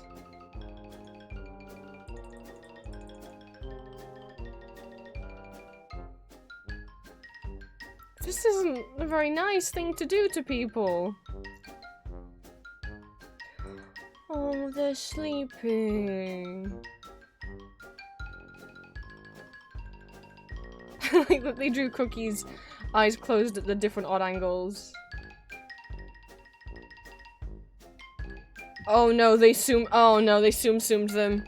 Oh no. They knockoff zoom-zoomed them. No, that doesn't look right. Why have they got piggy tails? They've got little curly pigtails. Not pigtails as in like the tail of a pig. Not as in twin tails. I don't like that. I don't like that one. Oh, no, they've become Donut. And for some reason, Elmo got to keep his nose, but Big Bird didn't get to keep his beak. Why didn't Big Bird get to keep his beak? You kept it over here. Oh, no. Can we make them legally distinct? Someone should fucking tell Ty that, because Ty absolutely ripped off Tsum Tsums, and then ripped off Yoo-Hoo and Friends. They're still ripping off Yoo-Hoo and Friends, they just had to sell the one that was very clearly ripping off Yoo-Hoo and Friends, which was the bush baby with the striped tail. Well, that's it. That's the end.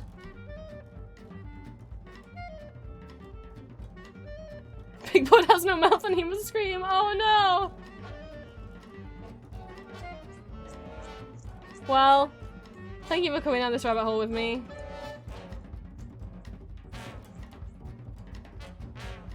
Oh, maybe that's why I didn't recognize some of them. Some of them are...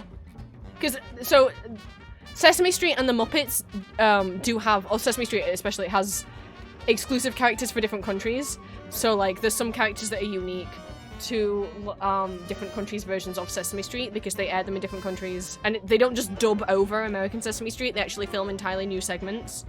And have their own original characters as well as the regulars. So that's some of the ones I couldn't recognize as some of the Japanese exclusive characters.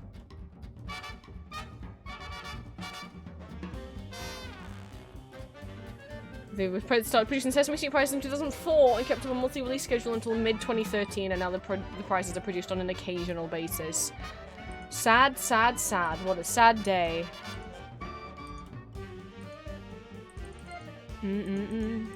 Anyway, there's that rabbit hole. You go down rabbit holes you never thought you would go down when you watch my streams. Right, let's move these out of the way. I might not get them all cut out on stream, we shall see.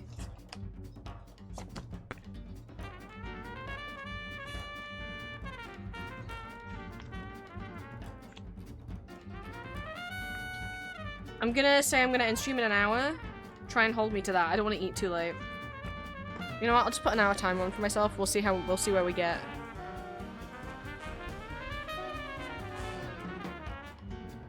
I'll forget that I did that, and then my phone will go ding ding ding, and I'll be like, what?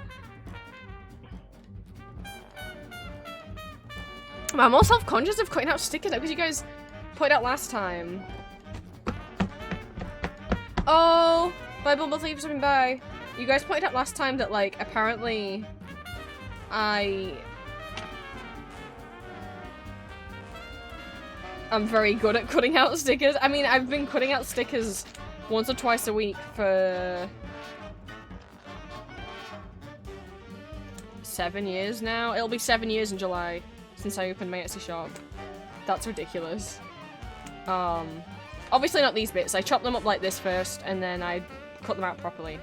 This just makes it easier for me to cut them out if I do it like this first.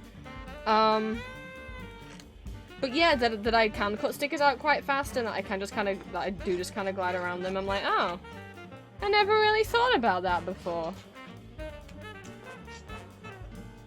I mean, it wasn't bad. You guys were complimenting me. I just feel weird saying nice things about myself, being like, I can cut stickers out good.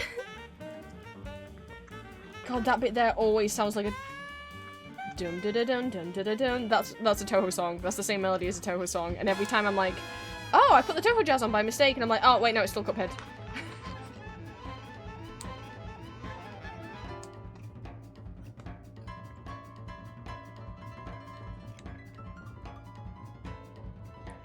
I might leave the sheet because this one I'll just have to be actually careful with, so we'll do that one at the end. I can't just loosely cut around those because I stuck them so close next to each other. Welcome back from the ad break. Twitch is meant to tell me in advance so I can warn you guys, but it doesn't anymore. But if you want to avoid getting ads, you can subscribe to me on Twitch and then you won't get ads on my streams anymore. It was Venom Jar. Where was he? There he is. He's not very happy to be in the jar.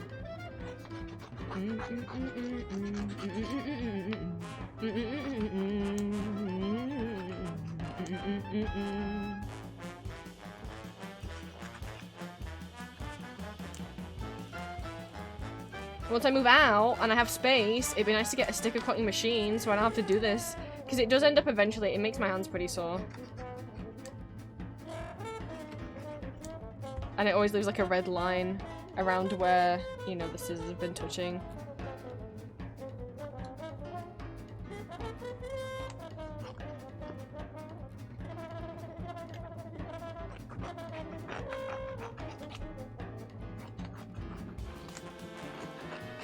Put these a bit closer together than I usually do, so I'll be careful. Can't be too gung-ho.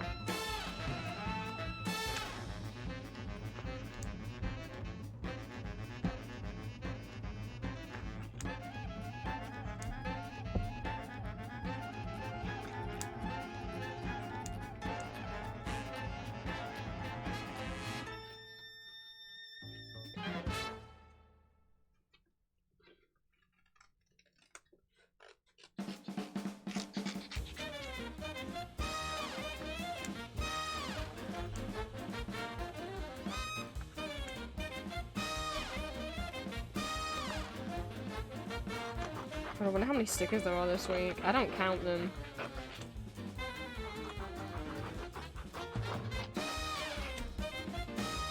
There's a lot of Baldur's Gate goobers this week. Just my quick cut joy the other day. I was telling someone how good the cuts were after just one calibration. Hell yeah, Cryptid!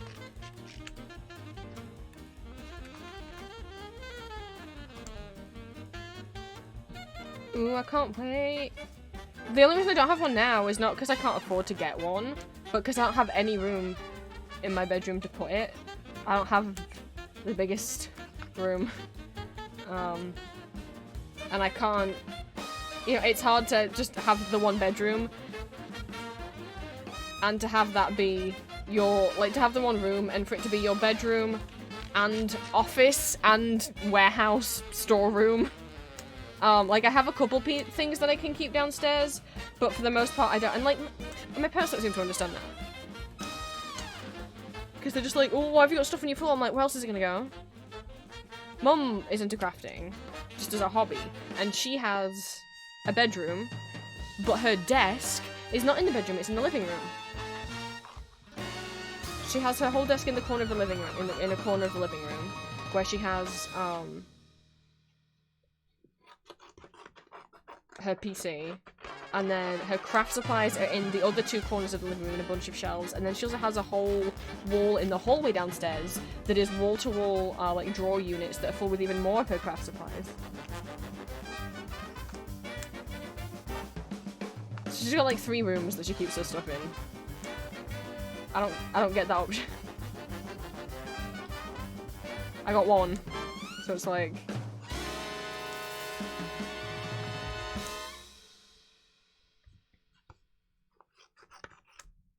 This pretzel in a bouquet, I just get annoyed that it doesn't have the tray at the bottom for me to load paper in. You know, I have to stick them in the bag. Which means it can only take one. I have to individually load each fucking piece of paper at a time, and I guess... tedious.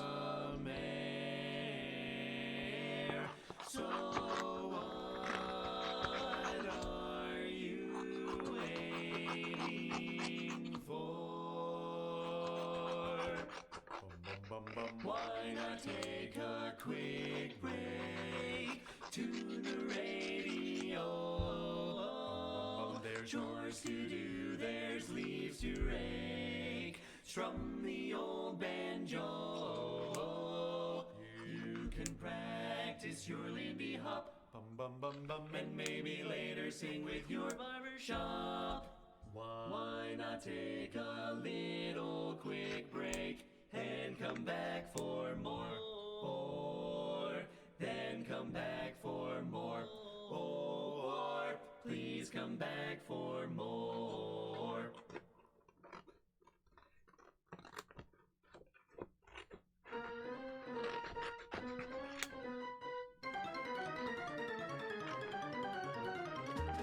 I know I'm not putting in a place that you guys can see, but I will try to once I get everything cut out of the big sheets. When I have to be more delicate.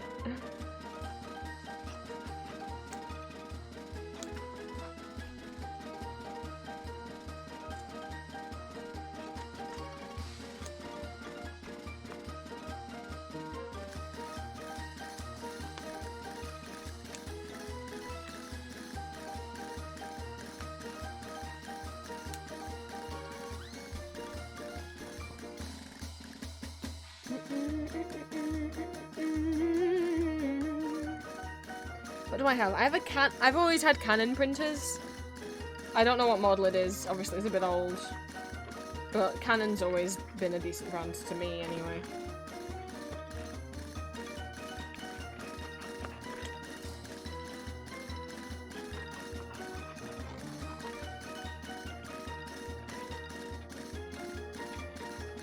I think just the first printer my dad got me was a Canon printer, so every time the printer breaks and I need a new one. I went through quite a number of printers while at uni, because they didn't like the trip there and back from uni in the car. A few broke. My drawing tablet also didn't survive a trip there and back in the car. No idea what happened. My old Wacom Bamboo worked absolutely fine. And then, you know, I brought it home for the summer, and then went back, you know, in the car. Dad drove me down, and I unpack everything, and it just doesn't work. And we could, like, I even bought the, I was like, maybe it's the cable. So I even bought, like, the wireless little dongle extension thingy for it. Didn't, we have no idea why it just stopped working. Took it apart from the inside to see if anything had gotten in it. No! Don't know why it just died.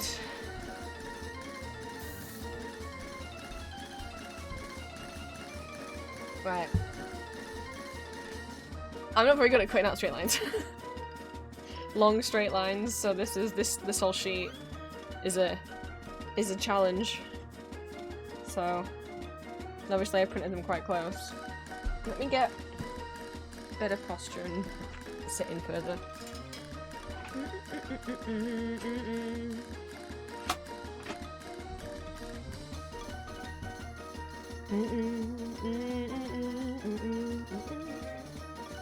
No, my printer isn't wireless. My mum has a wireless printer, and it's so bad.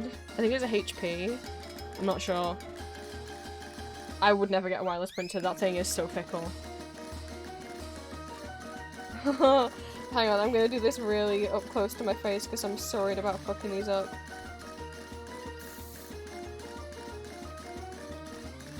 I know you guys can't see if I do this, but like, I really don't want to fuck these up.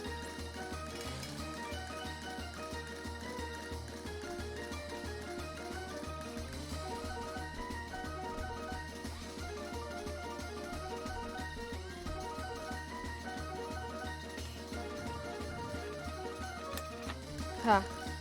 Okay. Go on. Now I've got to try and make it even.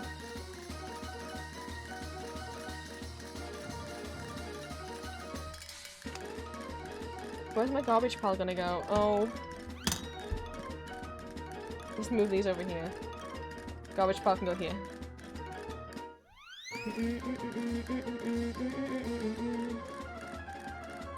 The frantic music is not what I need right now. I'm trying to be very calm as I cut this. And not cut my own hair. That'd be good.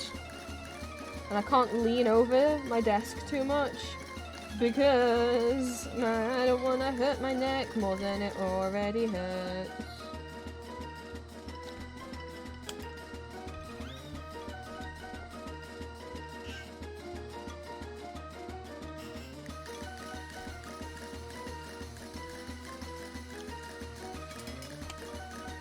Oh, that's the most even I think I've ever done that. Right, now I'm gonna go in between. These are all, or most of them. This one, and this one is Elizabeth Das Musical. This is the 1982 production, this is the 2000... The original 1982 Vienna production, and this is the 2003 Vienna revival. And then all the rest of them are Tanzi Vampire. Well, these ones are Tanzi Vampire. Specifically the... Well... No. Most of the Berlin production from 2011. This one is... the 2010 Vienna revival. Or the 2017 Vienna revival? It's that staging anyway, so I don't remember specifically which one it is.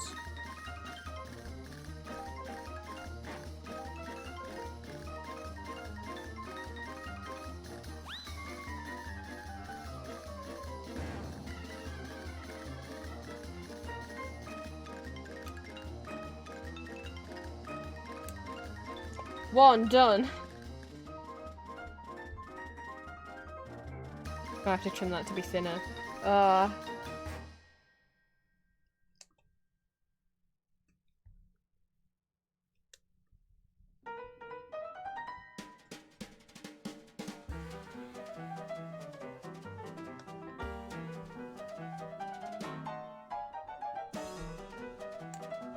Two? I'm gonna trim this bottom edge as well.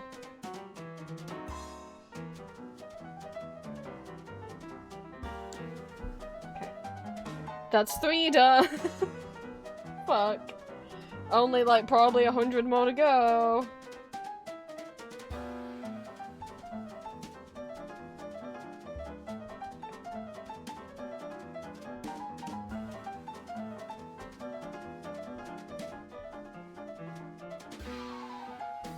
Plus my hair falling down. Maybe I should have tied it back while I do this.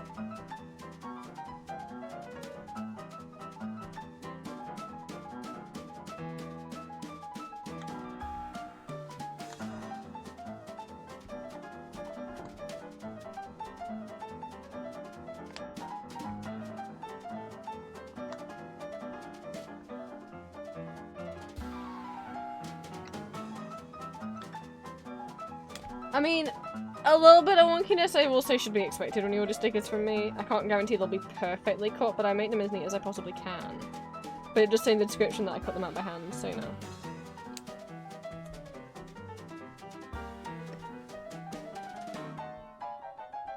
We'll need to cut the top edge. Oh, this is gonna be awkward.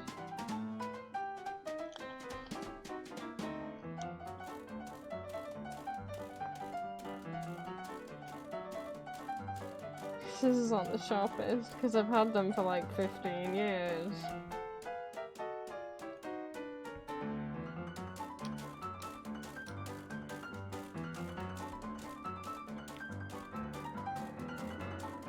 It's bad, isn't it, when I'm like, oh, I need to neaten that up. I have to get my thread snips. These are not made for sticker paper. Got my fucking embroidery scissors out. Why have I not just bought a new pair of scissors?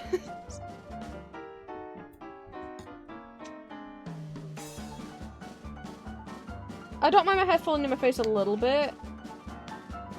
Just as long as it doesn't fall onto the paper when I'm working with scissors, I'm not planning on giving myself a haircut today.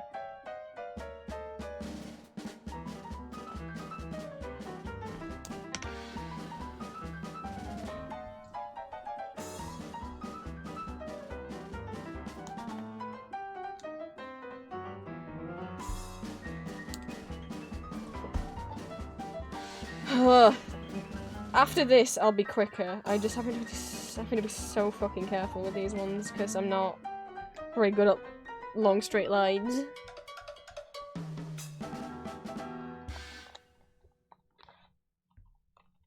Birthday party for princesses shouldn't it be like retirement party for princesses? These were from fucking Little. Oh goodness.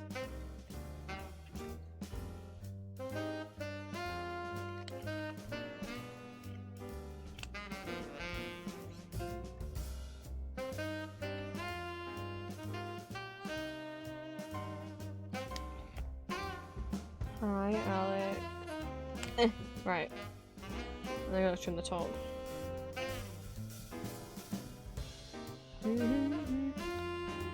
I was just wondering. Wow, thank you for the hydrate, Sal. Welcome in. Or hello, anyway, if you've been lurking. That's totally fine. Ooh, okay.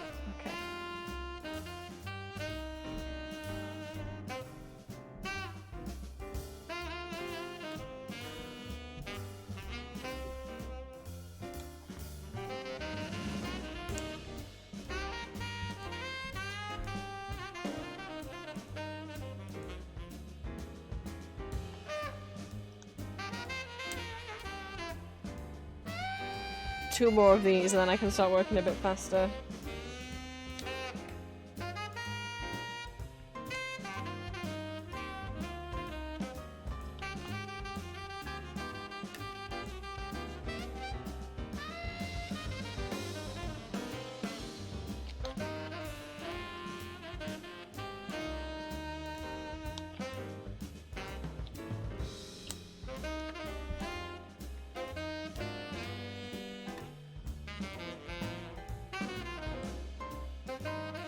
This thing looking at frogs in Minecraft? Oh my goodness. We love frogs around these parts. I hope you have fun Minecrafting.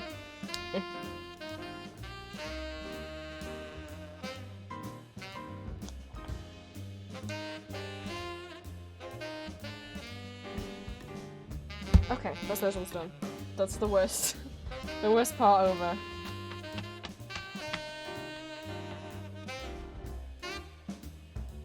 I've got to get used to the fact that, like, this is where the thing ends, because I've got so much more desk over that side.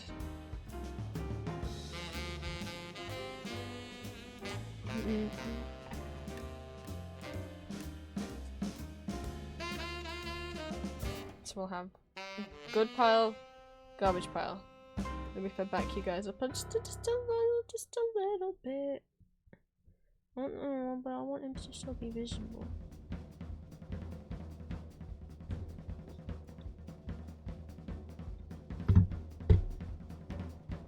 Okay, now we can get into the actual. We can do this for real now.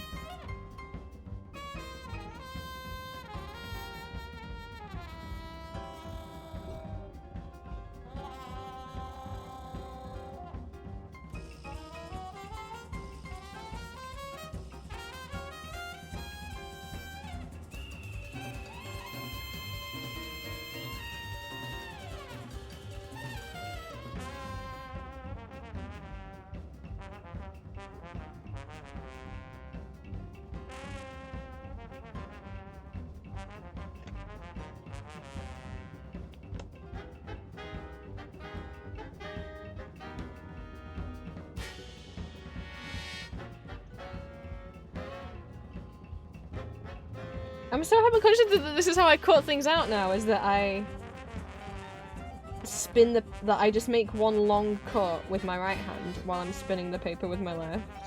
I was never consciously aware that that's what I did until last week. When you guys saw me do it and pointed it out.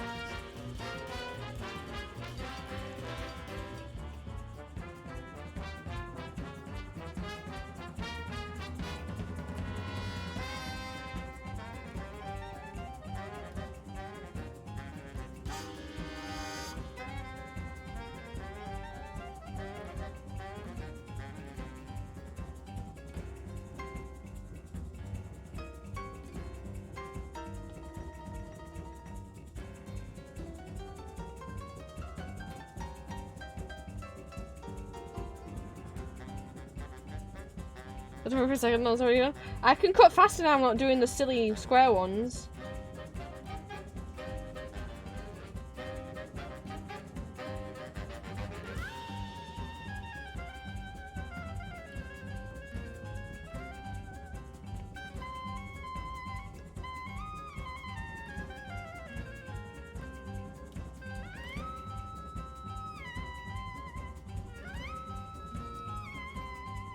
Oops, not two at once.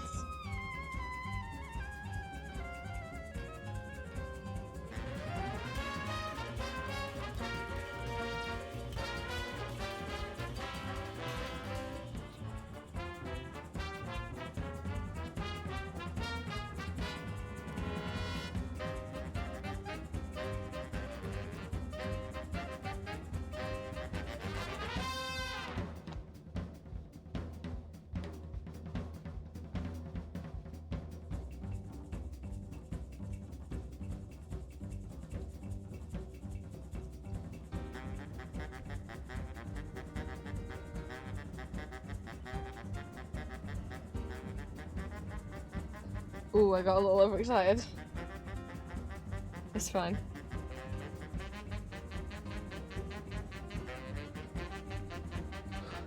It's fine, I almost cut through Sora. That wouldn't have been very nice to do to him.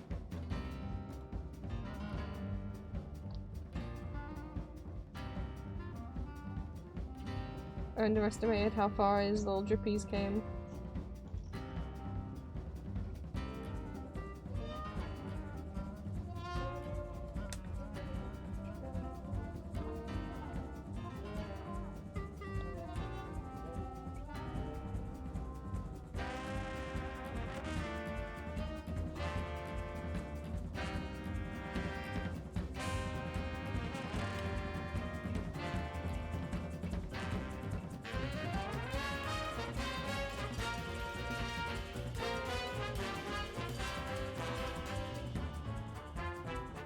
I wonder if this is what hurt my neck last week. I was just like, wow, I'm just leaning over, not in the best position. Because normally I would cut back up here and lean back in my chair, but if I do that, you guys can't see. Like, see, that's what hurt my neck? I don't know. No, because it didn't hurt the day after that. It hurt 2 days after. I don't know what caused it. Who the frick knows?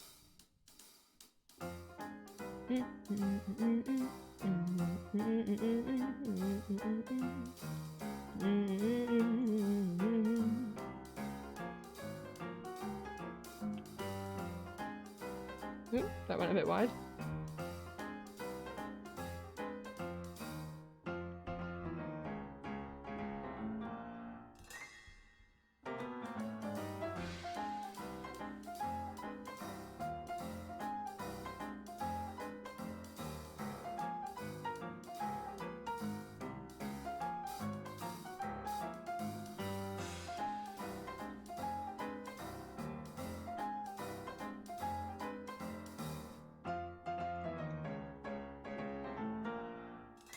I like when there's a lot of curves, that's way more satisfying for me to cut out. So like going down the wave of Ambrose's hair is quite satisfying.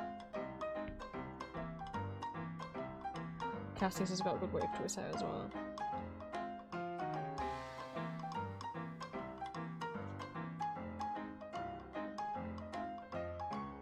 And I haven't done a Cassie studio in a while. I don't know what to do for him safe for work wise is the thing. I don't know what he would be like in that situation.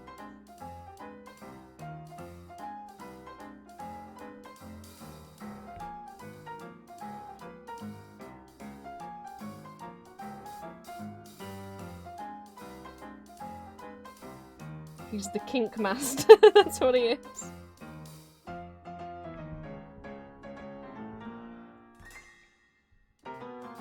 Maybe I'll bring him back at some point for new people to enjoy.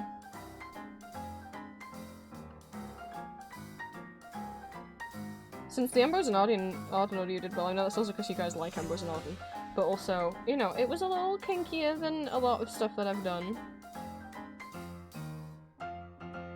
Just because most of the requests I get aren't really for that kind of stuff, not because I don't like making that kind of stuff anymore.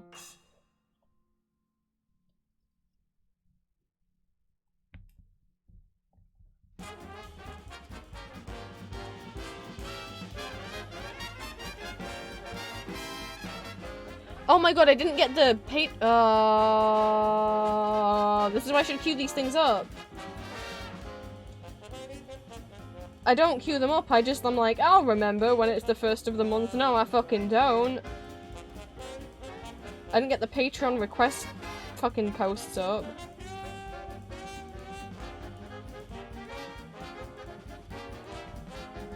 I'm just gonna do that right now. Don't mind me. Patreon.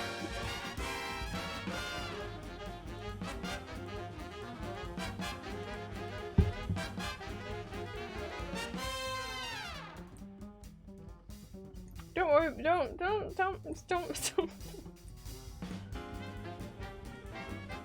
Patreon's weird when you copy paste text. If you've ever noticed that there's some weird double spacing in my Patreon in the monthly roundup posts, yeah, because whenever I copy paste on Patreon, it just randomly puts spaces, like double spaces, triple spaces, randomly throughout the fucking text. Like Patreon, you take a big enough cut. Like, I don't know what the percentage is in terms of what Patreon takes fee-wise, but let's say if I made 1,000, they would take 300. So I guess it's around 33%, which is there's a lot, isn't it? Patreon take a lot. Like, I mean, people complain about Etsy fees, but I never see people talking about the things that how much. Maybe that's a little. I don't know. It feels like a lot. Maybe I'm wrong. Maybe it's not quite as much as that, but it's definitely more than what Etsy takes.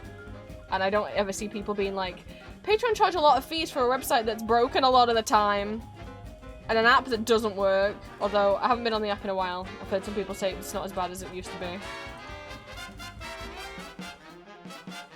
Hope that is the case. And there's fucking removing features that I liked using. I liked having the gold feature, but they got rid of it because not enough people were using it. Yeah, but that's because they're like, well, only 5% of Patreon users were using that feature. It's like, yeah, because like 50% of the people who have Patreon accounts just abandon their profiles and don't have anything. Going off in it, like, wow, I made a lot of announcements. Okay, here we go. So progress wind up, Pleasure audio, okay. I'm on it, you guys can start getting your requests in, hang on. For those unaware, the two exclusive Not Safe for Work audios, the two Patreon fledgling tier exclusive Not Safe for Work audios that I do every month are taken from the requests of my patrons. And I also do, for all tiers on Patreon, a Safe for Work request roundup post. If you're a patron, even if you're in the lowest level tier, basically, for the Safe for Work audios, you have a much higher chance of your request being picked if you're a patron versus not a patron. You see why it's spacing stuff weird? You can't really see. Look how many spaces are there! How many spaces are here? What is this?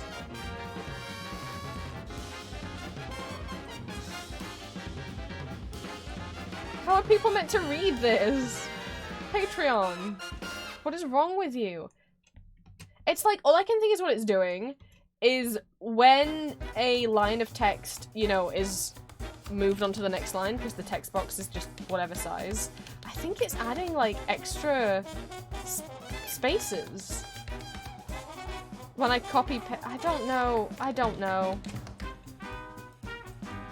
No, that doesn't make any sense, because some of these are doing it 2 words in a row, so I don't have a clue. So if you see any double spacing, I'm sorry. It's just that I've missed it. All paid members. Publish now.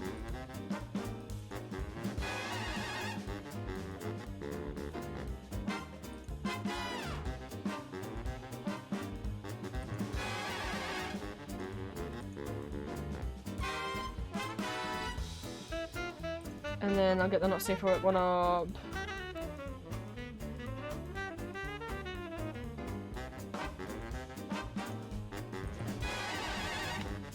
It's just the same thing every time, I just have to replace the word December with January.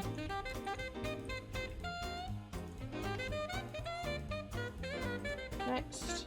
All paid members publish now. I did it! It's still the 1st, that wasn't a day late.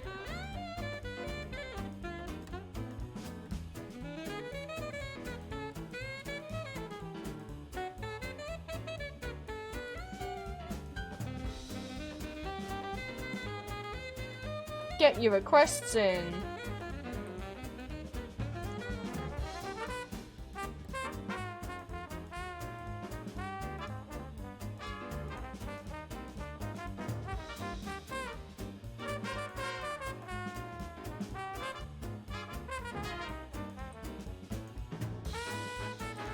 Okay, back we go to cutting.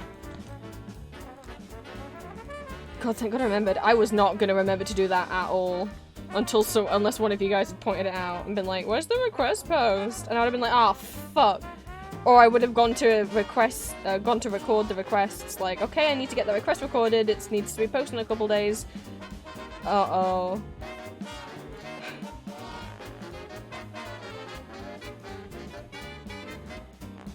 They always get posted They get posted the final Saturday of each month, and whatever Saturday is 2 weeks before that. The reason why I don't like to do them 2 weeks in a row, like a week and then another week, I like to leave like a week between them. And I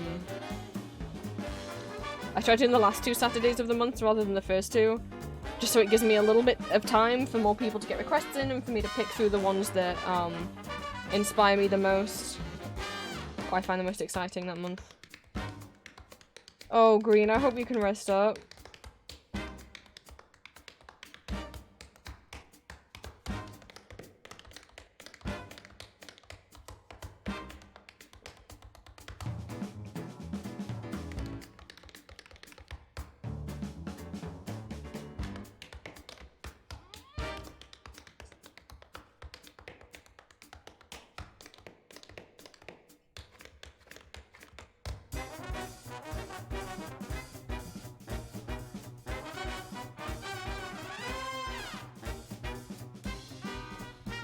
I need better neck support when I'm cutting stickers out. Sometimes I just sink down in my chair so I can have my head propped up on the back of my chair. Oh, I have a new pillow coming in, I'm so excited. The pillow I currently have on my chair, I don't like. It's fine, it's comfy. It just, I have it facing backwards because personally, the thing that's on the front is triggering to me. So I've wanted to get rid of it for a long time. It's just a bit facing backwards and then sometimes it falls down and I'm like, oh no. But like, I just don't replace stuff unless it breaks. But I saw a pillow for sale and I was like, it's the same size as the one I have now, if not a little bit bigger, and I'm like, oh, that would be perfect. New pillow for my chair. Because it's something that's got art on it that I've wanted something of this for quite a while. It's of the Hatsune Miku cinnamon roll collab, which I adore. Those are two of my favorite little guys right there. So that's gonna be my new pillow. I can tell the texture's not gonna be as nice because this is like a plush fabric, whereas it looks like the pillow, it looks almost kind of like tote bag-esque. I'm just hoping it's not gonna be super scratchy. Not that it really matters if it's against my back, does it? But, yeah. Finally. A pillow that's not stinky. I love the pictures from the Hatsune Miku Cinnamon Roll collab. It's just adorable. And I love Cinnamon Roll. And I had a whole Vocaloid phase that is creeping back up on me that I had over 10 years ago that's been coming back. I've been listening to a lot of Vocaloid lately. So. It was just perfect.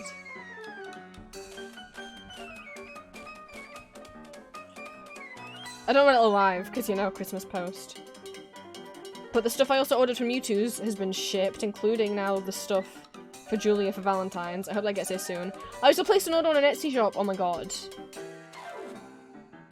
That I'd been wanting to buy from a while. I've bought from this person before in person at Comic-Con, the Artist Alley table. I'll find their shop name. They just sell like cryptid themed stuff, right? And I have those of you who have seen my my badge display embroidery hoop that I just finished doing, the Mothman pin is from them, and I also have a sticker of Mothman in lingerie doing the splits that's from them. Welcome back, Jasper. But basically, I really wanted a reusable sticker book, and I've wanted one for a while, and Julia has one, and I've really wanted one, and then I think Cryptid and Cheesecake were sharing theirs in the Discord, and I was like, oh, this is the final straw, I really want one. So, I was trying to find ones that were based in the UK, because most of them on Etsy are, in America. And there's some that I love the look of, but they would just be so expensive to ship. But if it's who I'm thinking about, I mean, probably. I don't know a single other UK artist that does Comic Cons, that has tables at Comic Cons that just sells,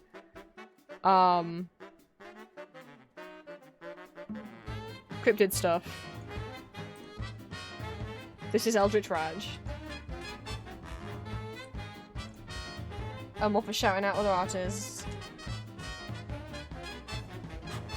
They have cryptid and D&D themed stuff. Oh, sorry, you can't see it on screen. There we are. They didn't have snow. Are you kidding? They've added. They didn't have these when I ordered for me and Julia. Oh, okay, hell yeah. They didn't have those two when I ordered a couple days ago. So, hang on, I'm gonna look at this in an incognito tab because Etsy is silly. Here's some streaming tips for you. If you're logged into Etsy, it will show, depending on what page you go on, it might just, like, show your card number. So, now it won't, because now I'm in an incognito window. Look at these! It's Cowboy Wild West themed. Oh. Right, so basically what happened is I was like, I want a reusable sticker book. They've got one. I like the design. The only reason why I don't love the design is because it has the Mongolian Deathworm on it, which I personally don't like looking at. I'm thinking that I'm gonna put stickers on the front to cover up the Mongolian Deathworm because he scares me. I don't like the Mongolian Deathworm. But I love Mothman. 10 out of 10. Wood smooch. Flatwoods monsters are really interesting to me. We got Bigfoot, we got Jackalope, we got El Chupacabra, we got the Fresco Nightcrawlers. They're just silly little guys. Who doesn't love a silly little guy? We got Nessie. We got the Jersey Devil. But I just wish the Mongolian Deathwing wasn't on there. I'm probably gonna cover him up. I don't like it. There's a big one with a big mouth with big teeth. I don't like it. I didn't notice the baking one either. Oh my goodness. Okay. But so I got that, and then I was like, well, Valentine's is coming up. Why don't I see if there's anything? Because me and Julia wanted to do like color themed boxes of Valentine's, so she's trying to get me loads of stuff that is blue, and I'm getting her stuff that is pink. She asked me what color I wanted. She was like, "Do you want blue, pink, or red?" And I was like, "Can I have blue? Because like that's like my comfort color. Because like as a kid, I didn't get to have blue themed stuff because I was raised as a girl, so I only had pink. So she's getting me blue stuff. She wanted pink." But it's gonna be pink and cryptids because I saw some stuff on here that I'm like, I have to get this for you. Some of the stuff she knows about, some of the stuff she doesn't. Like, she knows she's getting one of the Wild West ones. She just, I mean, they're cute. I also didn't know cactus cats were cryptids. Oh my god, where's the cryptid that I discovered? Oh my god, these guys. I have a new favorite cryptid. No, I don't. It's still Mothman. But, oh my god. These little cats with the single horn, they're called Gatti Pedros.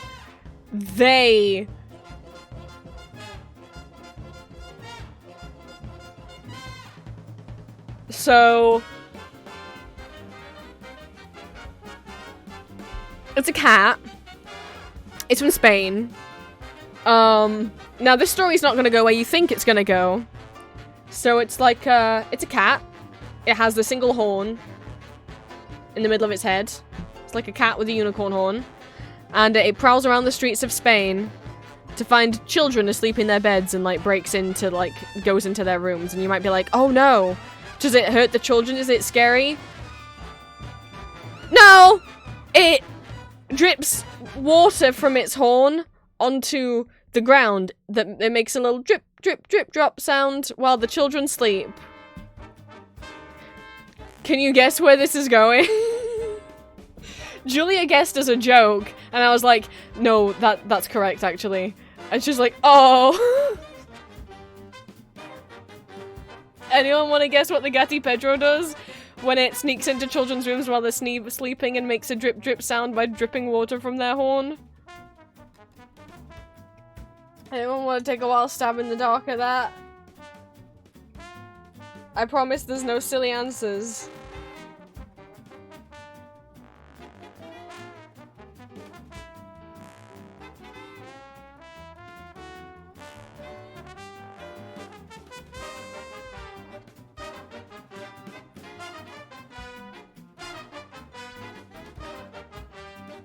Bed wet. Does it drink the water? It doesn't drink the water. Green, would you like to win an imaginary prize? Because it is bed wet, cat. The drip drip sound makes the kids wet the bed. And that's what the cryptid does. And me and Julie were like, I mean, that has to be either some parent invented that to comfort their kid, like either some kind of cautionary, like, don't remember to lock the window or the Gatti Pedro will come in and make you wet the bed, or Julie was like, maybe a parent invented it so the kid didn't feel as bad about wetting the bed, and I'm like, no, I reckon a kid invented it. It sounds like the kind of thing where it's like, you know, someone's like, son, did you wet the bed? And they're like, no. Actually, there was, like, a cat, and it had, like, a unicorn horn, and it came in the night, and it made me wet the bed, so, like, it's not my fault. Like, that's what I think, anyway. I also found out that there's a UK cryptid that I finally like. I haven't given a shit about a single UK cryptid, because they're all, boring. They're just big dogs and cats. But, do you see? I mean, okay, I shouldn't say UK. England cryptids are boring. Scotland's got the Loch Ness Monster. You looked out. England cryptids are fucking boring. It's just big dog, big cat. Mostly big dog. But there's this little guy. And I forgot their name, so I'm gonna have to... This little hedgehog with fairy wings. Is called Tizzy Wizzy.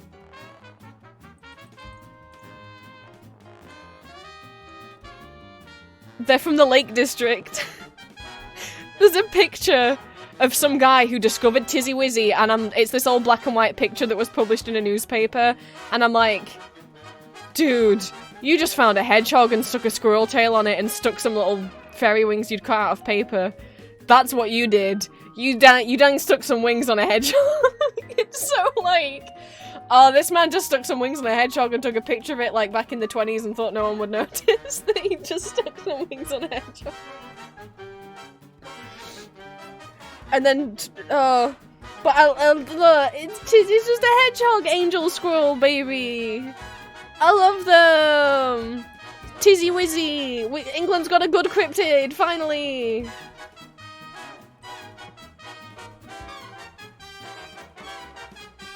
Charlotte would have that, right? Oh, goodness.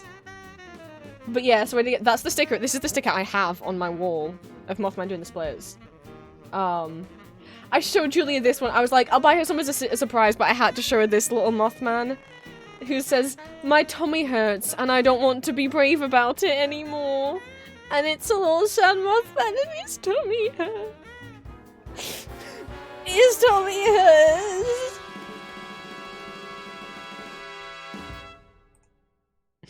It's okay, little guy.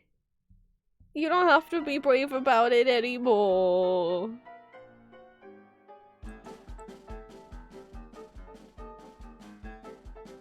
But they got some really cool stamp washi tape too with like cryptids and like Egyptian god. They got Nessie socks. Nessie socks. This whole cryptid terrarium thing, which is really, like, series of stickers and I think charms, which is really cool. Oh my god, world's strongest Mothman.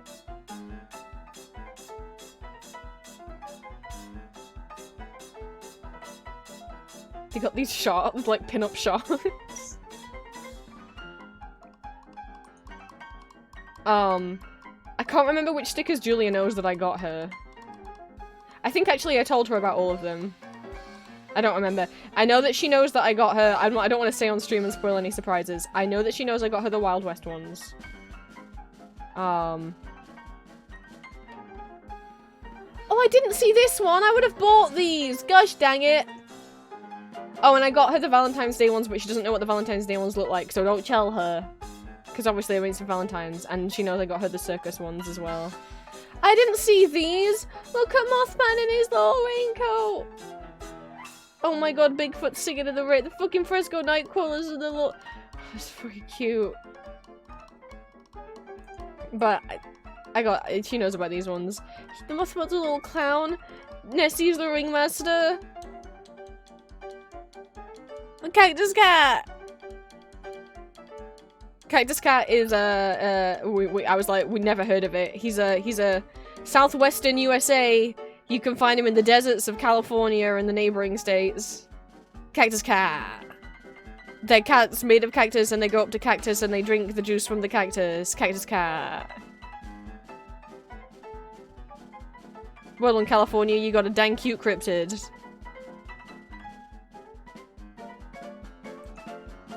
Cactus Cat. Little monster jukeboxes. Oh, it's Pokemon. I thought they were cryptid. It's Pokemon.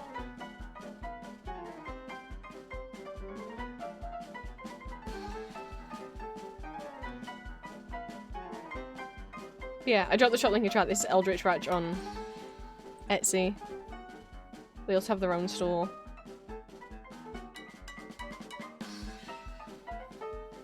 Ooh, I'm excited. I've got a sticker book on the way, finally. All my stickers currently. So I have... It's not the next, alright. So I have, like, ones that are in packs, right? Julia got me all of these. So I have some Halloween ones. She got me some Transformers ones because she's the best girlfriend and she knows that I like my giant robots. Some Halloween ones, some Lisa Frank, because I've never owned Lisa Frank stickers before. And some Sanrio ones. Plant, this is what I took the little, you can see, where I cut out the Pom Pom Purin. I give Plant a couple Pom Pom Purin stickers with the bracelet they won in the Subathon giveaway. Because I was like, well, I have to. The only terrible thing about this, it doesn't have any cinnamon roll. There's no cinnamon roll. It's got Choco Cat, which is nice. And that's my do. There's no cinnamon roll.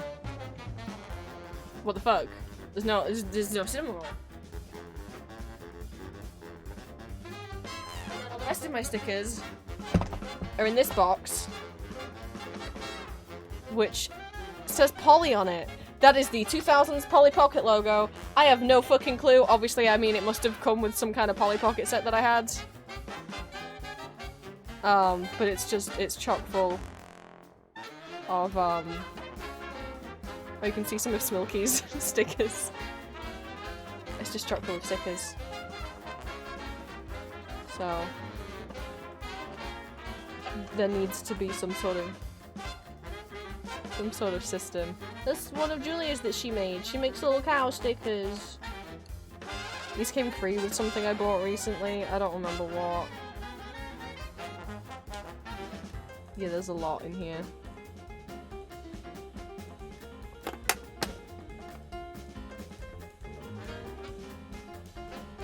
I don't know if all of that will fit in a sticker book.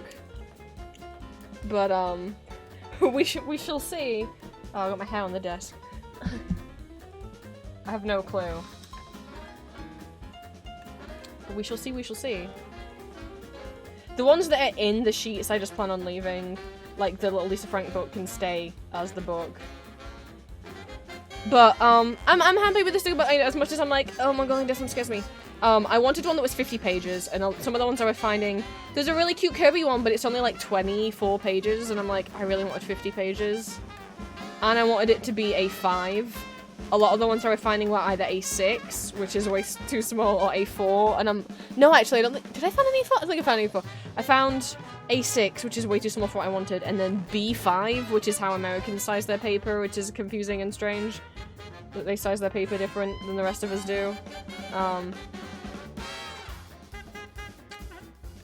B5 is kind of like a A4, but a little bigger, and I'm like, I don't know where I'm gonna put it if it's that big. So, A5 good size. We'll fucking see. Yeah, the B sizes are for silly Americans.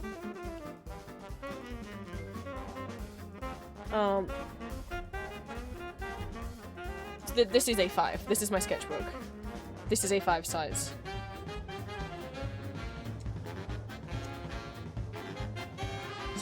Why is something falling out? Ah!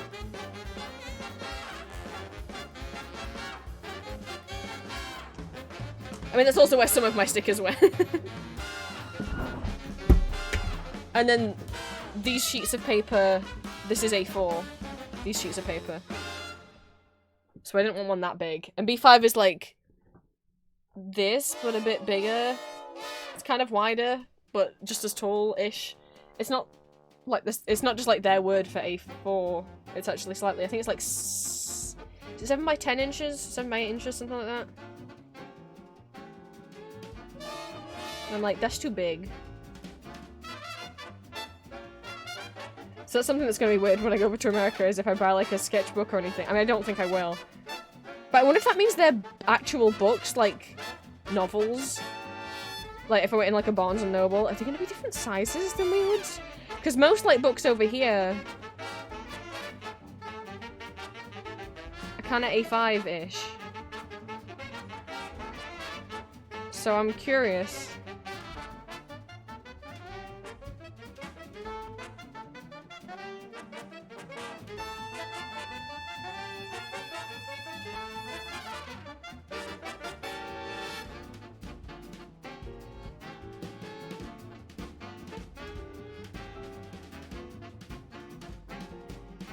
Oh, I've only got like 7 minutes left on my timer. So if that means like if you were to buy a printer from America, then we wouldn't be able to, you wouldn't be able to get paper from the UK to fit in it. Which is strange, I just assumed paper sizes were universal. I mean, like when you go to Photoshop, it has options for both like the A sizes and the B sizes. A sizes are what we use, B sizes are what USA uses. I don't know in terms of what other countries use.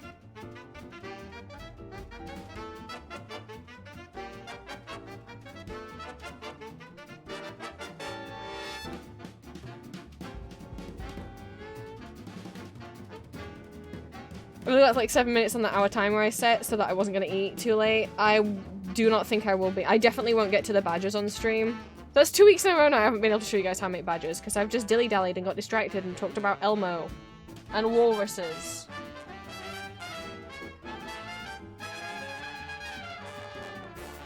And Brexit. But, I'll cut the rest of them off after stream. I'll, like, make dinner.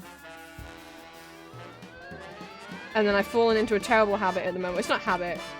You know, every now and then YouTube out of nowhere will just start recommending me Kitchen Nightmares and Hell's Kitchen clips, and while I'm like, no, reality TV is garbage, I understand that the way that these shows are edited does not reflect reality. I'll be honest.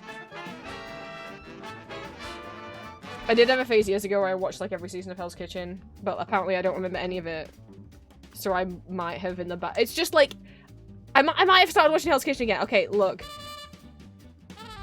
For anyone judges, I like having stuff on in the background that I'm not invested in. And sometimes music is on in the background while I work, but sometimes that's too understimulating.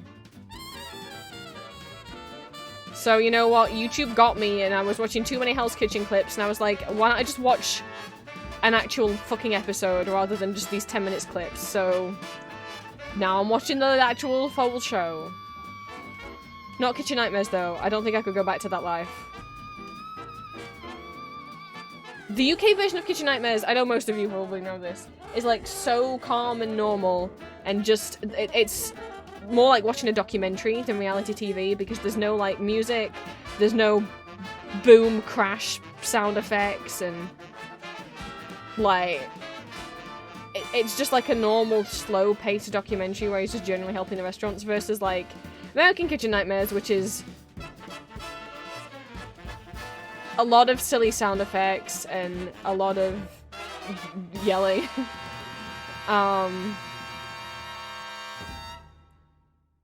And I don't know if I could ever go back to Kitchen Nightmares. It's sensory overload. There are certain parts of Hell's Kitchen where I'm like, I have to skip this bit, this is stupid. But for the most part, it doesn't get me as bad as Kitchen Nightmares does. I will say, what has been interesting is on YouTube, so when they filmed season 2 of Kitchen Nightmares, they also aired a unedited version. So for those who don't know how Hell's Kitchen. It's like a cooking competition with Gordon Ramsay, and whoever wins gets to become his next head chef at a restaurant. Each episode is like, they do a team challenge and whoever wins gets to go on a reward. And then they have to do like a full dinner service. Like there's a restaurant and they are working the line in the kitchen and they have to do a whole like multi-hour dinner service, right? And it's all like edited and flashy and, you know. But what they did in season 2 is they actually aired unedited, non-flashy version of every single dinner service. It's not the entire from season 2, it's not the entire dinner service because the entire dinner service is multiple hours and these episodes are still only an hour long. But it was called like Hell's Kitchen season 2 like served raw or something. They're all up on YouTube on the official Hell's Kitchen channel. And wow, that was so, I'm like, can this be the show in future actually? I'd much rather just watch this. Because also it highlights the fact of like when you see like clips from Hell's Kitchen, because the whole multi-hour dinner service in an episode is shortened to like 20 minutes. And sometimes you see like Gordon Ramsay losing it with them and you're like, oh come on, you didn't, like, maybe you don't need to lose it with them yet. I mean, it's bad, but you're gonna kick him out for that. But then you watch the unedited version, you're like, oh, he'd made like 5 massive fucking mistakes before this one that they just hadn't shown in the final cut of the show. No wonder Ramsay's fed up with it. It's so much more painful. You realise, like, oh, no wonder he gets frustrated looking at the unedited footage. And also shows how actually hands-on he is with, like, trying to help them as well. But yeah, so YouTube's got me. Every now and then they'll just be like, would you like to watch a Hell's Kitchen clip or a Kitchen Nightmares clip? And I'm like, no. Resist.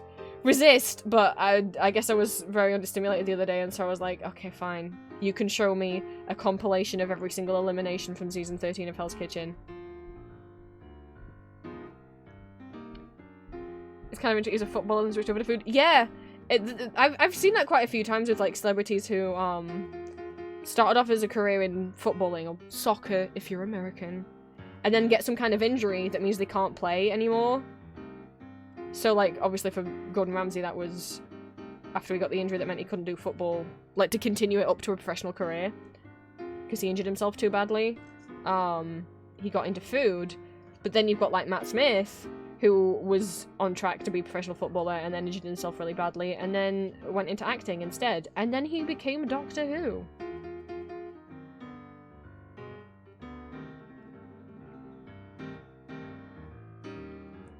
We can also get no hell watching Teenage Nightmares clips. Don't get me wrong, I'm not saying the American one is entertaining. I'm just saying personally for me sometimes it's like, oh, I need to. It's too much for my brain. I need to turn this off.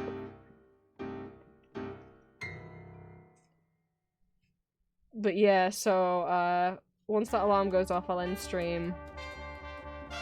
I'll make food, and I'll eat. There's something to be said about eating like, just like a regular old sandwich, or like a frozen little meal that you cooked, whilst watching like Gordon Ramsay making like proper top tier expensive food, and I'm here just like, anyway, I'm gonna eat my frozen pizza.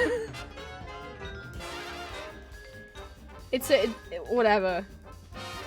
God, and I don't get it. Maybe it's just because I'm not crazy about food. There was a dish on there and he was like, oh yeah, I'd happily pay $230 for that. And I'm like, what planet are you living on? Even if I was making millions, no matter how much more money I'm making, I'm still gonna shop at the little cheaper grocery stores I always shop at. And I'm still just gonna make and eat the food that I'm not gonna start going to fancier restaurants and paying that much for a meal. No meal's worth that. You can get nice tasting food for a normal price. You don't need to pay that. I don't understand paying that much for a plate of food. Oh, but it's cooked in this, and oh, it's got truffle on it. I'm like, alright. But I could just like have a salad that I could just buy veggies and make myself a salad that would be infinitely cheaper and also healthier than that. And if I didn't want to go healthy, well then I could just fucking go to fucking Popeyes or Pizza or whatever, you know, like... It baffles me. Yeah, but great. I have not watched that much Bake Off. I know. I was not aware of Bake Off for the first few years that it existed. And then I became aware of it probably through Tumblr memeing on it. And then I just was like, yeah, I have no desire to watch this. I have watched a few seasons now, because last year when I was quite sick. Oh my god, it's not last year anymore. 2022 when I was quite sick. And like basically having to like be couch ridden. From like September until January. I was just watching a lot of TV. That's how I got into Repair Shop, which is a very chill, cozy show. It's a UK show where there's like a bunch of experts, craftsmen who work out of this barn, and regular members of the public come in and bring in like items that was like sentimental to them, but are broken, and then these people fix them. So they have like someone who does woodwork, and someone who does metalwork, and someone who fixes like clocks, and someone who fixes leather, and someone who fixes fabric, and they have these ladies called the Bear Ladies, and they fix like stuffed bears and stuff. It's very cute and cozy, and then at the end they're like, here you go, here's your childhood bear, he's all fixed, and then the people cry, and then I cry! And that's my cozy comfort show.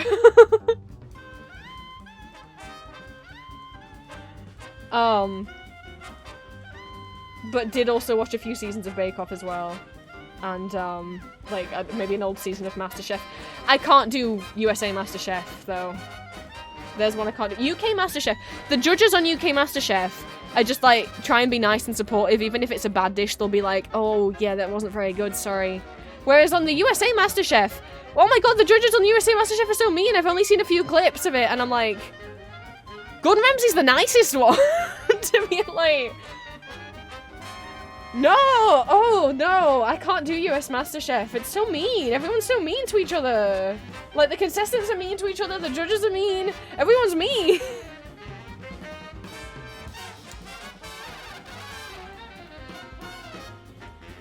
Also, I know that Gordon Ramsay is not, like, a horrible, terrible, like, I know, like, the shouty is part of his persona.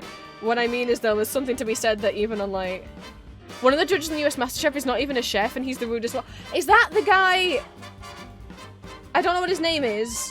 He always wears a suit, and he's bald or got very little hair. He always, like, seems like he's the meanest. And never, like, really has any constructive criticism to give.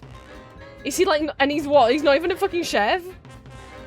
Yeah, him! What the fuck? He's not a chef! Why is he on MasterChef, then? It's for MasterChef! Is he, like, a restaurant owner or something? Or, like, he's got, like, a food business? Fuck off with that. He's so mean. UK MasterChef is so much more like, let's just support each other.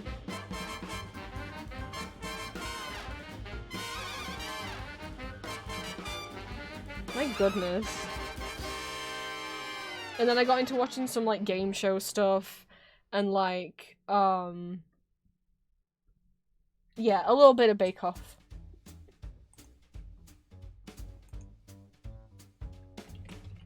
I want to say his first name's Joe. It is Joe. MasterChef Joe. Oh my god, yeah, no, he's not. He just owns restaurants. I was right. Restaurateur, winemaker, author, television personality, and musician. He co-owns 30 restaurants in 4 different countries.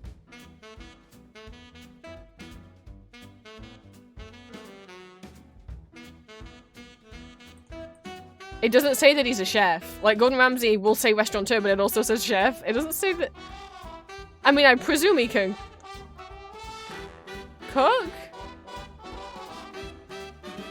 He was like a bunch of Italian... Oh, no! Don't go on his Wikipedia page. Oh, okay, that's not against him. So the his business partner and co-owner of his restaurants.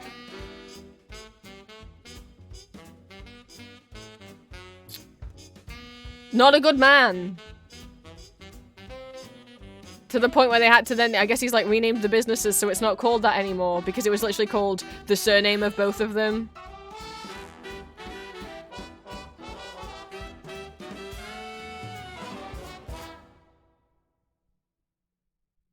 But several employees of his restaurants alleged something against his business partner and find a widespread culture of this thing in this guy's restaurants. $600,000 settlement against 20 employees. Well, at least they won and got some money, but like, oh no. Is he still on Master? Again, to be clear, this is not the MasterChef judge, it's his business partner, but I'm still like... That's not good that there was a culture of that in the business that you own. Sometimes say something garbage and Ramsay will like it and look confused. It doesn't know anything about food. I think just like that's what it feels like. Is he still on MasterChef? It says was. He was a judge on MasterChef until it took up too much of his time. Oh no, he was a judge on MasterChef Junior as well for a bit? No. No. I can't imagine him doing MasterChef Junior. Like, when Ramsay does MasterChef Junior, like, you know, he'll shout at adults because they should know better. He'll shout at, like, people... You know, you understand him when he shouts at people in Kitchen Nightmares who are, like, actually using, like, food past their sell-by date and, like, serving, like, raw fucking chicken that could get people sick. I'm like, yeah, I'd want to scream at them. But when he's around people who are doing a good job, or, like, with wait staff, when it's not their fault, the restaurant's shit... Or when he's around kids, like, he's very nice and gentle with them, because it's like, well, they haven't done anything wrong. I think he was rude to the kids, too. Yeah, I got the vibe that he probably was. Oh, my alarm went off and I just kept cutting out stickers. Anyway, the point that I brought Kitchen Nightmares, Hell's Kitchen up, is I'm gonna end stream, and then I'm gonna make nachos, that's what's gonna be, because we've got leftover sauce and dips from yesterday. Oh, I'm gonna do myself some nachos. I'm gonna eat it all to myself. I'm not gonna share it with anyone. Damn right. And I'll watch some silly Hell's Kitchen while I eat, and then I'll continue watching Hell's Kitchen as I finish cutting out the stickers, and then I gotta make the badges, which obviously you guys we'll cut out Heisenberg as the last sticker for Cryptid, even though I don't think this is Cryptid's order or anything like that. But Cryptid seemed excited to see him, so we'll cut him out.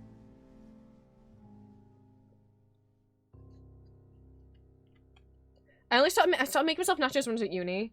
And boy, I used to eat that shit far too often. It basically just used to be because it might be your order, Incognita, maybe. If you know that you ordered, I think Heisenberg and Lady D were in the same order.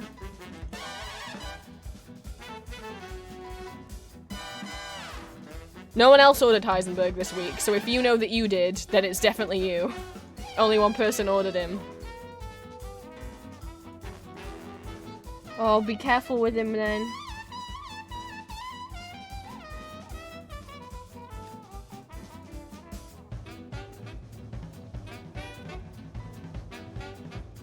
But yeah, I used to like getting nachos at Pizza Hut, and then they stopped doing them. So in protest, I started making them myself. I just get a whole, tortilla chips in a bowl, Doritos hot salsa on top, Doritos sour cream and chive on top, grated cheese on top, stick it in the oven until the cheese melts. Inhale. After you take it out the oven. There is the little man. Apart from he's not very little. Dad bod Heisenberg, truther, stop joining with abs and give him a tummy, cowards. I agree. I agree. Also, like, you can do both. Like, he can have a tummy and also have a bit of muscle on it. Like, I don't think people understand you can have both of those things. You can have a tummy and be a strong man. You can be a strong boy and have tum-tum. I've still got all that to cut out. They're about the same height. This is what's done, this is what's still to cut, so however many I've cut, I've got about the same amount maybe to do again. I've still got all these to cut. Oh boy. I'm gonna put the garbage in the bin.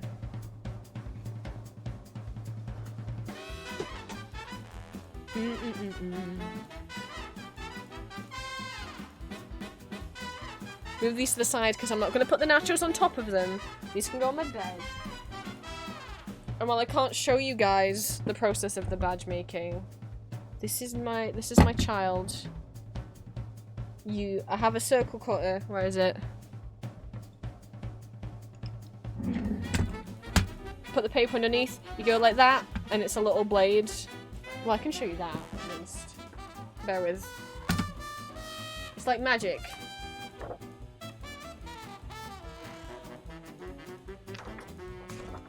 Look how fucked up this little board is. People who draw house in buff with the tummy, I'll protect with my life. Oh no, the blade came off. It's just on like a magnet, so that if you wanted a smaller circle, I guess you can just... I think you'd have to manually change where the blade is, so actually, no, I don't understand that. Anyway, line it up. Spin. And now I have a little circle. Magic. So that. And then I have like a metal part for the top and a plastic part for the back that has a pin in it. There's a finished one. So it's like there's like a metal half and a plastic back. I'll try and be fast enough next week that you guys can see this process. So there's a finished one. So it's like a metal. You put the metal bit in, and then you put that in, and then there's a sheet of clear plastic that goes on the top. You put these pieces down like a little top hat shape. It's like a top hat. And then you go over there. I'm not actually going to do that. And then you pull this down. There's like you can't see the lever. And then you pull this. And then you would do that. Spin this piece around. Put the plastic back in that side. Take everything up. Put it over there. Put it back. And then crank it again. And then you would have... But... Oh, a finished badge.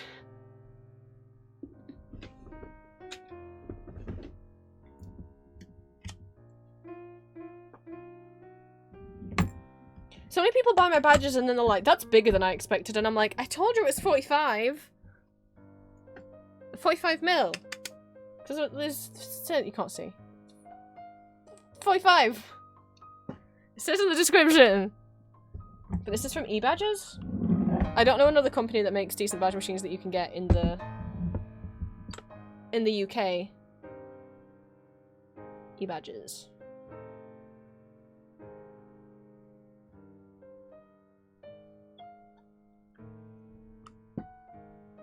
And then you don't have to buy in bulk from some other company. You can just make a badge whenever you want.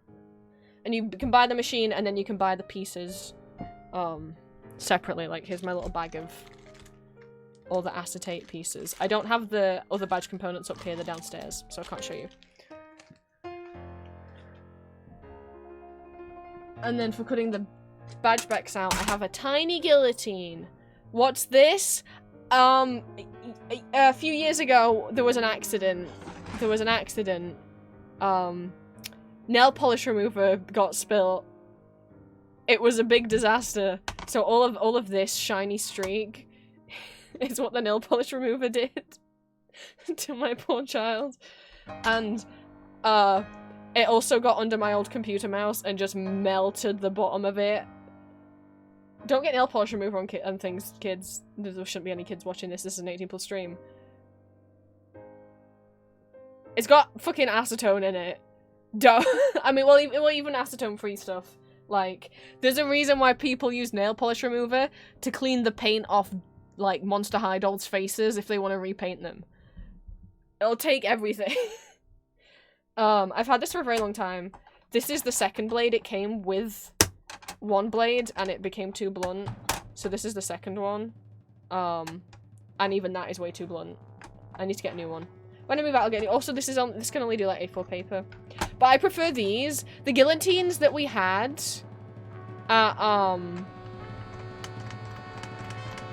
You do this children out even as adults? I was quoting Dracula.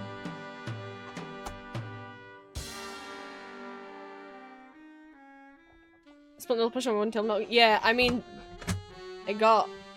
You can kind of see these kind of speckles over here. No, you can't. Anyway, it got over there on the desk. I don't remember what else it destroyed, but it melted the bottom of my mouse. The ones we had in university were shit, so I like ones like this where you just slide this across, right? The ones they had in university had like a lever like this. Like the blade was like this, and you slice it down. I don't like those. The paper moves too much as you're slicing down. It never cut like how like that blade's got to be super sharp, whereas even though this is kind of dull, because you've got the pressure to push down and slide, it makes it so much easier to cut with. The lever ones, I'm like, I don't think it's going to be lined up where I want. I don't think it's going to be... Because also it's got this little clear ruler bit. The lever ones are terrifying. I'd never seen them before I went to university. I did not like them one bit. These feel better. These are less scary.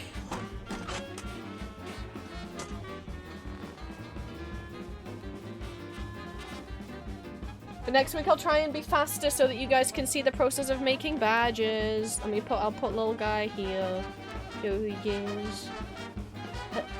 He's a really good dancer. I like stimming with him by just making him move and groove around. Right.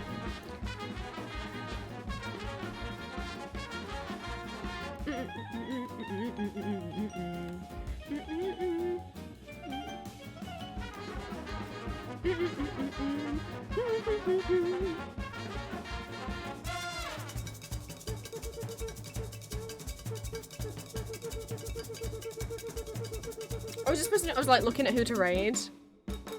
Are they doing a subathon?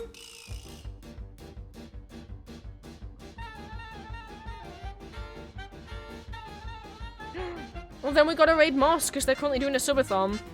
They're currently playing Elden Ring, but they have a pinned post letting you know not to backseat them because this is their first time playing Elden Ring, so don't backseat and don't spoil. They got... Wait, I thought that said 2 hours. That can't be hours. Hang on. Is that days? Hang on. Twitch. What the fuck is this? I want to see the stream. My goodness. No, I was trying to... No, there we go. It's this is 31, that's ticking down, and then 8, so that has to be, that's seconds, that has to be minutes, that has to be hours, so that's 2, okay, there's 2, I guess that's days. It says boss birthday subathon. I guess it's Moss's birthday? And a subathon? I would presume. Oh! Boss is the name of the little goat, I think. He's wearing a party hat. You can't see him. There he is. I think. Anyway, it's a subathon, so we should read Moss. Moss is very sweet. Moss has goats. Do you like goats?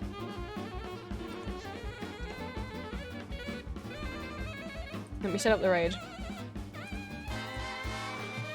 This little guy can stay here. Even if you guys have to go, like, I've got to go make food. Please check out Moss's stream. Give him a follow. Moss is very, very sweet. Moss often does art streams. So if you like art, Moss is cool. I forgot Moss's pronouns. I'm so bad.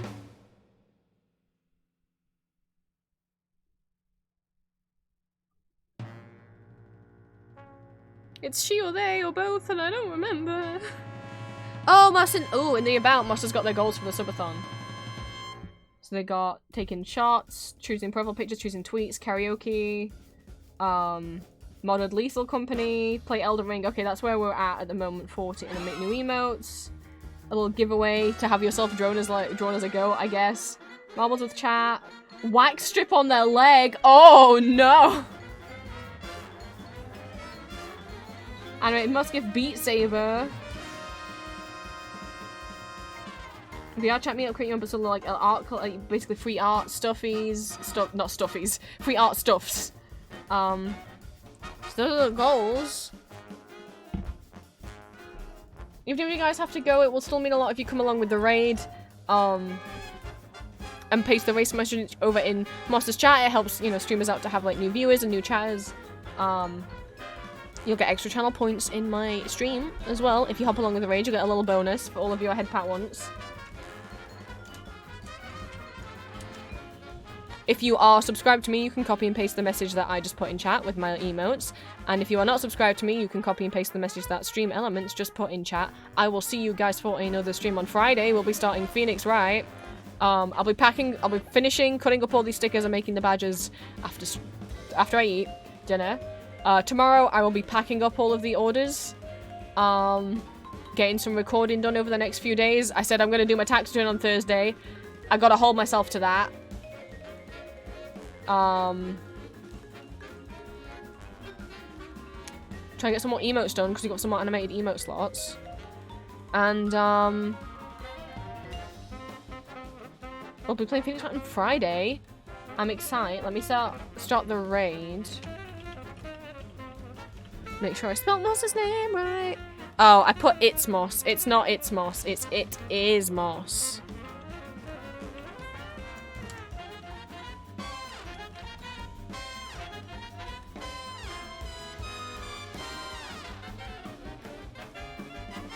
Thank you for stopping by. Thank you for watching stream. I'll see you guys on Friday for another stream. Obviously, you know, I'll be hanging around always on Tumblr and Discord. Until then,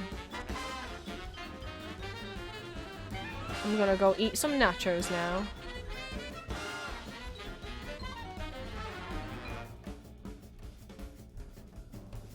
Okay.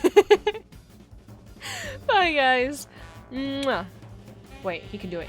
You can do it. You can reach. Oh no, he can't reach his mouth. He can't reach his mouth. Hang on. Oh, hang on. He can do it. He can do it. He can do it. He can do it. Mwah.